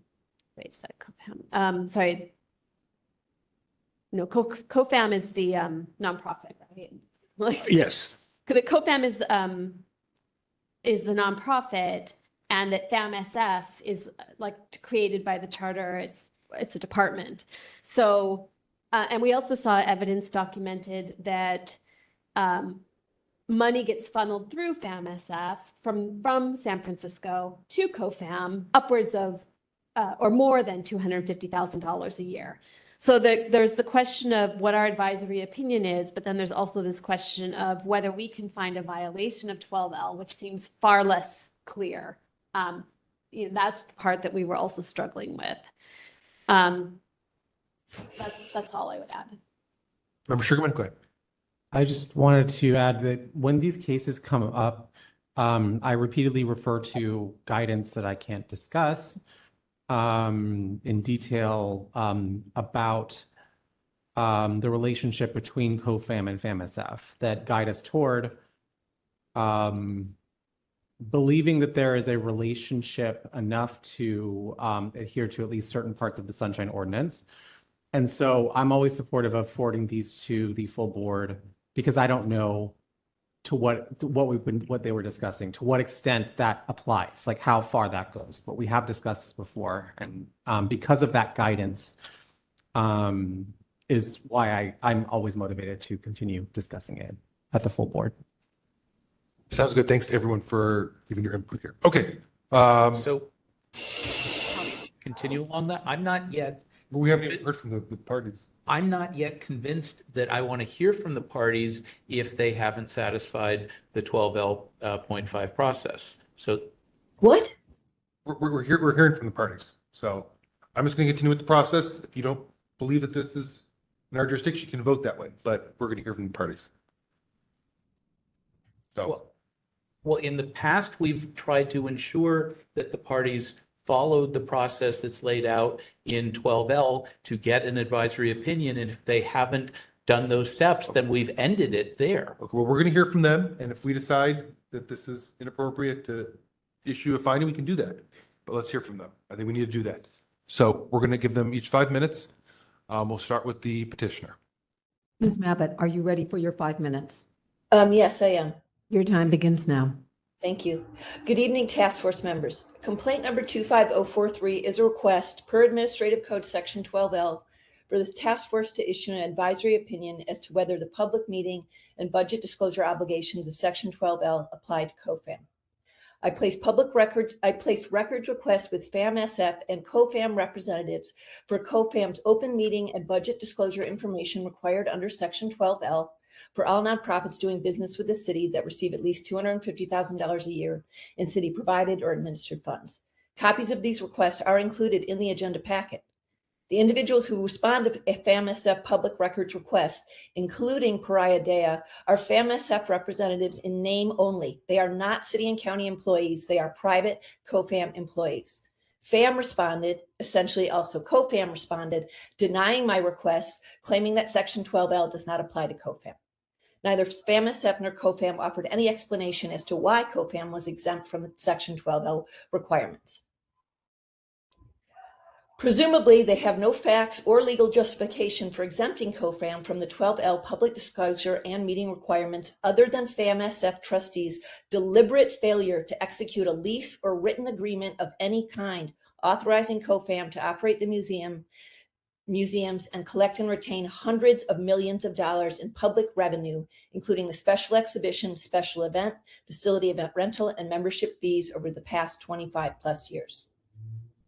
As part of this agenda item packet, I've provided the task force ample evidence that COFAM is a nonprofit organization as that term is defined by Section 12L.3, including COFAM's 2018 through 2021 and 2023 Form 990s, which report millions of dollars annually in admission, special event, facility rental, and membership fees, and copies of FAMSF Resolutions 1933 and 1957, confirming the transfer of general admission fee revenues of $332,000 for fiscal year 22-23 and $374,000 for fiscal year 23-24. I also provided a copy of City Attorney Memorandum dated 2/5/24 issued to the task force for file number 22052. In this memorandum, City Attorney Michael Debb discusses the potential application of Section 12L to COFAM. On page 7, he notes the critical fact would be whether COFAM receives any city funds. To allow FAM trustees to exempt COFAM from Section 12L's public disclosure requirements simply by failing to execute written contracts and or failing to reference the Section 12L requirements in future written contracts would make a mockery of both the spirit and purpose of Section 12L, which is to ensure that the nonprofit organizations with which the city chooses to do business operate with the greatest possible openness. As you well know, few city departments have operated with less accountability and transparency or displayed such a blatant disregard for local and state open government laws as FAMSF. The self-appointment of the FAMSF trustees has enabled an entire city and county of San Francisco department to operate outside of and in violation of open government, governmental ethics, and leasing laws for the past 25 plus years. Affirming the application of Section 12L to COFAM would shed some much needed and long overdue light on the operations and annual fiscal year budgets of the city's fine arts museums. Within complaint 25043, I've also asked the task force to fine FAMSF in violation of Section 12L for failing to include the Section 12L requirements in the 2018 one-page unsigned MOU that FAMSF has provided as the sole document in response to repeated public records requests for copies of any lease or written agreement with COFAM regarding the operation of the DeYoung and Legion of Honor museums. I acknowledge there is no specific language within Section 12L that grants the task force the authority to find violations of Section 12L, but Section 12L clearly authorizes the task force to issue an advisory opinion as to whether 12L applies to COFAM. I do request that FAMSF also find FAMSF in violation of Sunshine Ordinance Section 67.21E for failing to send a representative for the August 19th, 2025 Complaint Committee meeting. Thank you for your time. Thank you.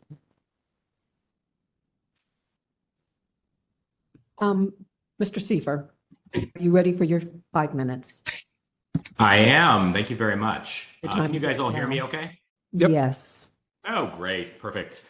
All right, I will start in. Hey, good evening. My name is Jason Seifer, and I'm the Chief Financial and Administrative Officer.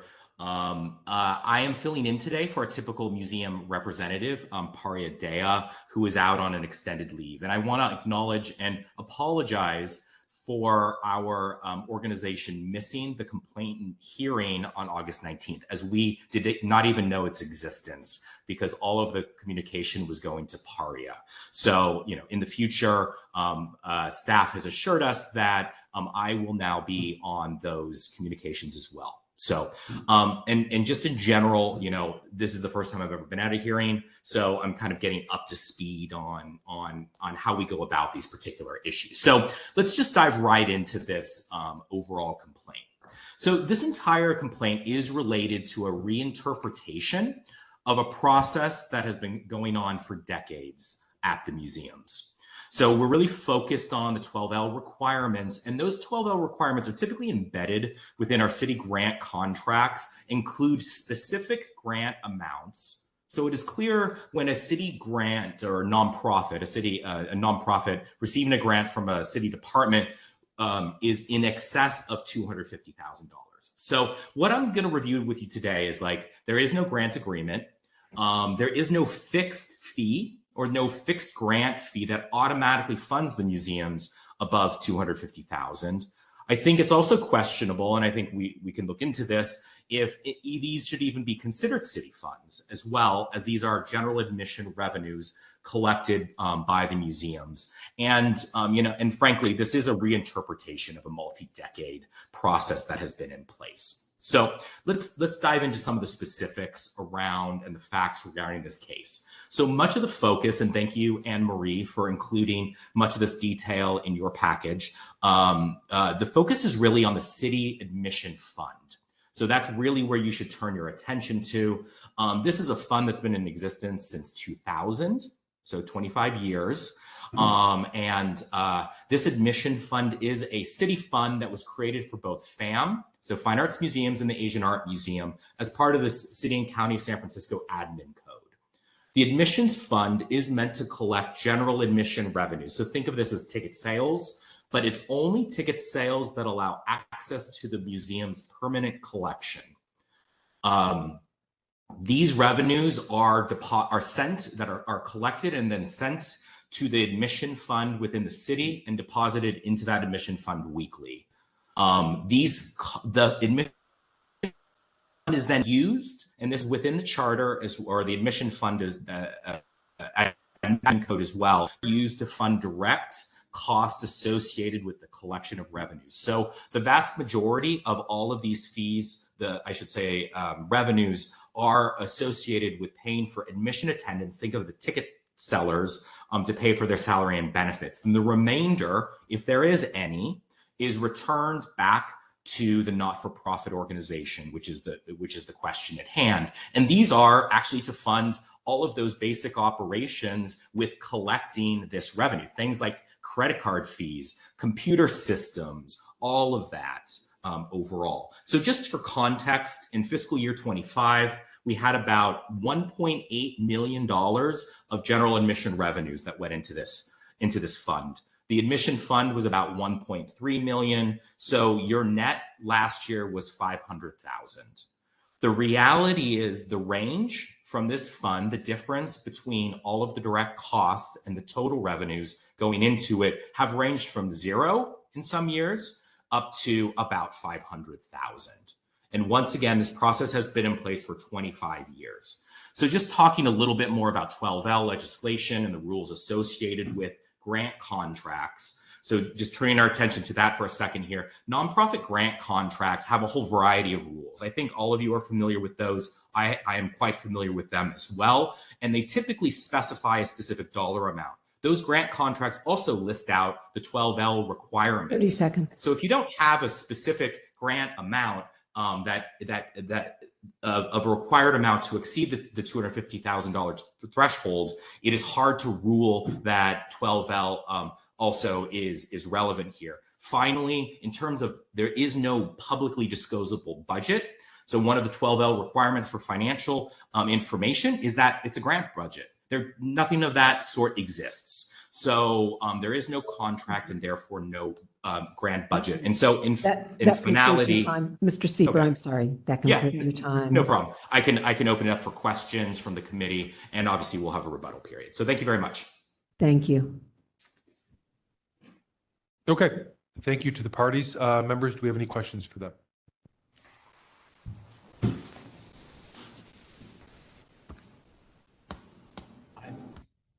Go ahead, Member Papa.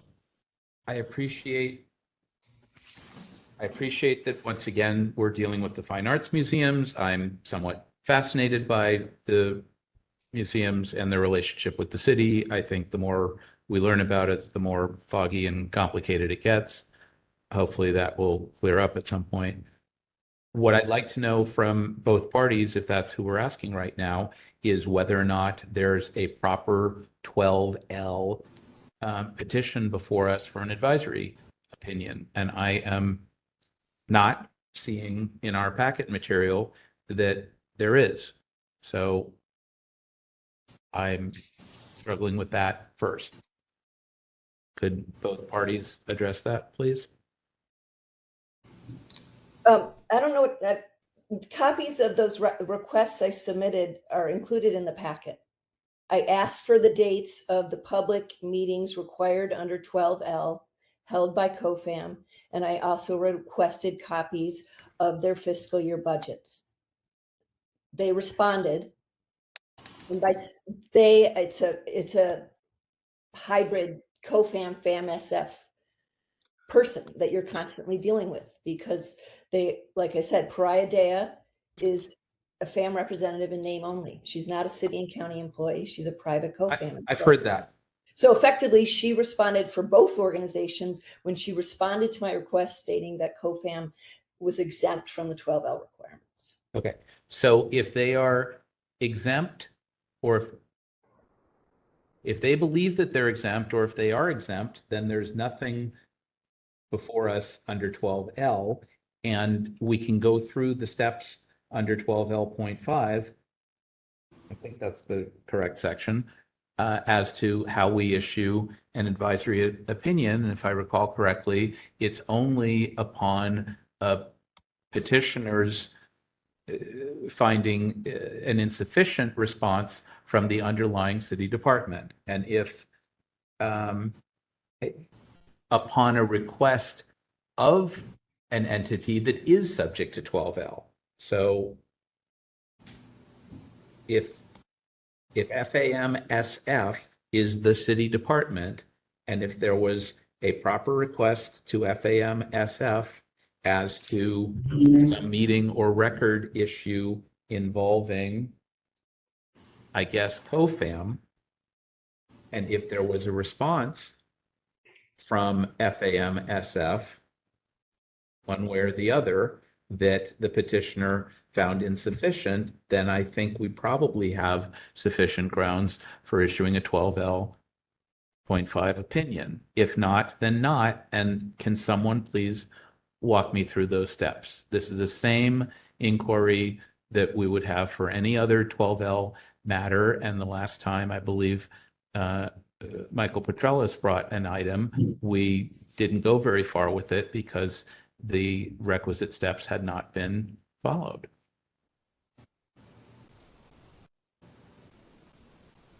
Well, certainly from our opinion, 12L is not relevant, and that's what we've stated in our responses to Anne Marie. And as we noted, and as I previously noted, 3 of the financial requirements within 12L, one is tax returns, the second is financial statement audits, and then the third one is a project budget tied out to the actual grant. Since there is no grant, no project budget exists. And also because the amount could be variable from 0 to potentially more than 250, that just does not exist. However, on 2 other financial disclosures, those are readily available on our website. As Anne Marie knows, she can see our financial statement audit and also all of our tax returns. And can I just clarify, Mr. Seifer, is that correct? Seifer, yes, thank you. Okay. When you said you're the chief financial officer or chief financial and administrative officer of which entity or which entities? Both entities. So that's both FAM. So are you a city employee? I am a nonprofit employee, but I represent the city on all financial matters and other administrative matters. I've been designated by the department head for these, for that. So you can see me I represent the FAM city department in front of the Board of Supervisors during all budget hearings. We work with the mayor's budget office. We also give the financial presentations as part of our typical budget hearings as a city department as well. And Anne Marie knows that quite well too. I'm sure she does, but we're trying to figure some of this out. So I have questions, but I will defer. I just Member Schmidt. Yeah. Okay. Let me try to get some very concise questions. So the 12L3 talks about what a 12L3E talks about what is a nonprofit organization. And that's where the $250,000 number comes in. And so I'm going to ask the representative of the respondent. I'm going to quote from that provision. It says, any corporation, and you're claiming that COFAM is not such a corporation.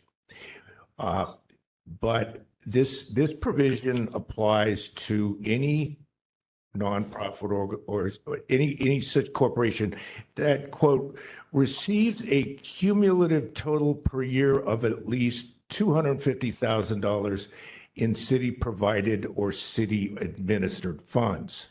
Now, my first question to you is, COFAM, how much does COFAM receive per year?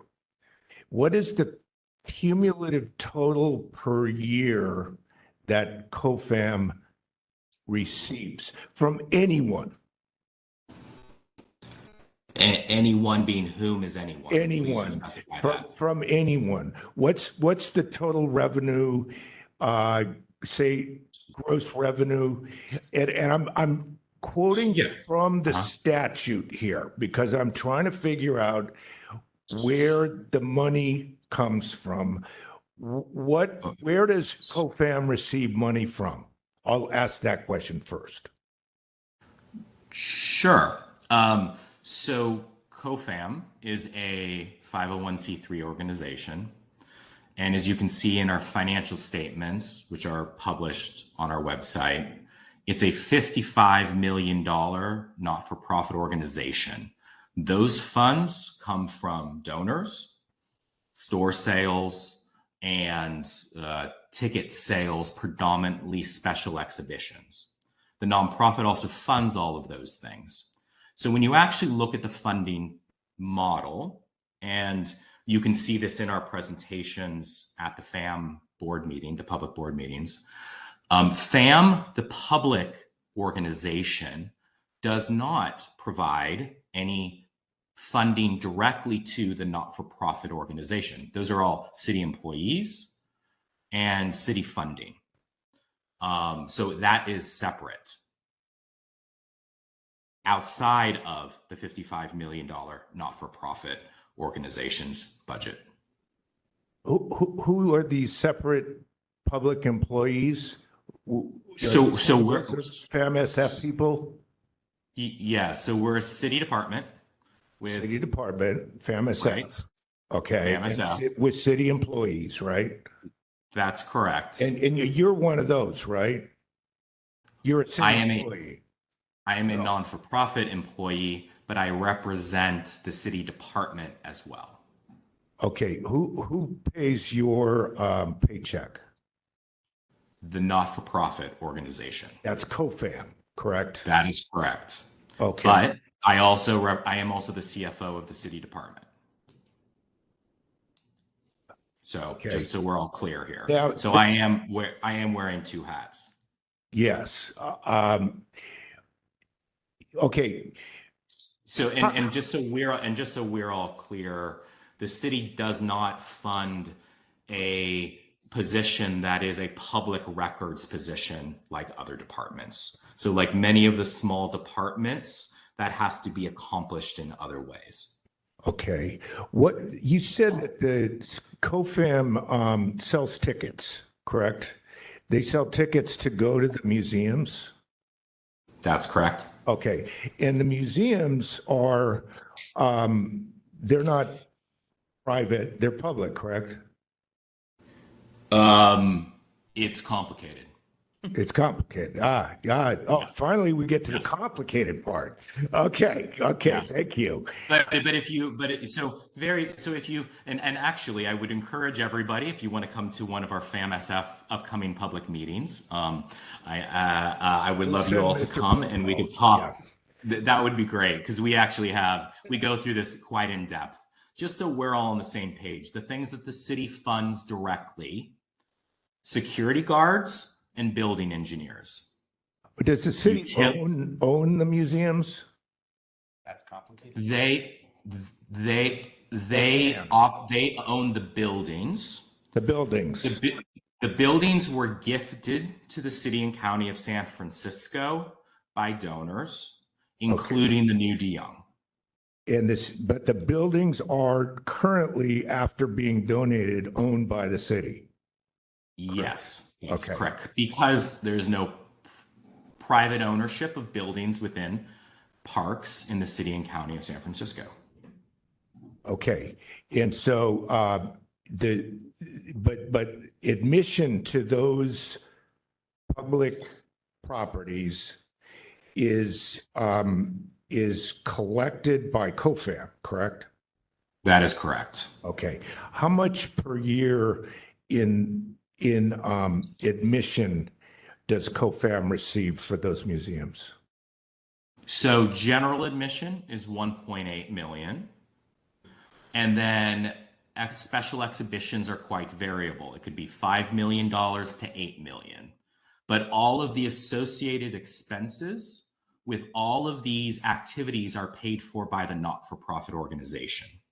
So if you were to come to the museums to see an exhibition, such as maybe a current one, if you came and saw the Paul McCartney exhibition, all of those costs, all of the people who are involved in those exhibitions are funded by the not-for-profit organization. The funding of ticket sales is funds less than 50% of all of the costs of all the activities that are put on at the museums. And that's why fundraising is key in order to offset those costs.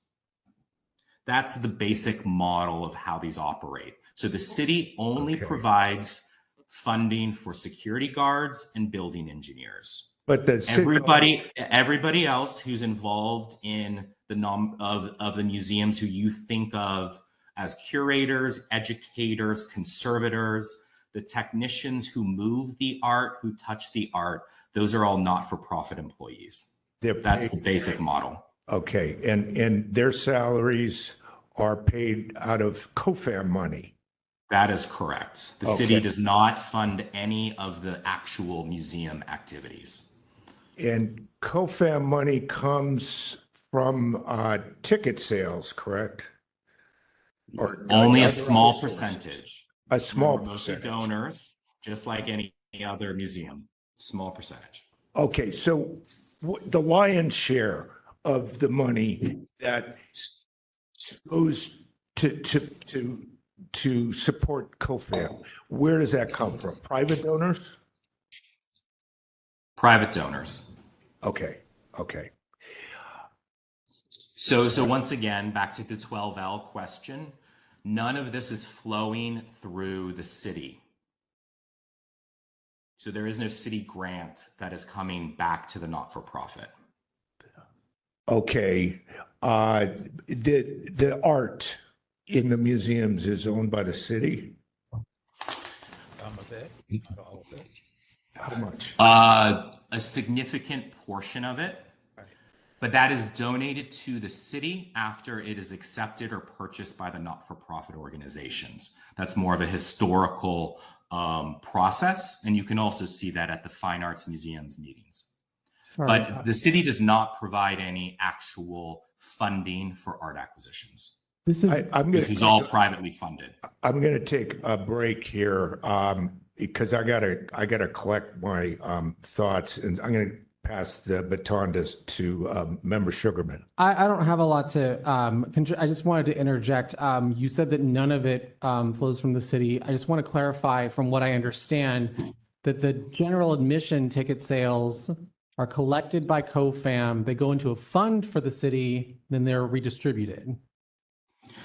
Most of it is withheld at the city. We send it back to the city to pay for certain activities as noted within the admin code. And if there is any remainder, it would come back to COFAM for those basic operations. Yeah, that sounds like an agreement with the city to me. Like under 12L, under 12L.3, subsection C, a contract shall mean an agreement, however titled, including without limitation, a memorandum of understanding. It sounds like an agreement of some kind. There is not actually a written agreement regarding it. Well, and it's still more than, it's way in excess of $250,000 as well. Just not every year. So that's the many years it's been zero. Okay, so members, it's 9:05. We have two more complaints after this and an amendments issue and orders of termination. So I'm going to cut off questions now unless there's like a super pressing issue. We got to get it moving. If I may. One. Okay, so I just did a slightly complicated search. This is Member Pilpel of the city and county's SF open book financial systems data, which shows me for the Fine Arts Museums as a city department in fiscal year 2024-25 spent a total of $670,370 to the Corporation of the Fine Arts Museums, consisting of $295,952 of general fund and $374,418 of special revenue funds. The special revenue fund probably being that admissions fund that we heard about. So either way, at least for the last fiscal year, it appears to me that the arrangement between the city and through MSF and COFAM as a nonprofit would be a 12L agreement, as Member Sugarman, I think, just read, however titled, et cetera. And in the absence of a written agreement, which probably there should be, there seems like there's enough there to evidence that financial arrangement above the 12L threshold. So if I may respond. No, that wasn't a question. No. But it should have been. Okay. It's the wrong question. We got to get this moving, everyone. We okay. I just want to correct the record, though. You're gonna have a rebuttal here. That's what I'm trying to get to. Oh, I'm trying to get to the perfect. Thank rebuttal. you. So if you just let me continue. All right. We're going to move to rebuttals. I'm going to start with the respondent. You're going to have 3 minutes to respond. We're going to finish up with the petitioner who'll have 3 minutes. Mr. Seifer, are you ready for your 3 minutes? Yes, I would love to. So just quickly, in response to your question on the Open Budget Act, you're actually conflating significant art acquisition deaccessioning funds. As part of the city charter and also the admin code, there's very specific rules regarding deaccessioning art. When we deaccession art from the collection, it actually goes to an art acquisition fund at the city, and then those are distributed after the going through a whole variety of processes. So the numbers that you're quoting are actually greatly inflated because of that. And then finally, I know that Anne Marie in her complaint, she started referencing a whole variety of off-topic issues, including issues regarding the board, how the board is constituted. These are all clearly laid out within the city charter. And that is a very clear process. That's what we follow. And so these are generally unrelated issues. And then, so finally, in regards to 12L, we have been at this process for, like, as I mentioned, for 25 years. And I believe that this has been an extremely expedited process to change something that we have been doing for 25 years. And I am concerned that it is quite quick and rushed in terms of looking at these particular questions. So at minimum, I would ask that we have more time to sort of consider the issues at hand and to better understand this, because nothing here is new that we're doing. And it's the same thing we have been doing for a couple of decades, quite publicly and transparently. So thank you very much. Thank you. Ms. Mabbutt, are you ready for your 3 minutes? Yes, I am. I wish I had 3 hours. Okay, first of all, it is not complicated. The art museums are public property. And FAMSF, in response to public records requests, has valued the public's art collection at over $150 million. This reference and smokescreen to grants, I have just tried to quickly review the entirety of 12L while listening to everything. I don't see the word grant mentioned once in 12L. There is nothing in 12L that limits the requirements to a grant agreement, nor do I even see the word grant mentioned in 12L. This special admissions revenue fund that is being referenced, I have emails from the FAMSF director confirming that fund has not been operated properly since its inception. The revenues have never been shared with the Asian Art Museum. There is no agreement as required by the statute creating that fund with the Asian Art Museum to divvy up those revenues. And then you're going to hear that that's because at the time it was approved, the Asian Art Museum had still been in the Dion. This fund, the legislation for it was approved just a few months before the Dion was closed for good to be renovated. The entire purpose of that fund was to funnel these excess general admission revenue funds to COFAM, essentially under the table. The resolution I provided to you that reports the amount for each fiscal year is backfilled by a secretary and is never publicly discussed at the board of trustees meetings. And the exact problem is that this is exactly what they have been doing, as Mr. Seifer said, for the past 25 plus years. It has not been done with any transparency or accountability. That memorandum I gave you from the city attorney doesn't even appear to be aware of the excess general admission fund revenues. And I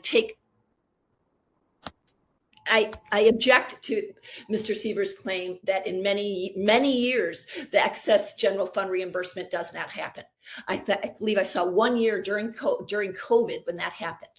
If you go back 10 years, that excess general fund reimbursement exceeds $1 million for many, many years in a row.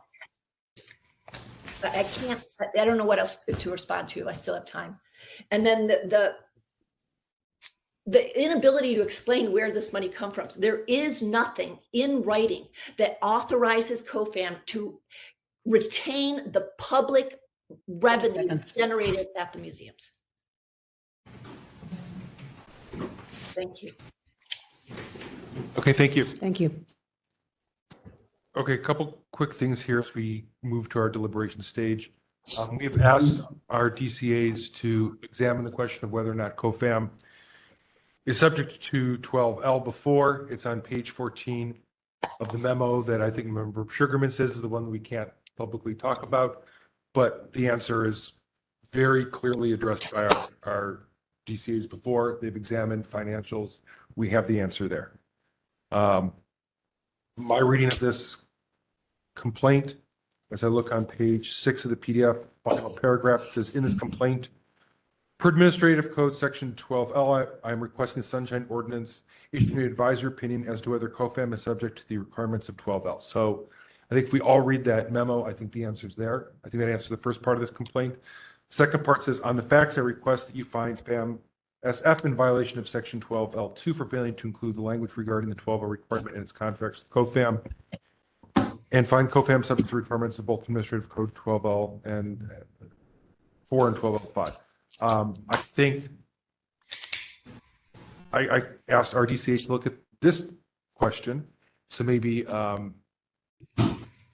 she can chime in on whether or not 12L applies to city agencies, which is what FAM SF is. I believe that it would only apply to a nonprofit organization's compliance. And because FAM SF is a city department, I do not think that you have the jurisdiction to rule on that. Member LaHood? Yes, I understand that it applies to COFAM, not FAM SF, but I think we've received previous guidance that because the membership of these entities overlaps so much, that it's hard for FAM SF to hold a meeting that is not actually a COFAM meeting. True, except this is a public records, not the open meeting, which is the opposite of the last one we heard. Yeah. So in this one, they're asking us to asking us if FAM SF violated a portion of 12L that talks about how the contracts need to be established.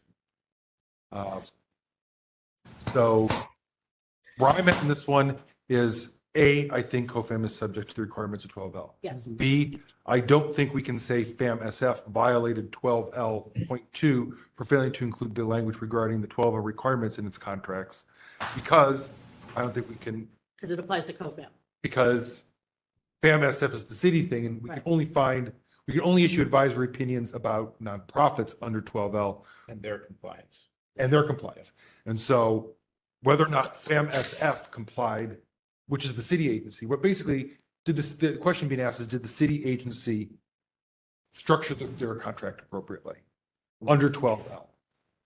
I don't think we have jurisdiction under 12L about whether or not we can talk about that, because we have a very limited jurisdiction under 12L, and it's only to the nonprofit side, not whether the city side structured the contract properly.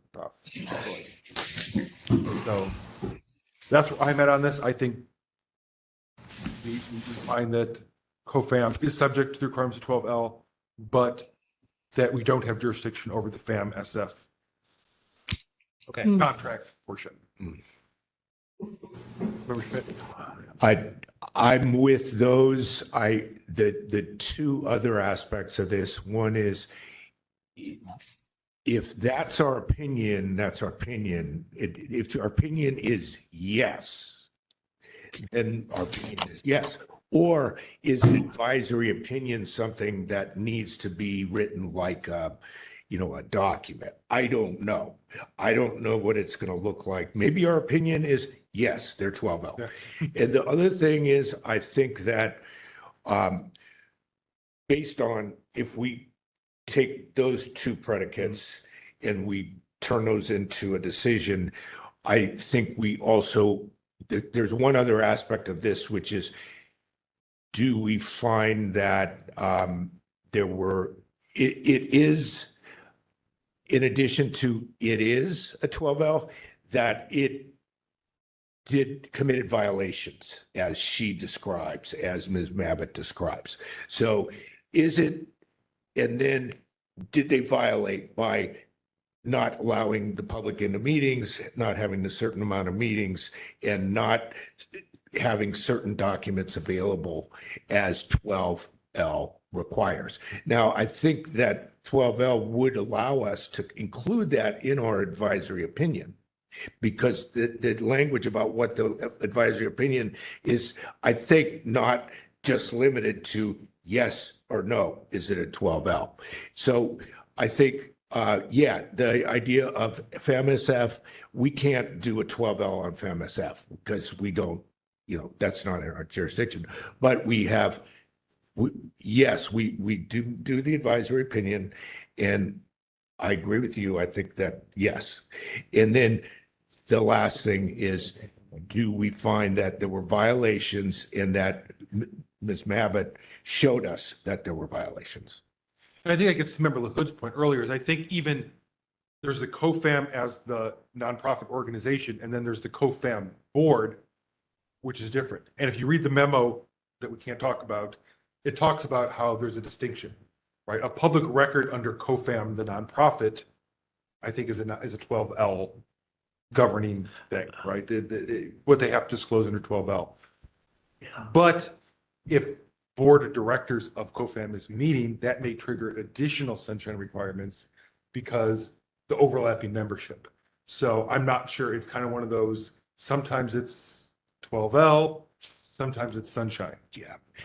But I'm not sure, was that all part of what we have to decide in this case? I was just looking at the last, or we being asked to find multiple violations here? I was just rereading what the original motion as Member Stein had, or Vice Chair Stein had put in her minutes, was that we had found in the complaint committee that COFAM was subject under 12L, and we were exploring whether there was a violation because of this lack of contract, essentially. So, and it's just that the issue before us now is, as so stated in the agenda, is whether it's subject to the requirements of 12L. And I think that in either instance that should be the advisory that they are subject to it. Yeah, I agree with you. And I think, like Member Schmidt said, it could be just that easy. If it's Sunshine Ordinance Task Force finds that COFAM is subject to the requirements of 12L. I think that's simple enough. I don't think the 12L goes into detail about how we have to issue an advisory opinion, whether it be a sentence or the value. If we were to do more than that, then we're actually maybe the first, we would be making a public statement about it that hasn't been made probably by anyone. And maybe it's an opportunity for us to, maybe like a 2-pager or 3-pager explaining why that COFAM, why we think that they're 12L. And so, we'd have to delve into this weird situation that we didn't even start to delve into tonight. This intermingled weird, I'm not going to say what but if we just say yes or no, then we're making a decision, but there's no rationale there. And they can much more easily disregard us as being, well, they didn't think about it, than if we somehow were to make a public statement about it, which is the thing that could be our advisory opinion. Now, I don't know if there's ever been such a thing as this task force ever issuing an advisory opinion. Historian, has there been? Yes, we have, in my recollection, issued advisory opinions under 12L.5B. Okay. It has happened. I believe so. All right. What did they look like? I mean, they were they were expressed during a meeting and either written up by way of an order of determination or some other written document to memorialize the contents. And in most cases, as I recall, it dealt with health department, human services, or DCYF, which are the primary agencies that administer contracts and grants and most of the entities that are covered by 12L relate to those three departments. Yeah, so I'm just saying that, yeah, maybe we just say yes or no. That's a good thing. But maybe we'd be missing an opportunity because this is the only language I've seen anywhere with regards to this task force where it says advisory opinion. You know, advisory opinion, maybe it's an opportunity that we would miss out on if we didn't write task force publishes advisory opinion on this. Maybe it becomes a thing. I don't know. Member Sherman? I just had a suggestion that Chair Yankee pointed out that we do have confidential advice that does, after I reread it, very clearly states their relationship to this provision, 12L. And it's, if you want like a specific authority, then you might ask the authors of that whether they could also author something that goes along with it. I 100% agree with you. I think this analysis has already been done and actually given to us. And I'm not sure it's worth reinventing the wheel. I think we know the answer and we could do exactly what you just said. Is there some type of disclosable thing that the people who prepared this already could issue?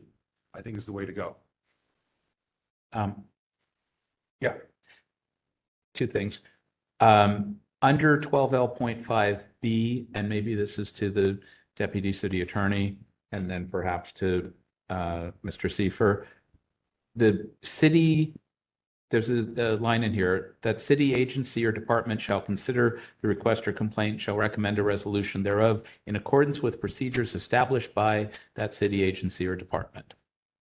So, Madam Deputy, do you believe that each city agency or department that contracts with one or more entities has to have procedures and then operate by those procedures to resolve or attempt to resolve disputes before they get to the task force? I don't think it's a requirement. Okay. But if they do have those procedures, that they would have to follow them. That they would have to use them. Yeah. Okay, that's cool. Mr. Seifer, are you aware of whether or not the Fine Arts Museums has procedures established to recommend a resolution to a dispute under 12L? We would have to look at that. I would talk to my city attorney about it and review this underlying question, as frankly, we have never really thought about 12L as we've previously discussed. So this is, you're taking a very advanced view on this particular issue on something that has been in process now for a couple of decades. Okay. So I would consult with our city attorney. Fair enough. Okay.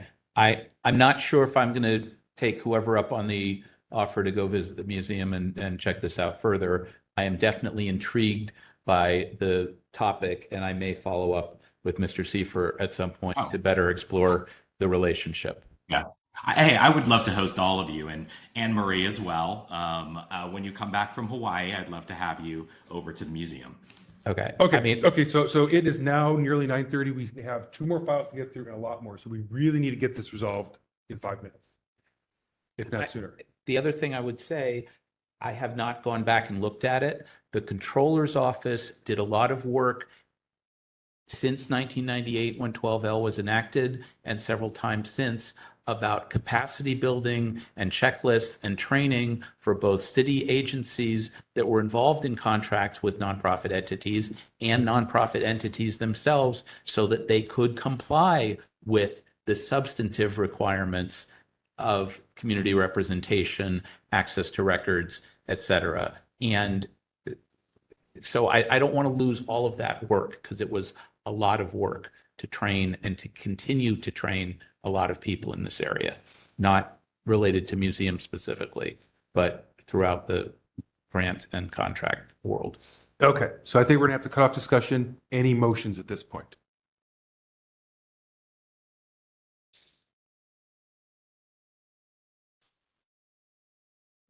Articulate what there's in there. Okay. I will move then, to keep things going along, to issue an advisory opinion under 12L that COFAM is subject to the requirements of 12L. And hang on one sec, I lost my place.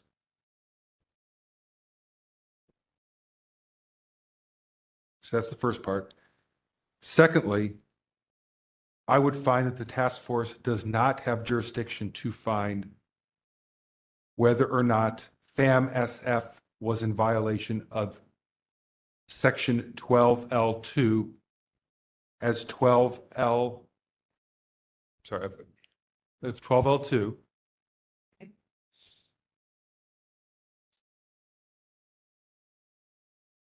I go, okay.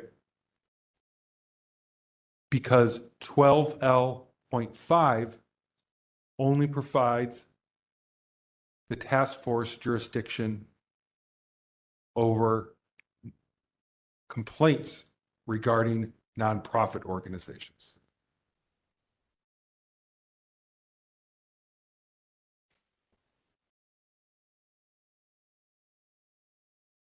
Moved by Chair Yankee to issue an advisory opinion under 12L that COFAM is subject to the requirements of 12L, and to find that the task force does not have jurisdiction to find whether FAMSF is subject to 12L2 because 12L5 only provides the task force jurisdiction over complaints regarding nonprofit organizations. I'll second the motion. Okay, seconded by Member LaHood.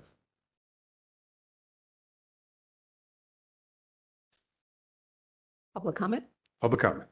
Anyone in the room wishing to make public comment, please approach the podium. If you're online, please raise your hand in the app or press *3. We have no one in the queue. Okay, public comments closed. Let's go ahead and move to a vote on that.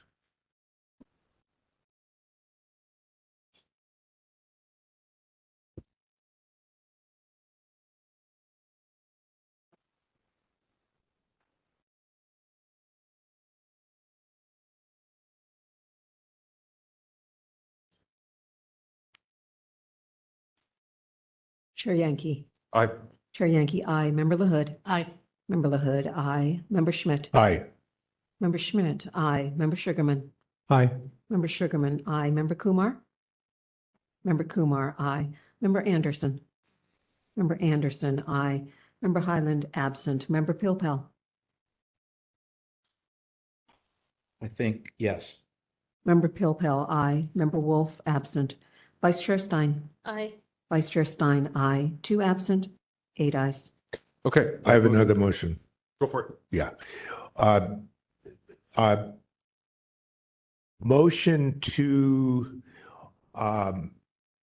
include in our advisory opinion regarding COFAM and Section 12L that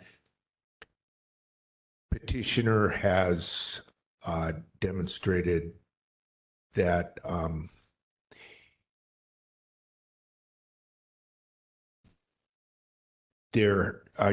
has failed to comply with 12L.4 public access to meeting requirements and failed to comply with 12L5 public access to records requirements.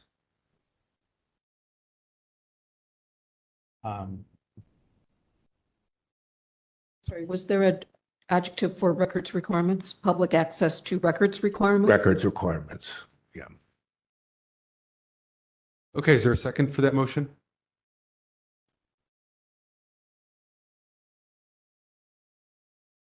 Going once. Twice.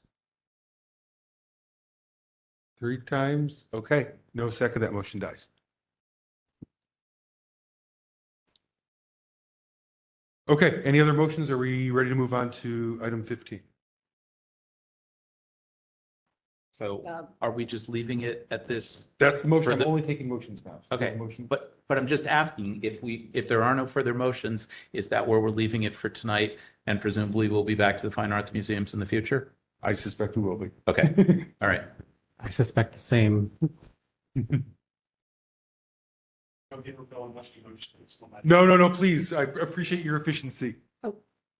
So am I taking the vote on this? Oh, took the vote. No, there was no Okay, second. took the vote. Okay. Yeah, no second, so.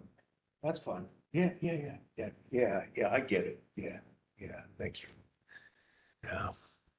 Okay, so let's call item We 15. say thank you to the participants. Yes, thank you to the participants. We appreciate you staying with us and for the very educational discussion. I'm sure we will continue this further. Thank you for your time tonight. Thank you. Thank you. And the offer stands. I'd love to see you all at the museum. Bye. Thank you. Thank you.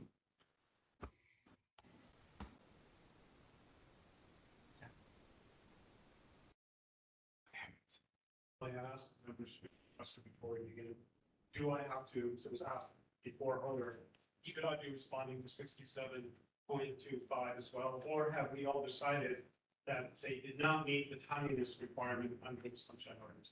Because I won't respond to that and waste your time if that's been decided, but I do have a minute to say on something that I don't have to talk about.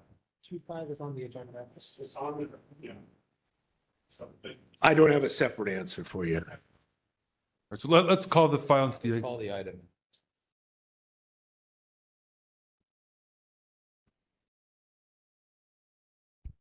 Item 15, file number 25061, complaint filed by Mark Bruno against the San Francisco Planning Department for allegedly violating Administrative Code Sunshine Ordinance Section 67.25 by failing to respond to an immediate disclosure request in a timely and/or complete manner.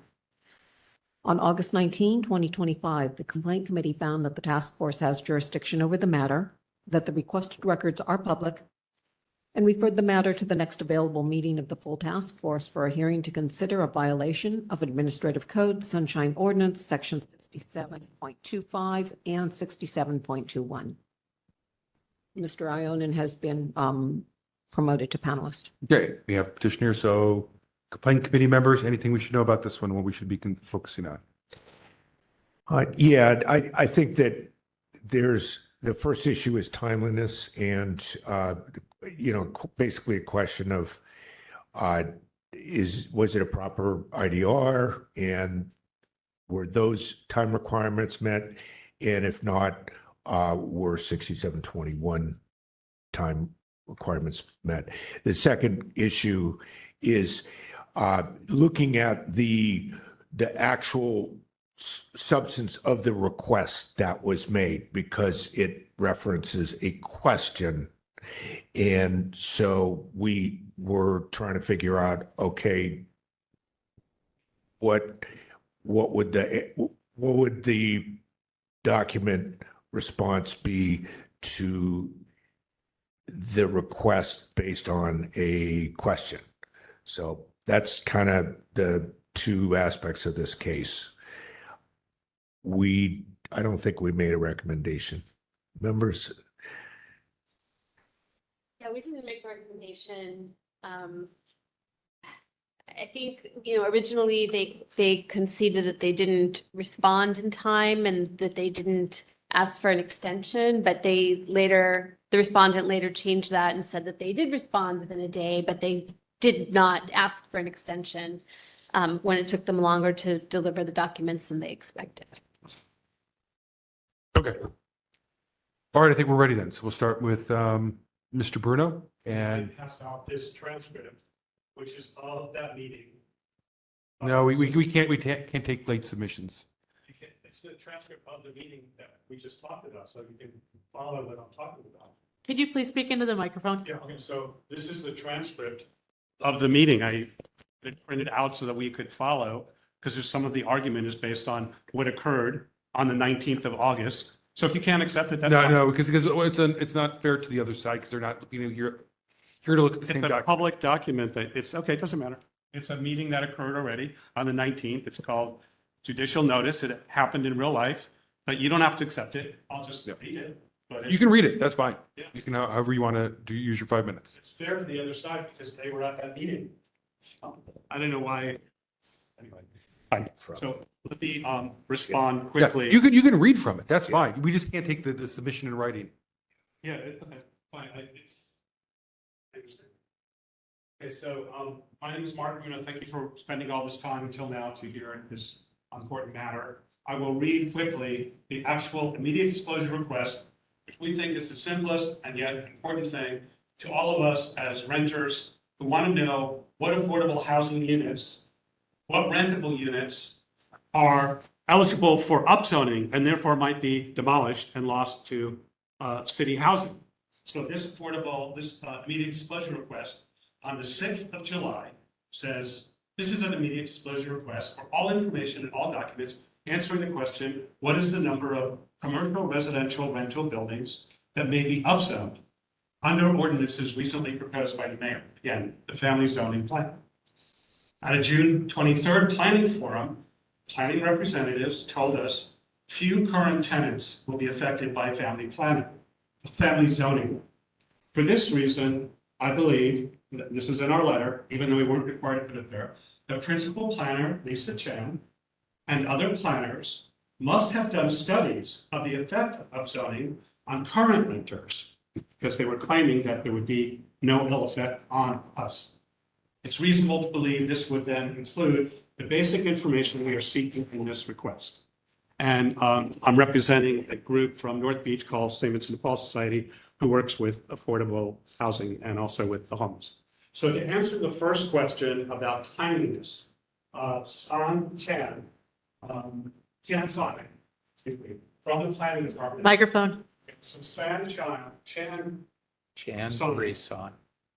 San, Executive Secretary for Record Requests and Planning, responded originally that they would answer us immediately. That was on July 7th, the day after we submitted the request. Then the very next day, on the 8th, Chan San says, we are in receipt of your letter. We have unable to collect the information due to the voluminous nature of multiple agencies involved, which there aren't any. We may be forced to invoke an extension not to exceed 14 days. So what Chan San says here is they need 10 days, but we might also need 14 days.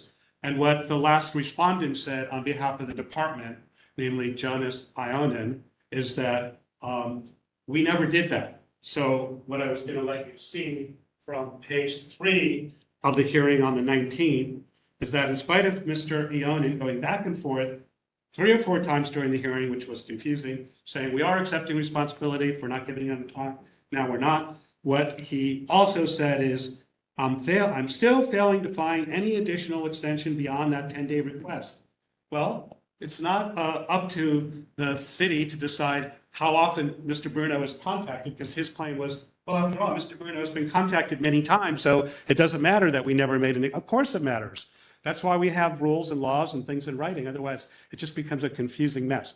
So to clarify and to make a definite, concrete answer to the questions asked by every single one of the 3 members of the complaints committee, Mr. Bruno, do you believe there is information, documents that are in the planning department that can answer your immediate disclosure request? The answer is yes. So with my friend Mary, who's here, a public school teacher for San Francisco Public Schools, we went to the planning department on Monday of this week, and we met with a planner who is a senior architect and designer for the department and has been there for many years. His name is Trent Brennan. We asked him, if we give you this parcels map that the city is including as part of its legislation, can you tell from this which of these parcels are sponsoring or supporting rather rental units? And he said, almost, but not perfectly. You need a second document. What is the second document? The property information map, property PIN, property information map from the planning department. So you all know, if you've ever had a look at property, it's called the PIN, constantly SF PIN, and you put in their address or you put in the lot number, and then you can tell from the assessor's 30 seconds. What it has there. So this is the Verde building at 659 Union, and it tells you on the PIN that this has 36 units, and it's 70 feet high, and there's so many bathrooms, and it just tells you how it works. It's not 70 feet. Yeah, it wants to be. But anyway, the assessor's report can answer the question that we're asking in the IDR. That concludes your time. Thank you. Thank you.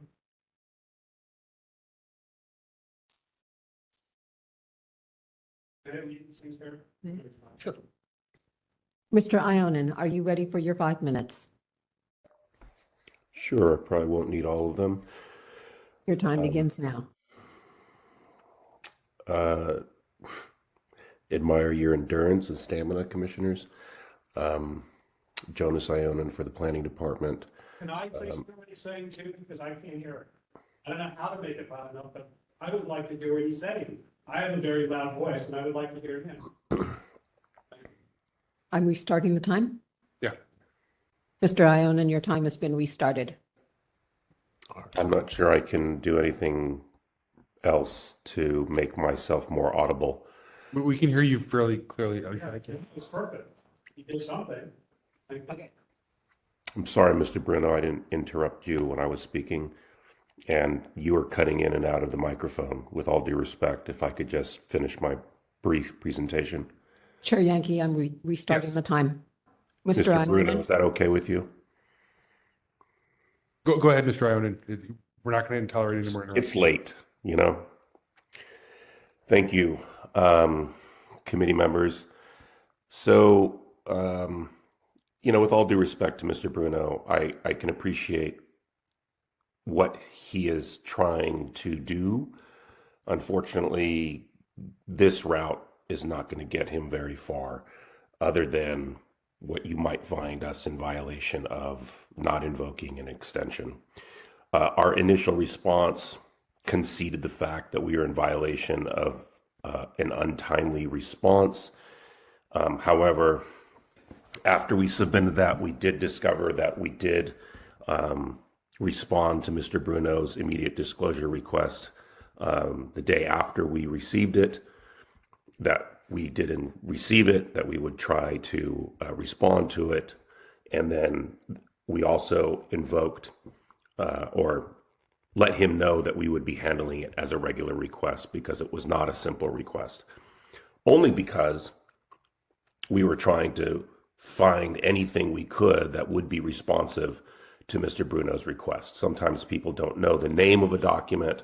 Sometimes people don't know how to articulate exactly what they're looking for, and we try to the best of our ability, work with requesters to provide them with whatever information we have, even if it's not the exact document they are seeking. I guess that's our fault, that we should have just simply responded with, we have no responsive documents, because in the end, that's what ended up happening. So again, in Mr. Bruno's submittals, he submitted an immediate disclosure request. We notified him that we would handle it as a regular request.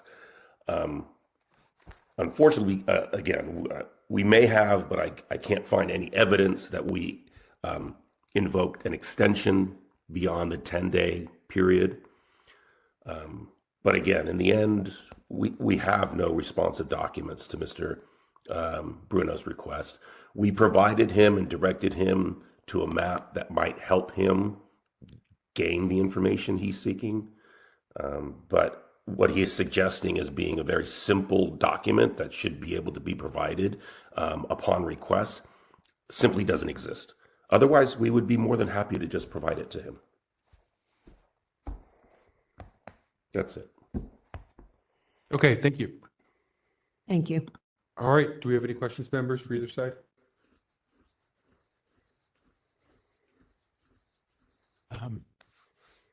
Go ahead. Okay.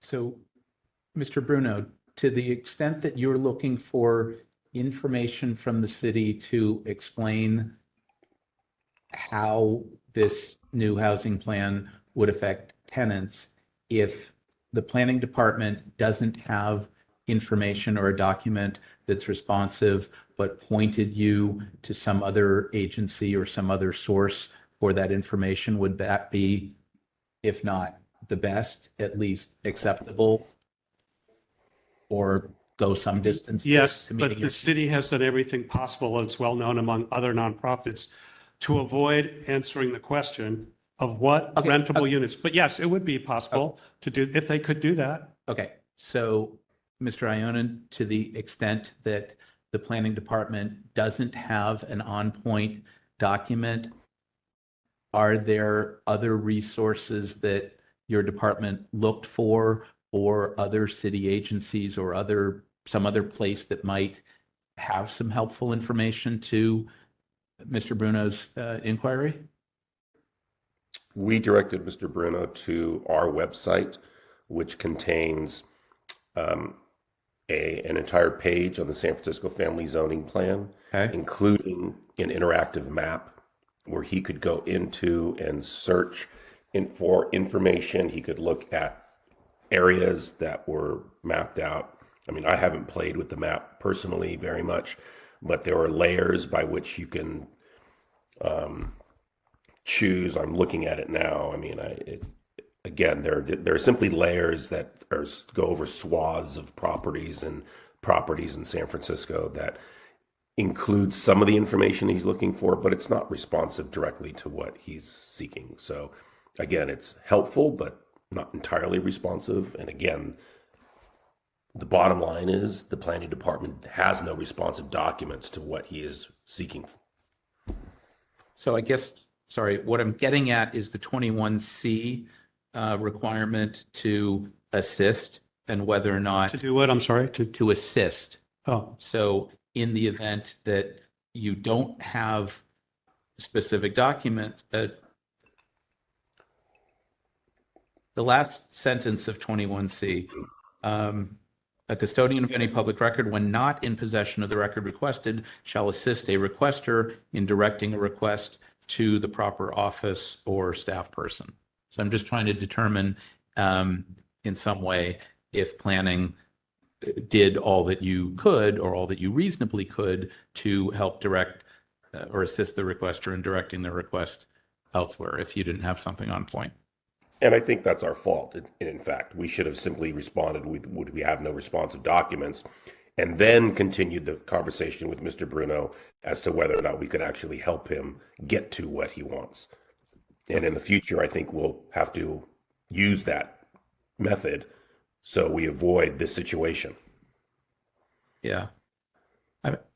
Okay. I mean, I have a comment, but it's not a question, so I'll leave it. Thanks. Member Schmidt? A question to Mr. Ionin. The IDR here is phrased in the sort of form of a question, and it starts with what is the number? And I want to ask you about that. Apparently, there would be a number. If you wanted to know what that number is, do you know where you would go to find that number? Like, who would you talk to? Where would you find it? Is it contained in any documents? I mean, this is like... That analysis has not been performed. It has not been performed. Okay. Thank you. That's all I have. I have a really small question, I guess, for Mr. Ionin. To your knowledge, or are you aware of the planning department or any of its members making statements that not many commercial residential buildings would be affected by the upzoning legislation?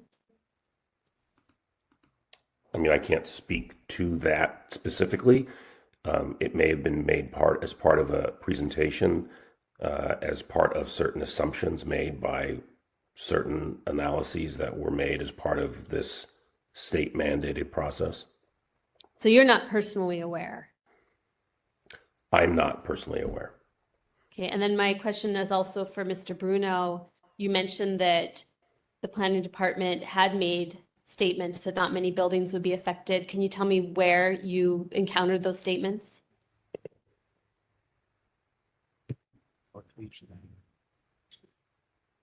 On the July 17th memorandum to the commission, the planning commission, from the looking for it right now, from the planning department, affordable housing preservation is mentioned 4 times. I'm just looking for where it is. So here, and this is just one of many places because they've also done forums in the neighborhood.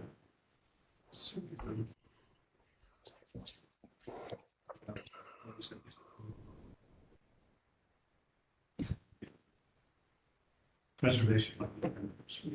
Because the word preservation is used over and over again in the 63-page report. Preservation policies, cultural preservation. For affordable housing production and preservation of that housing and the tools to lower construction. They go on and on and on in the two reports that they made before the Planning Commission, two memorandums to the Commission, one on the 17th of July and the other one on June 24th, selling this to the public that we're protected. Nothing's going to change. And preservation is exactly one of the 8 goals required in the law. So even if I didn't find this in their memos, and even if they had never put it in their memo, the law itself from the mayor's office says, planning department, I'm quoting the law, meaning what's now sitting in front of the board supervisors, that the planning director and planning department must make a determination that of making findings of consistency with the general plan, which is part of the 8 priority policies, and the 8 priority policies of that planning, including the preservation of affordable housing. They have said it so many times, and I'm sorry that this commission, or rather this task force, could possibly be used and abused by the planning department in hiding what they're doing. How could they, last sentence, I know it's late. I'm sorry for getting angry about it, but I am angry about it. There's no way a big planning department, which Mr. Ionin said in the past meeting, made a Herculean effort to come up with this upzoning with the family zoning plan, could spend 5 years finding consistency with the planning goals, affordable housing. Yeah, we need to have you answer the question. You're going to have a rebuttal period. That is all over the place. Okay. They say it all over, that they are preserving affordable housing, the housing that exists now. They said it to the commission. They said it to us privately, meeting in the forums, North Beach and in the marina, and they said it in their memorandums in writing. Okay. Over and over. Those 2 words. Okay, thank you. Preservation of affordable housing. Can we go to rebuttals? Yep, I think so. All right. Why don't we go to rebuttal, since it sounds like everyone's itching to do that. So we'll start with the respondent and then the petitioner, 3 minutes each. Mr. Ionin, are you ready for your 3 minutes? Sure. With all due respect, Mr. Bruno, the planning department is not using the task force as a way to promote this family zoning plan. You brought us here. So let's get that straight. Okay. And to categorize the fact that the planning department is suggesting there will be no changes, we are in the effort of upzoning from a state mandated process to provide the city and county of San Francisco with the opportunity for 80,000 more dwelling units. No one is suggesting there is not going to be any change. So your presumption and assumption and accusation is ridiculous. Okay? And let's get back to the fact of this case and the matter here. And again, Mr. Bruno, I appreciate your concerns. However, you have brought us here at 10 o'clock on a Wednesday night to complain that we did not respond to your immediate disclosure request. That's why we're here. We're not here for a family zoning plan. We're not here because you don't like it. We're here because you're complaining that we didn't respond to an immediate disclosure request, which we did. And the only fault I find us to be in is that we simply didn't tell you we don't have what you want in a more timely fashion. We tried to work with you. Yes, Mr. Bruno, and you know that's a fact. Period. I'll end there. Thank you. Okay, thank you. Wow. Mr. Bruno, are you ready? Yeah, blame. I'm ready because Mr. Bruno, please, are you ready? yes, I am, ma'am. Thank you. Okay. Wow, I love it that the Your time city begins now. gets to blame a complainant for asking for a public record. He called me ridiculous. He said it's a ridiculous notion that I should think the city would be true to its words. And to more directly answer Vice Chair Stein's earlier question, here it is in the memo from June 26th from the planning department. At the highest level, our map of the family zoning plan is meant to address the following need: to maintain and strengthen The city's resolved to preserve existing multifamily and rent-controlled housing. Preserve it. If you look up the word preserve, you'll find it means leave things as they are, not what you hear as an excuse from the department. We might knock those things down, but we'll put the other people here for redevelopment purposes in a less desirable part of the city, and we're going to give them affordable housing over there. That's what's going on. Preserve is defined as not changing what is, keeping it, preserving it, the action of preserving it, keeping that from injury or destruction. And this plan is destructive, and they are lying about what they have. We went to see Trent Brennan, Mr. Aonin's coworker, who told us directly, yes, we have this document here, and it's called the parcel map. That is part of what they've submitted to the Board of Supervisors as a list of all the buildings and parcels that are falling under the umbrella of upzoning. And we have this other document here, which is called the property information map. And if you look at them together, we could answer your question. We asked him, by the way, only after telling him we were coming to this hearing. We're going to a sunshine request hearing because we feel that your department did not answer our questions at all. They've done everything to avoid the questions. And again, to get back to their requirement to deliberate and to find consistencies with this upzoning plan and the 8 goals of the general plan, how could they be doing that unless they know what's already there? What our question is, the immediate disclosure request is, what are the buildings that already have rentable units in them? They never told us to this day. And they're the only ones who, 30 seconds. They're the only ones who could know that because they're the ones who have the map and the parcel tables that show all the parcels that are going to be potentially upzoned. So there's the list of the upzoned parcels, and next to that list is a little zoning indication, and that's what we're asking for. Count those up and tell us which ones include apartments. Thank you. Thank you. Okay. I don't want to handle this one.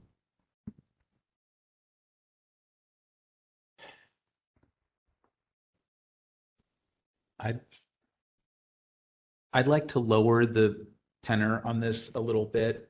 I don't think we're here to debate housing policy or how the city finds consistency with the general plan and the 8 priority policies of the Planning Code Section 101.1. Any of that stuff, with due respect to Sue Hester and plenty of other people.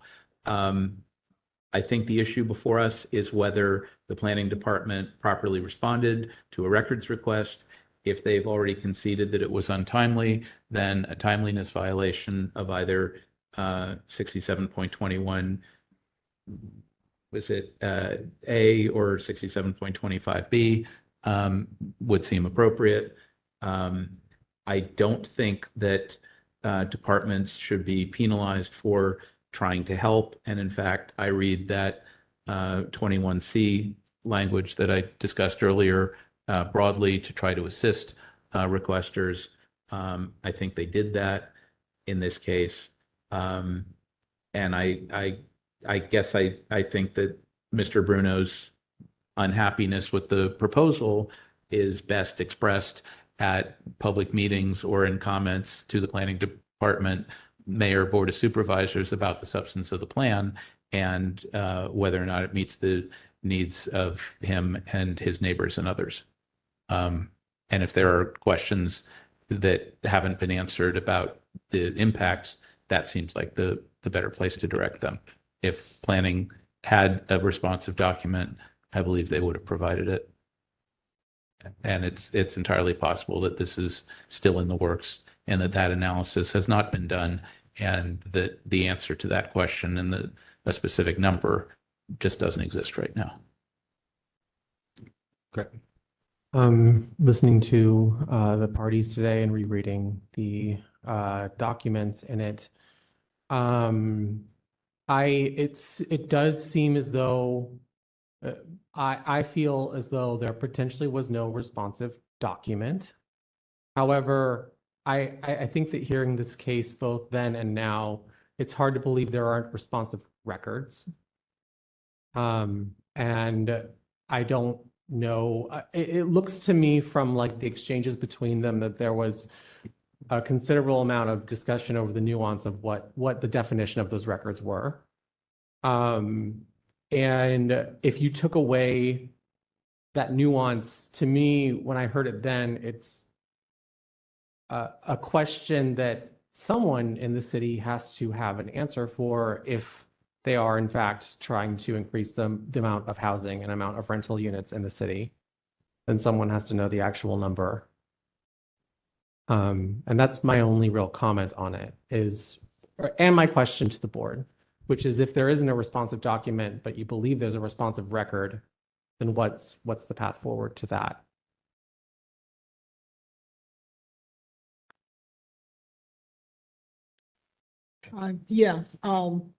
Yes, I agree with you, Member Sugarman.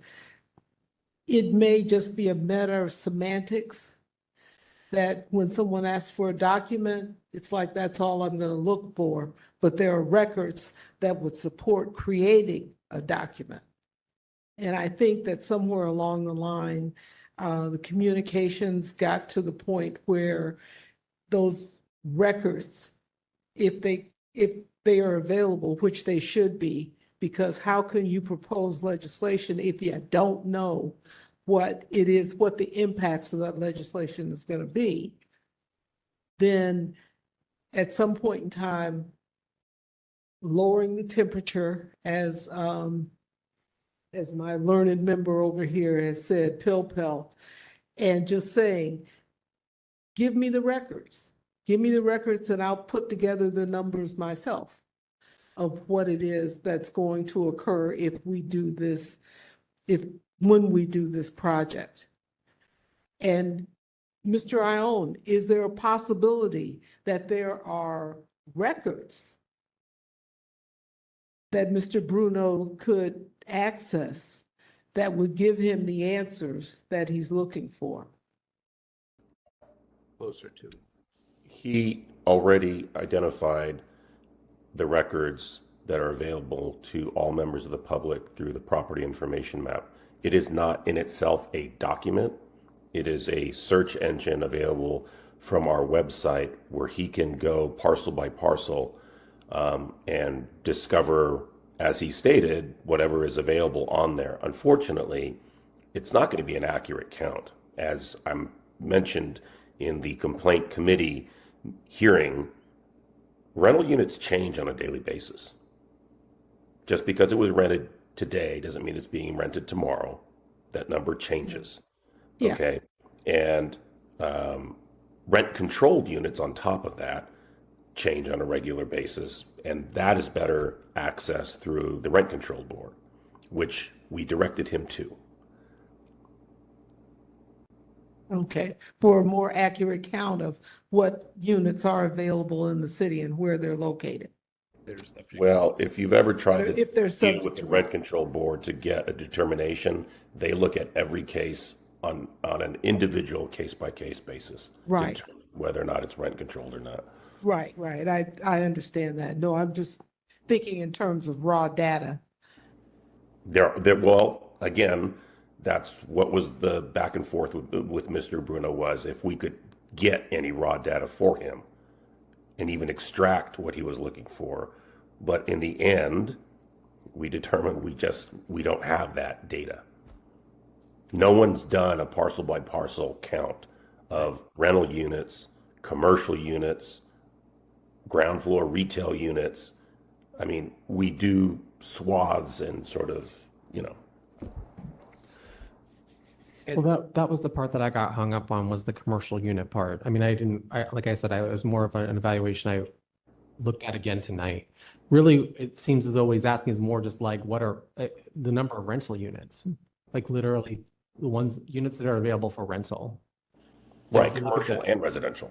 And if I may, and I think this is in part what's motivated the city's action over the last few years as to vacant storefronts and regulation and taxation around that, and the housing inventory that the rent board added to their rental fee to try to get some actual data, because the city has been trying to respond to changes in state law as relates to housing production, affordable and non-affordable, and hasn't had a great set of data. And so they're saying like, well, let's do this, let's do that, and nobody really knows. And having more information would be great. So I'm not disagreeing with Mr. Bruno, but just because he wants it and we all want it doesn't mean that it exists. And the map, the property information map, is an online tool. It's not a record in the way that we understand records. I understand. I understand what he has said about the online map as exactly as that. Like he could look for the information himself. I go back to I'm hearing what you're saying, and I also don't understand how there is a zoning plan to create more units based on a shortage of units, and to have what that number is. And then to say that data doesn't exist. It may be that it gets created in the future, but it doesn't exist now. I don't know. I'm not an expert on this. There's simply a differentiation between number of units and number of rental units. Okay? Okay, do we have any motions, members? Thank you. Did we determine if this was a regular request or an immediate disclosure request? It was operative. It was an IDR. And planning did concede a timeliness portion of it. If we want to go further than that. Did they not respond the next day and say, we got it, we're on it? And then they followed up and said, I believe it was the extension. They Okay. took They did long. specify yeah. an extent that they wanted an extension. okay. So it is a timeliness issue. And what do we think? It's a 21 or a 25 timeliness issue? It didn't convert, so it was still an IDR that they treated as a regular request. No. Right, I think it'd be a 25A. Okay. So is a motion to find a violation of 67.25A in order, Mr. Chair? I think, yes, that I think would be in order. All right. If someone wants more than that, then they can do that. I'll start with that. Okay. So motion by member Pilpel to find a violation of 6725A. Is there a second for that? Second. Seconded by member Anderson. Let's go ahead and take public comment on that motion.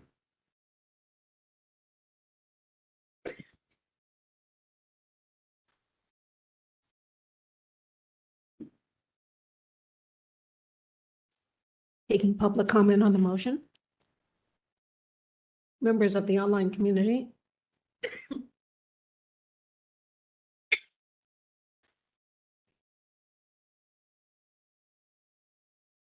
Please raise your hand in the app or press *3. I'll give you a moment. No one approaching the podium, no hands raised. Okay, public comment will be closed and we can move to a vote on that. As soon as you're ready, take your time. You need some water? And I already acknowledged some things about planning, so I'm on the record.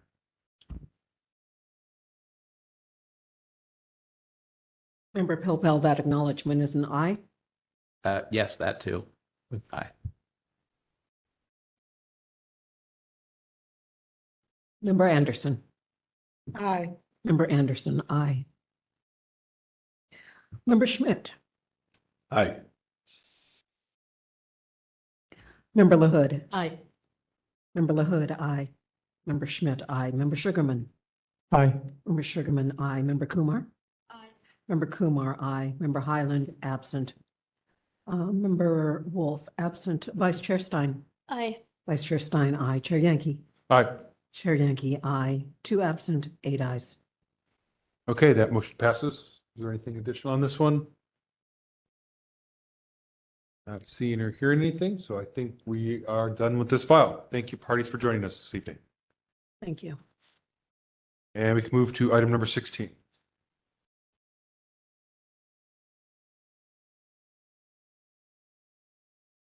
Lots to read here. Item 16, file number 25039, complaint filed by Eric Roussel against the San Francisco Planning Department for allegedly violating Administrative Code Sunshine Ordinance, Section 67.21, by failing to respond to a public records request in a timely and/or complete manner. On June 17, 2025, the Complaint Committee found that the task force has jurisdiction, that the required records are public, and referred the matter to the full task force for consideration of a violation of Administrative Code Sunshine Ordinance, Section 67.21, by failing to respond to a public records request in a timely and/or complete manner, whether names were improperly redacted on this document, and whether there are further documents to be produced.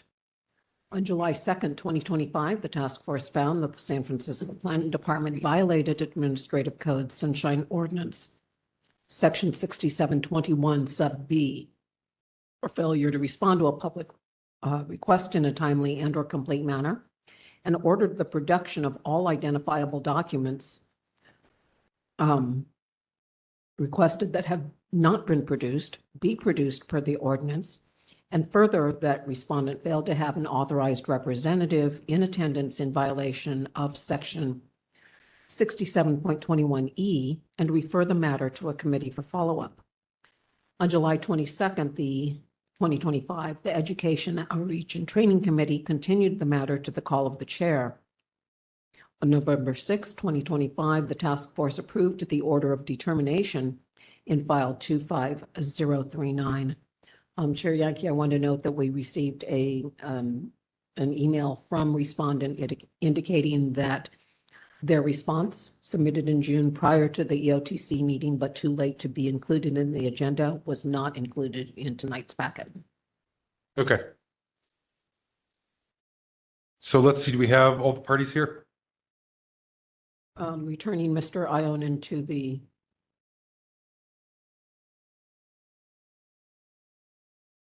panelist position. While Ms. Peterson is doing that, can you just tell us how it came from EOT to here if it was continued to the call of the chair in EOT? Did you pluck it out of committee? To keep it moving because we were. But that's fine. Yes. Can you just tell? Yes.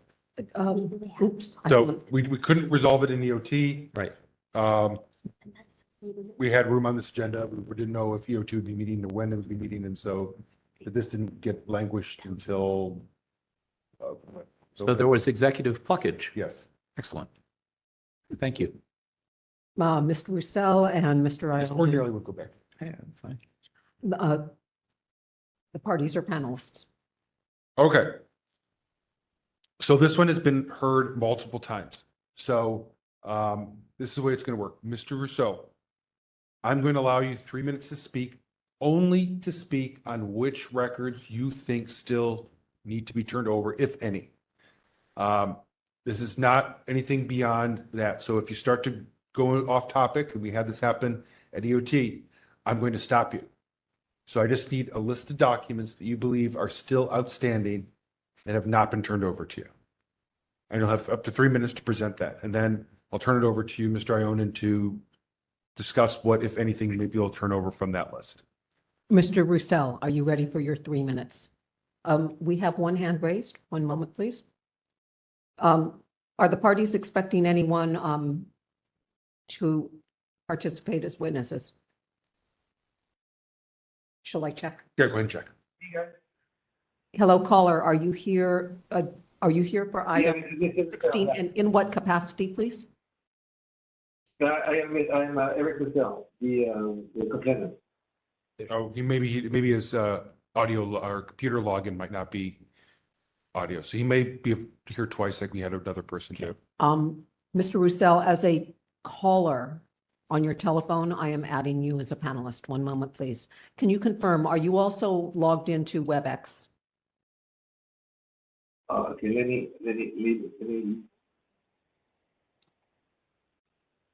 Just need one of you.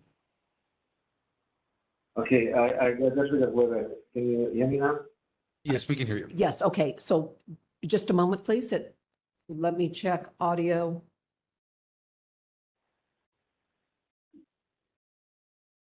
See Mr. Roussel as one individual. Okay. Yep.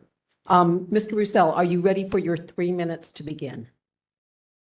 Well, it's not exactly what I was prepared to talk about, but I will mention what I think is clearly missing from being produced.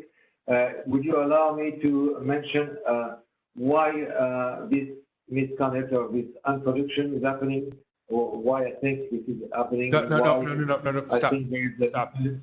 Okay, Mr. Rousseau, we're not interested in whys right now. I'm interested in a list of records that you believe are still outstanding. Anything beyond a list of records that you think are still outstanding is not appropriate for this forum.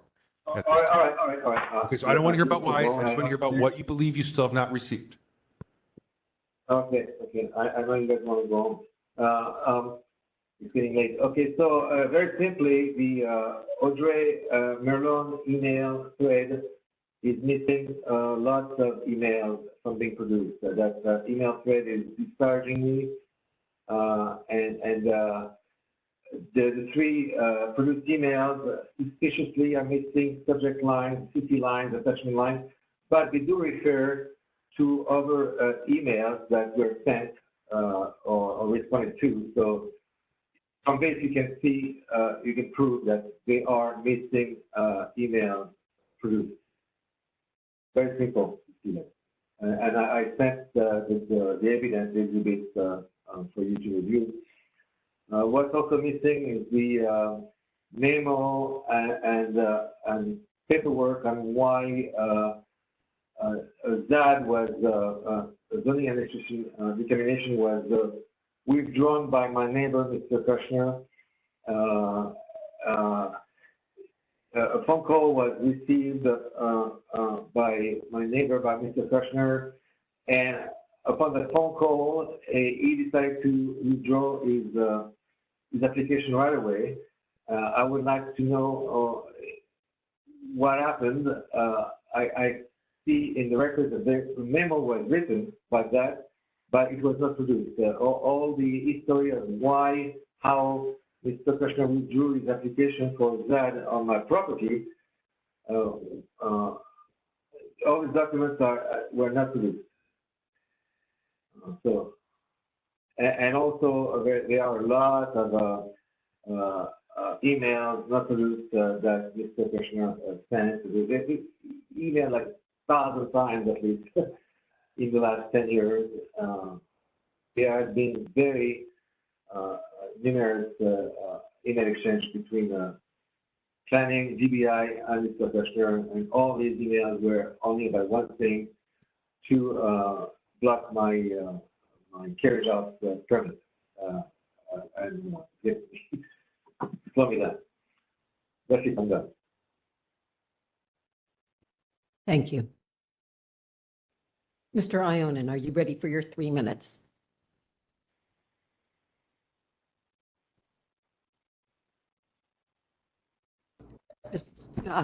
Yes. All right. Your time begins now. I'm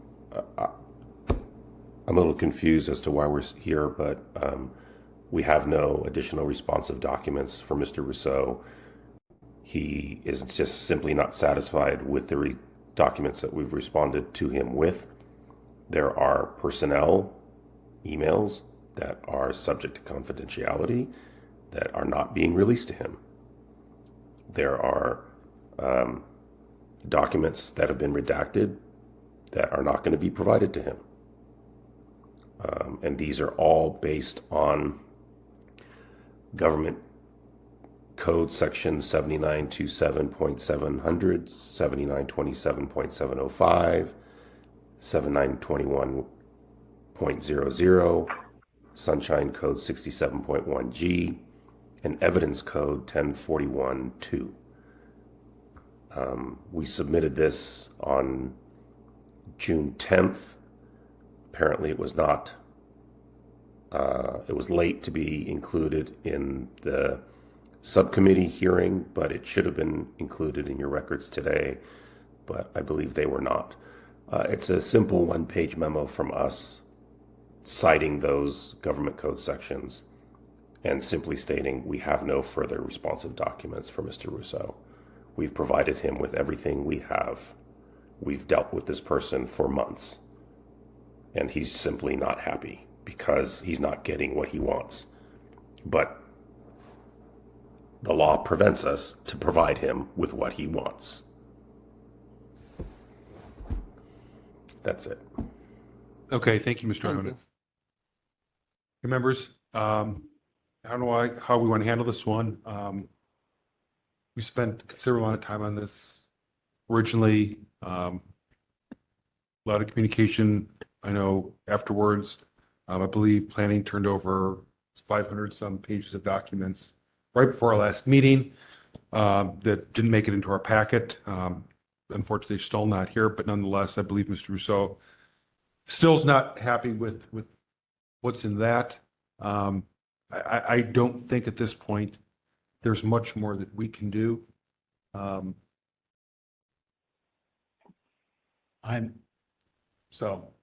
prepared to close the file.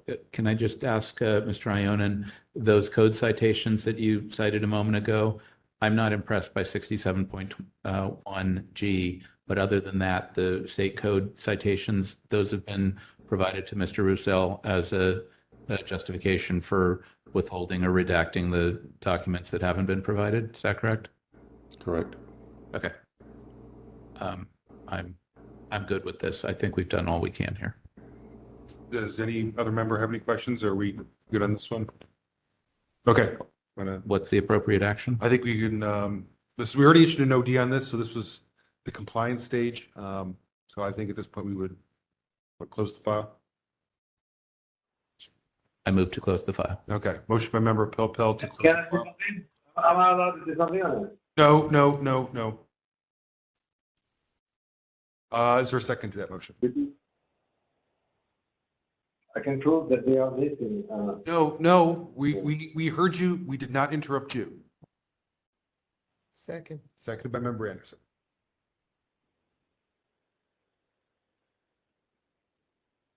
Can I ask a question? Sure, go ahead. Why was the file not closed in committee?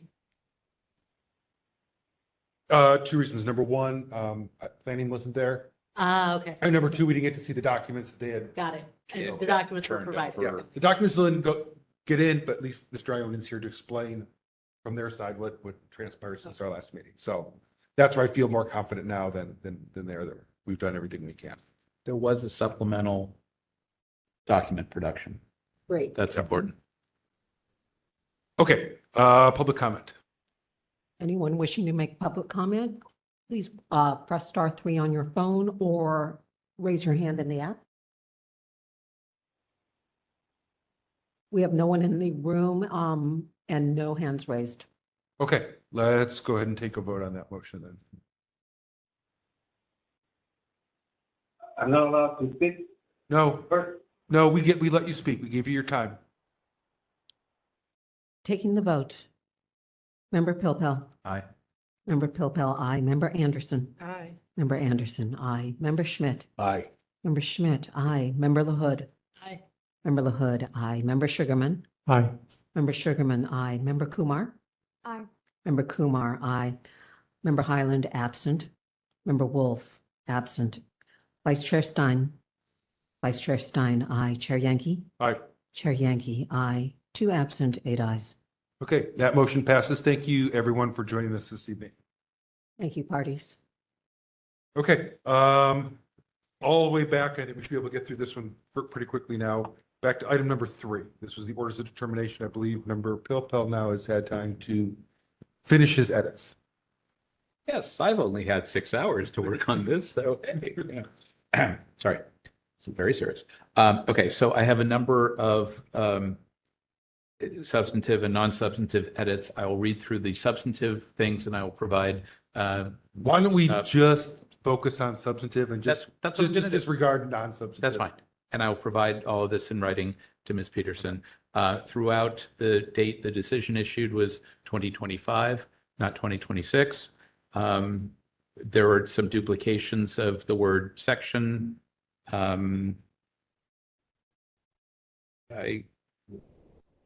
took out some words in the action on, this is the first item, the Anne Marie complaint on fine arts museums.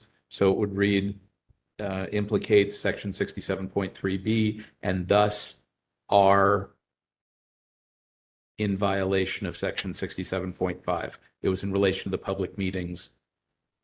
There was a lot of verbiage about the meetings and the meetings, and anyway, and added COFAM. That's it on the first one. Added some parentheses, the word section, as Member LaHood pointed out on 25036 to drop and Broderick Paolo in the second instance. The rest of that is fine. The references to approving the consent agenda as amended would restate a combination of the action paragraph and the relevant pieces from what's earlier. So it would read, for example, moved by Member Anderson, seconded by Member Highland, to find that the task force has jurisdiction, that the requested records are public, and that Supervisor Jackie Fielder, Board of Supervisors, violated the Administrative Code Sunshine Ordinance, Section 67.25A, by failing to respond to an immediate disclosure request in a timely and/or complete manner. So it simply states the action completely. Same thing on the following one, and same thing on the last one, and added Board of Supervisors to Bilal Mahmood. So it's really just straightforward. Unless somebody else has anything else, I would move to adopt the orders with edits. Okay, moved by Member Pilpel to adopt the orders of determination or approve the orders of determination with those amendments. Do we have a second?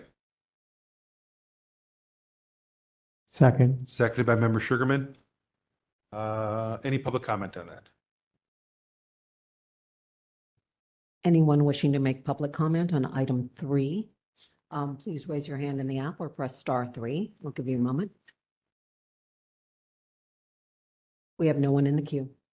Okay, public comment will be closed, and if you could take the vote on that.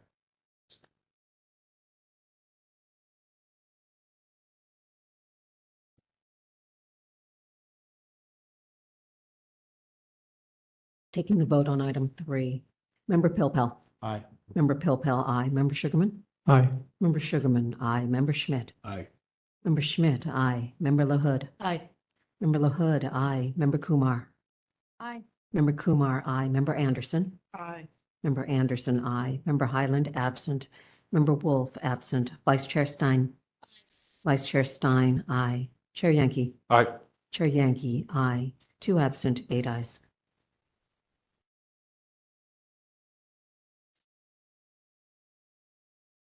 Okay, back to 17, last major item. We're almost there. Okay. As soon as she reads it in. Okay, sorry. Item 17, hearing on Sunshine Ordinance amendments. Discussion regarding amendments to the Sunshine Ordinance and potential action to guide the related work of the Compliance and Amendments Committee.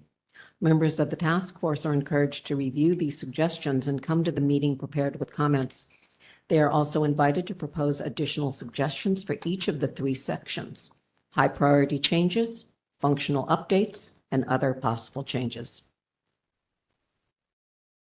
So I would say this. So we're trying to compress and consolidate these. And I realized after I submitted it that we had a previous document that also had some other ones that I can incorporate for the next meeting. I would say the most important section is the one at the top where we're trying to really narrow down what are the meaty things that we think need to be changed that feel either somewhat significant or are higher level.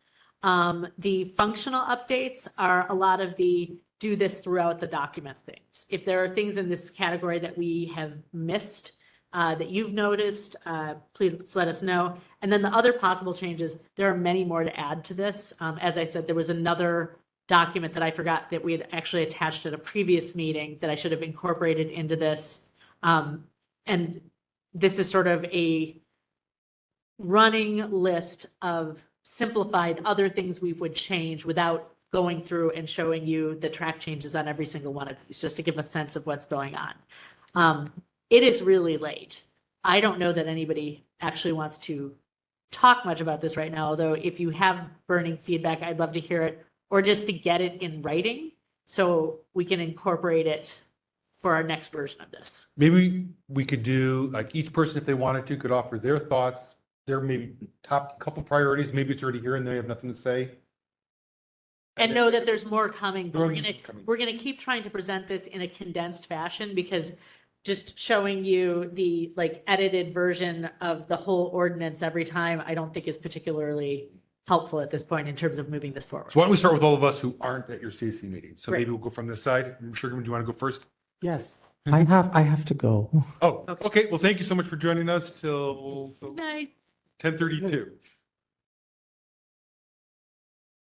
Vice Chair Stein.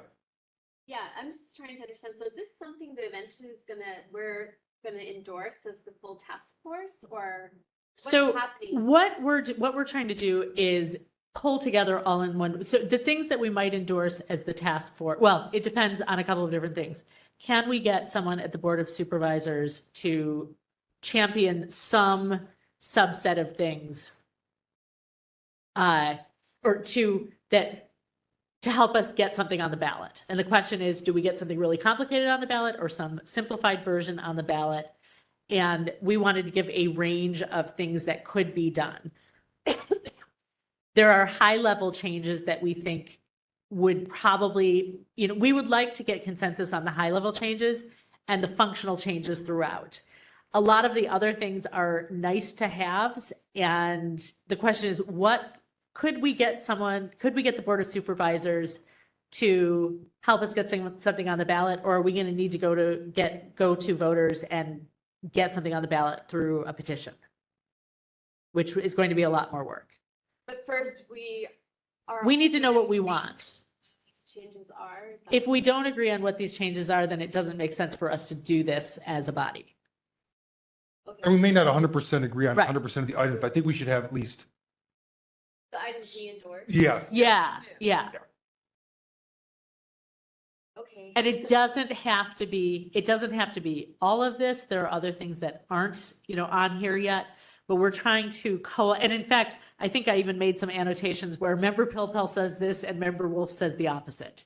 So, there are things where we don't have consensus yet.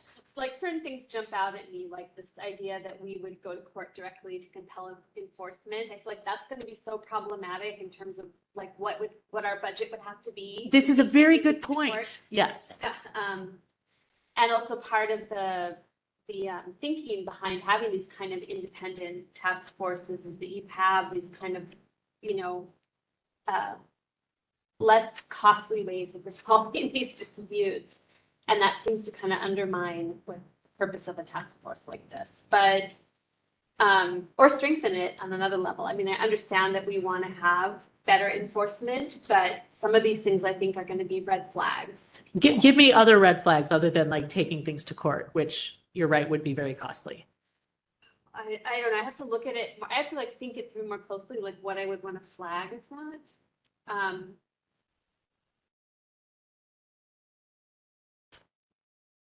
Well, like public departments that consistently present roadblocks. It seems like the SFPD has a lot of roadblocks, but then the one time they responded to our survey, they by far have the most like records requests. And so proportionally, it may seem like a certain department is coming here again and again, but we don't know like the number of requests they're receiving. So it's really hard to know like, how often are they really blocking things? Right.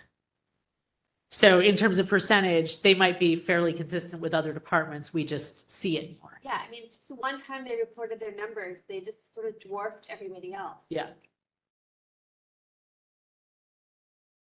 That only tells us that only a certain percentage of people decide to take it any further than That's just true, making too. the first We see- request. Yeah, and So there yeah. are all sorts of things at play. But we also see that we have like certain repeat requesters that just focus on one department. Yeah. I mean, it's just hard to feel like we really know what's going on out there without more comprehensive numbers. So you would say, don't do the calling out of departments. Well, so far I haven't called out any departments because I just feel like I don't, like when I do the annual report, I don't feel like we really know how big of a problem it is. And where it might even be happening and we don't know about it because there's just not somebody who's targeting that one department to work.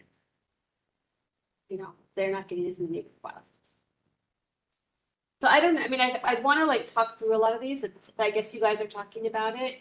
I would love to maybe at some point when we have the integrated sort of collated document, kind of go through and just take a quick show of hands, like who supports this, who doesn't. See the ones that have like uniform support just on their face, and then just discuss the ones that maybe don't.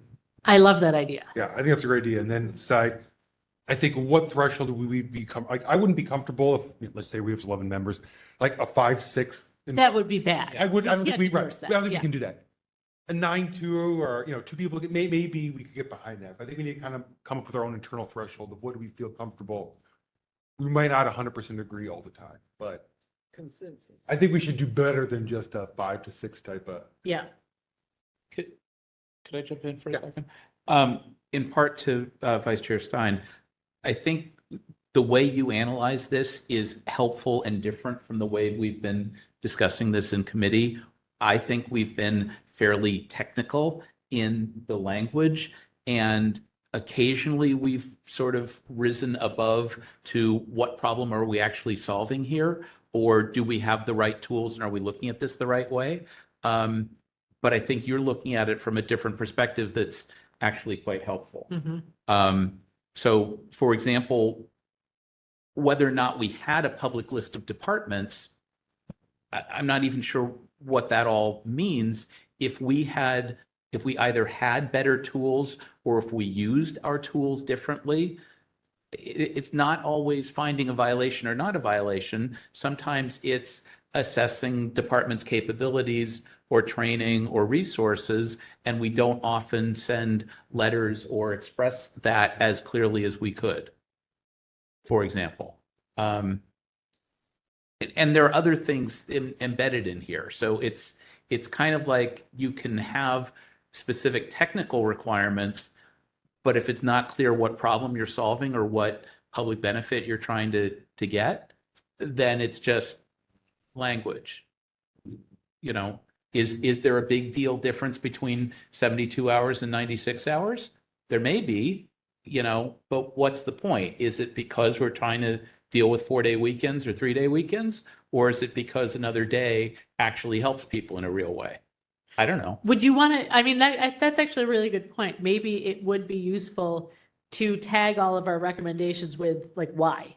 Why are we making these changes? You have like a real world example, because I think stories and anecdotes do better than just coming up with. Yeah. The functional stuff, it's, I think, less necessary, but where it's a change in the substantive requirement, we should have some explanation. We think this is good, and here's why. All right, to give everyone a chance, Member Kumar, did you have anything you wanted to? Okay, Member Schmidt? Yes. Okay, I have a little bit of a list. I'll try to be super fast. I like the red flag idea also that you brought up, the Vice Chair Stein brought up. So one of the red flags I think we should just keep in mind is anything that would affect labor unions. So if we have anything that's going to affect that employees shall, and I'm not talking about department head employees, but anyone less than department heads are going to be in a union and might subject to a meet and confer. So I think we need to be real careful if we impose additional requirements on employees lower than department heads. Okay. Not saying we shouldn't, but it may trigger additional meet and confer, which could take months and months and months. So just be careful of that. I think, for me, I think IDRs are an area that still needs a lot of work. I know you guys are doing a lot of work on that, and so that's great. I'm still of the opinion that I think IDRs will work best if there's a centralized contact in place that people need to go, and that place is then maintained every single day by city employees, right? So within each department. Within each department, Yeah. exactly. So it's not like you issue an IDR to your SFMTA bus driver for the budget, right? The budget might be easily to come up with for SFMTA, but the bus driver is going to have it, right? And be able to get in. So there needs to be a way to do this, and where there's reasonable expectation of responses within a certain amount of time. I don't think, I think for, let's say, boards and commissions, it should be, like we do, we direct people to the SOTF mailbox. We shouldn't be all getting IDRs. Yep. There's part-time employees. I mean, so there's a whole thing with IDRs. I think needs to set expectations appropriately of both the respondent and the petitioner side, or the requester side. I still think we struggle with the ambiguity over 6729-7. It's the keeping records in a business-like format or manner. We're not sure how much that extends our authority to records retention and records management issues. I think that line needs to be clarified. Me personally, I think that leads to the department head needs to keep their own records. It doesn't mean the department head can be held accountable if someone in further on down the, down the line happen to throw out a record or something. But I think that's the area where we don't have very good defined way to read that, and to what extent our authority extends to records retention. Moving on, totally agree with all the supervisor of records things. I don't believe the supervisor of records providing much of the function at this point. It's useful, particularly because, for those members who are newer to the task force, supervisor of records has already told us they will no longer issue orders because they believe that the charter and how it defines the role of the city attorney office conflicts with their role of issuing orders as the supervisor of records. They don't even issue orders anymore.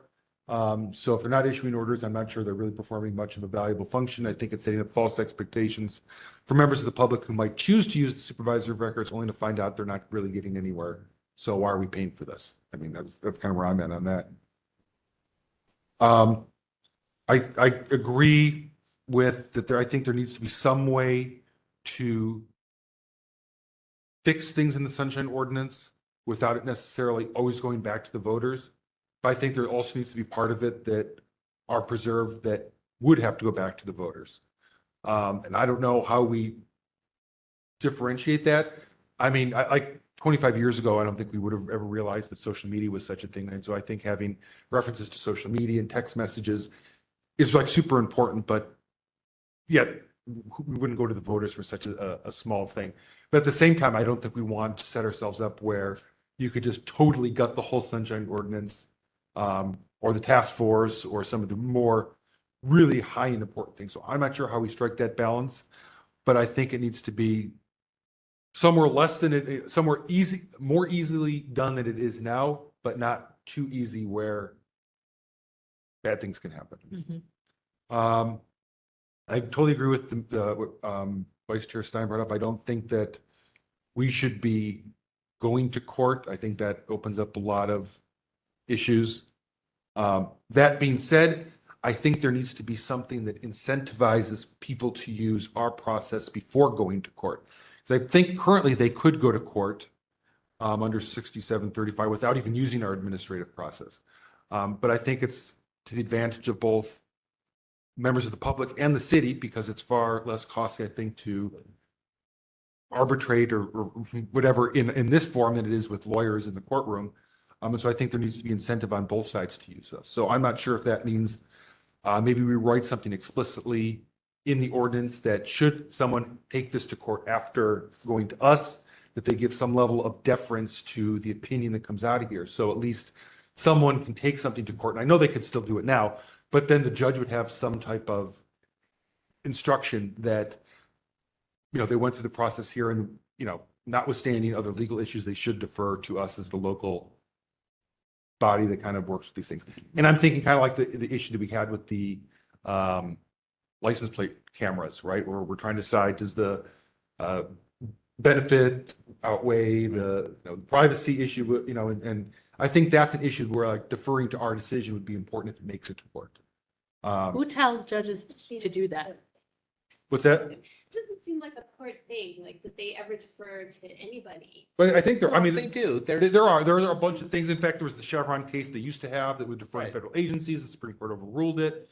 There's, I think, I was doing research. There's a Skidmore defense that they can use, which gives some level of deference to public agencies in rulemaking and administrative laws. There is a whole section of that exists. And the whole idea of administrative mandamus is that you have to have a record, and unless you can show that based on the evidence in the record, Dean, is that about right?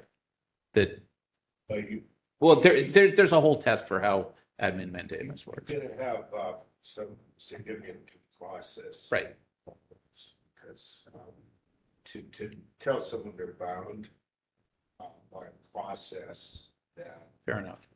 doesn't necessarily Afford them all the right give protection. them the type of protections they get in court. Right. Yeah, so So I don't think, right, I think it has to be something, not saying that the courts are certainly bound by any means by us, but I think they also need to take some level of consideration, and I don't know how to. yeah, it can be done. It just would probably it would probably mean that this would have to look sort of like what the ethics commission looks like with how they provide rights and notices, et cetera, et cetera.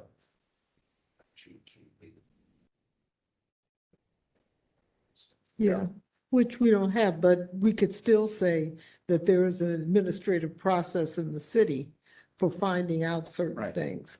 And I know as far as the claims process is concerned in the city, that if you want to go to small claims court or any court, you first have to file a claim. Right. So it could just be part of the process that's set up in the city as far as the administrative process you can go through. And some of the matters are taken care of in that process. And if you don't feel satisfied, then you move on to the next step. Just a step. I was just curious that are we giving people the, I mean, I'm not saying we are, but are people getting the impression that maybe, you know, the whatever, if say we hold a department accountable for a sunshine violation, departments can, or, you know, like it's sort of like SOTF is like it's an administrative route, but it doesn't really amount to anything because the departments keep doing what they're doing, you know. It's not that they're not flouting the sunshine, or it's sort of like they're not being held accountable the way they should be. That's why people are going to court. Like, I'm just trying to understand whether there's some messaging in there that. Well, I mean, I think the problem we've seen on a few instances, and I think the majority of the work we do in the departments comply and they're part of the process, but in some instances, we've issued an order and the department just says, you know what, we don't agree and we're not going to do it. And that's that. Now, strangely enough, I was doing some research, right, you know, to try to find an analogous body to us. And what I kind of looked at was the Board of Appeals or Assessment Appeals Board that determines this. And what if the assessor disagrees with an evaluation that comes out of the Assessment Appeal Board? And I actually found a case not too long ago in Santa Clara County where the assessor sued an Assessment Appeals Board for disagreeing with their decision. I'm not saying that the department should be suing us, but what I am saying is that for some reason, departments are taking boards' decisions more seriously than they are here in other places, right? So if we say, police department, you need to turn this over, the department doesn't appeal our decision to court. It's still incumbent upon the initial petitioner to go to court, even though they prevail, and they're going to still have to pay to go to court, even though they won in our form, which just to me seems unfair. I think there should be some type of incentive, be it that. I mean, another thing that we could look at, and I'm not saying it's a great idea, I'm just brainstorming here. Sometimes there's extra damages the court can award if someone goes through a certain thing, or it could be if you win it at through the administrative process and then win again at court, then you get double damages. I mean, I'm not saying that's a great idea, but I think there's other ways to incentivize using this form and then incentivizing departments to comply with their orders. Not to belabor this, but who makes the court do that? We can't make the court do that. No, I mean, it would have to be instruction to the judges, and hopefully they would then. Not from us, though. Well, I think if they were trying, if someone were to go to court. Yeah. And try to sue, I believe, under the Sunshine Ordinance, Uh-huh. they can do. I'm assuming the judge of the Superior Court would look to the Sunshine Ordinance as the operating law. And if that operating law says that, Oh, that's why you would want to put it in the ordinance. Yes. Oh, okay, okay. Right, they would say, oh, they went to the Sunshine Ordinance, they're alleging a violation. No, we can't do this for the Brown Act and for, or Public Record Act, those are state laws. But if someone sues under the Sunshine Ordinance for a writ or whatever else, I think. Or a provision that's specific to sunshine. Right, specific to sunshine, saying that they would defer to the administrative process, not that they absolutely are bound by what we, do. But I think some level of deference makes sense. And I don't know how, I'm not a lawyer, but I think there's certainly examples in administrative law of that occurring. So, last one, then I'll move on. The other thing I think we could look at on the enforcement side is, and we kind of hinted at it before, is maybe we more explicitly put in there that when we issue an order, the department head shall comply with the order issued by the SOTF. If the department head does not comply with our order or does not offer an affirmative defense as to why they're not complying, then the Ethics Commission shall find them or shall conduct a hearing into whether they have conducted willful it's like willful misconduct or willful violation. But if the Ethics Commission isn't going to define the term in their enforcement regulations, why don't we define it here? And say failure to, for the failure of the department head to follow an order or at least to offer an defense for why they're not following the order shall be considered it. And ethics shall investigate that in an open and public hearing or make their determination on it in an open and public hearing, something along those lines, right? Then we would force their hand as another way of enforcement. So We need some enforcement. we need something. Yeah, we need something because I find it so frustrating when we have some of the, and we're, the consent agenda, I think we're now hearing some of the more intricate cases, some of the ones that really there is no clear-cut black and white answer on. And we go through this process and only to find out at the end that stuff doesn't happen and we feel kind of stuck. I think it's frustrating to all of us. Yeah. So. And especially to the people who come here. For some. Exactly. And then only to find out we tell them to go to court and they're like, oh, and by the way, in 6735, you could have gone to court in the beginning and skipped all of our late night meetings, right? I mean, there has to be some incentive for them to come here and go through this. And I think we add a lot of value and I think that has to be reflected in the law. Anything else? That's Okay. I'll stop there. Oh, real, it's a tiny one. Just, I think we also have to make sure that we add board members and commissioners under the willful, that they can be found to be filing willful misconduct or whatever. It shouldn't just be department heads, elected officials, because we don't want any board to just say, we're not allowing public comment at the police commission, and that's right. Okay. We know we're supposed to allow it. We're just going to decide not to. Right. And as of right now, they can literally say, we know we're supposed to allow public comment. We're not going to, and we still can't say you willfully violated the agenda. So. No, I'm done. Okay. Are we Okay. still going around? Sure. But now I'm people around the committee. Well, I'm on the committee and I've been talking a lot about it. I want to hear everybody else's stuff. Jail. Jail, Should have a jail. stocks. With no sunshine on, no windows. I have a couple of thoughts based on this discussion. I think updating language about technology is. That's in there. Yeah, we've got that. Yeah. But I think things like AI that are continuing to evolve, that's a good example of not having language right now because we don't know. I mean, maybe it's fine to have an AI response to a public records request. Maybe not. I certainly don't want an AI person representing a department to show up. I mean, I don't know how far. That's kind of fascinating. Well, I don't know how far this crazy idea goes in 5 or 10 years, let alone next year. I mean. So we do not have any responsive records. Right. Yeah. Right. We're spending a lot of money on AI to produce that same. Maybe AI can represent us in meetings. We don't have to attend anymore. Yeah, we're all being replaced by. Yeah. Anyway,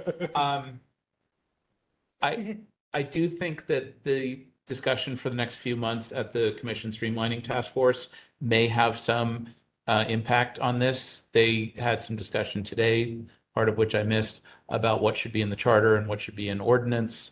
and maybe removing some bodies. So maybe some further stratification of advisory bodies that are in code as opposed to decision-making bodies that are in code, and having more requirements on decision-making bodies, less requirements on advisory bodies. Maybe it's somewhere, that's more than a passive meeting, but less than a legislative body or a policy body. I don't know. I'm just sort of thinking about that.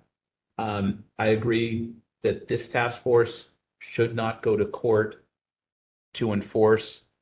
If anyone wants to go to court to enforce, it should be petitioners. Or if there's a ruling for whatever reason that a department disagrees with, I don't know if they should go to court. We shouldn't be in court. I agree with that. That's not where we do well. But we should have other options, both in law and in practice, whether that's strongly worded letters or advice or whatever thing. If we send a letter to the XYZ commission that they screwed up on something, if we say they have to read that at every meeting for the next 6 months, then they have to read that at every meeting for the next 6 months. And they want to avoid that, so they want to play ball with us. Whatever. Administrative exhaustion, you talked about, and deference for specific Sunshine Ordinance provisions. There already are provisions in state law for Brown Act and the public records violations. I'm not sure that there's anything else that we add beyond that, but if someone wants to say that a department head calendar under 29-5 or an IDR was mishandled, that's a specific Sunshine provision, and we should have some way to address that here with a court, because it's not clear right now how that would be handled. And I guess just sort of wrapping this up, the task force determinations should be final, but that we should be viewed, again, more like the Board of Appeals or the Assessment Appeals Board, that we're more of a neutral body. We're not advocating, I mean, in some ways we're advocating for sunshine and openness, but when it comes to hearing a complaint, that we take a more neutral position. Where's the evidence? Where's the argument? Persuade us. And then we're not going to go out and support you one way or the other. We've issued a ruling. That's our position. You can do with it what you want. That's kind of where I am, but there may be some colors and flavors on this. I don't think that's in disagreement with anything. Thanks. Okay, any public comment on this item? Anyone wishing to make public comment on item 17, please raise your hand in the app or press *3. We have no one in the room, no hands raised. Okay, public comments closed. That was no action on that one. But I think lots of good ideas and lots of good Yeah, discussion. thank you all. Very good ideas. So I think that was a good 30 minutes spent. All right, 18, when you're ready. Item 18, announcements, comments, questions, and future agenda items by members of the Sunshine Ordinance Task Force. Anyone have anything? Seeing nothing, go ahead. No public comments, since nothing was brought up, we can move to the final item.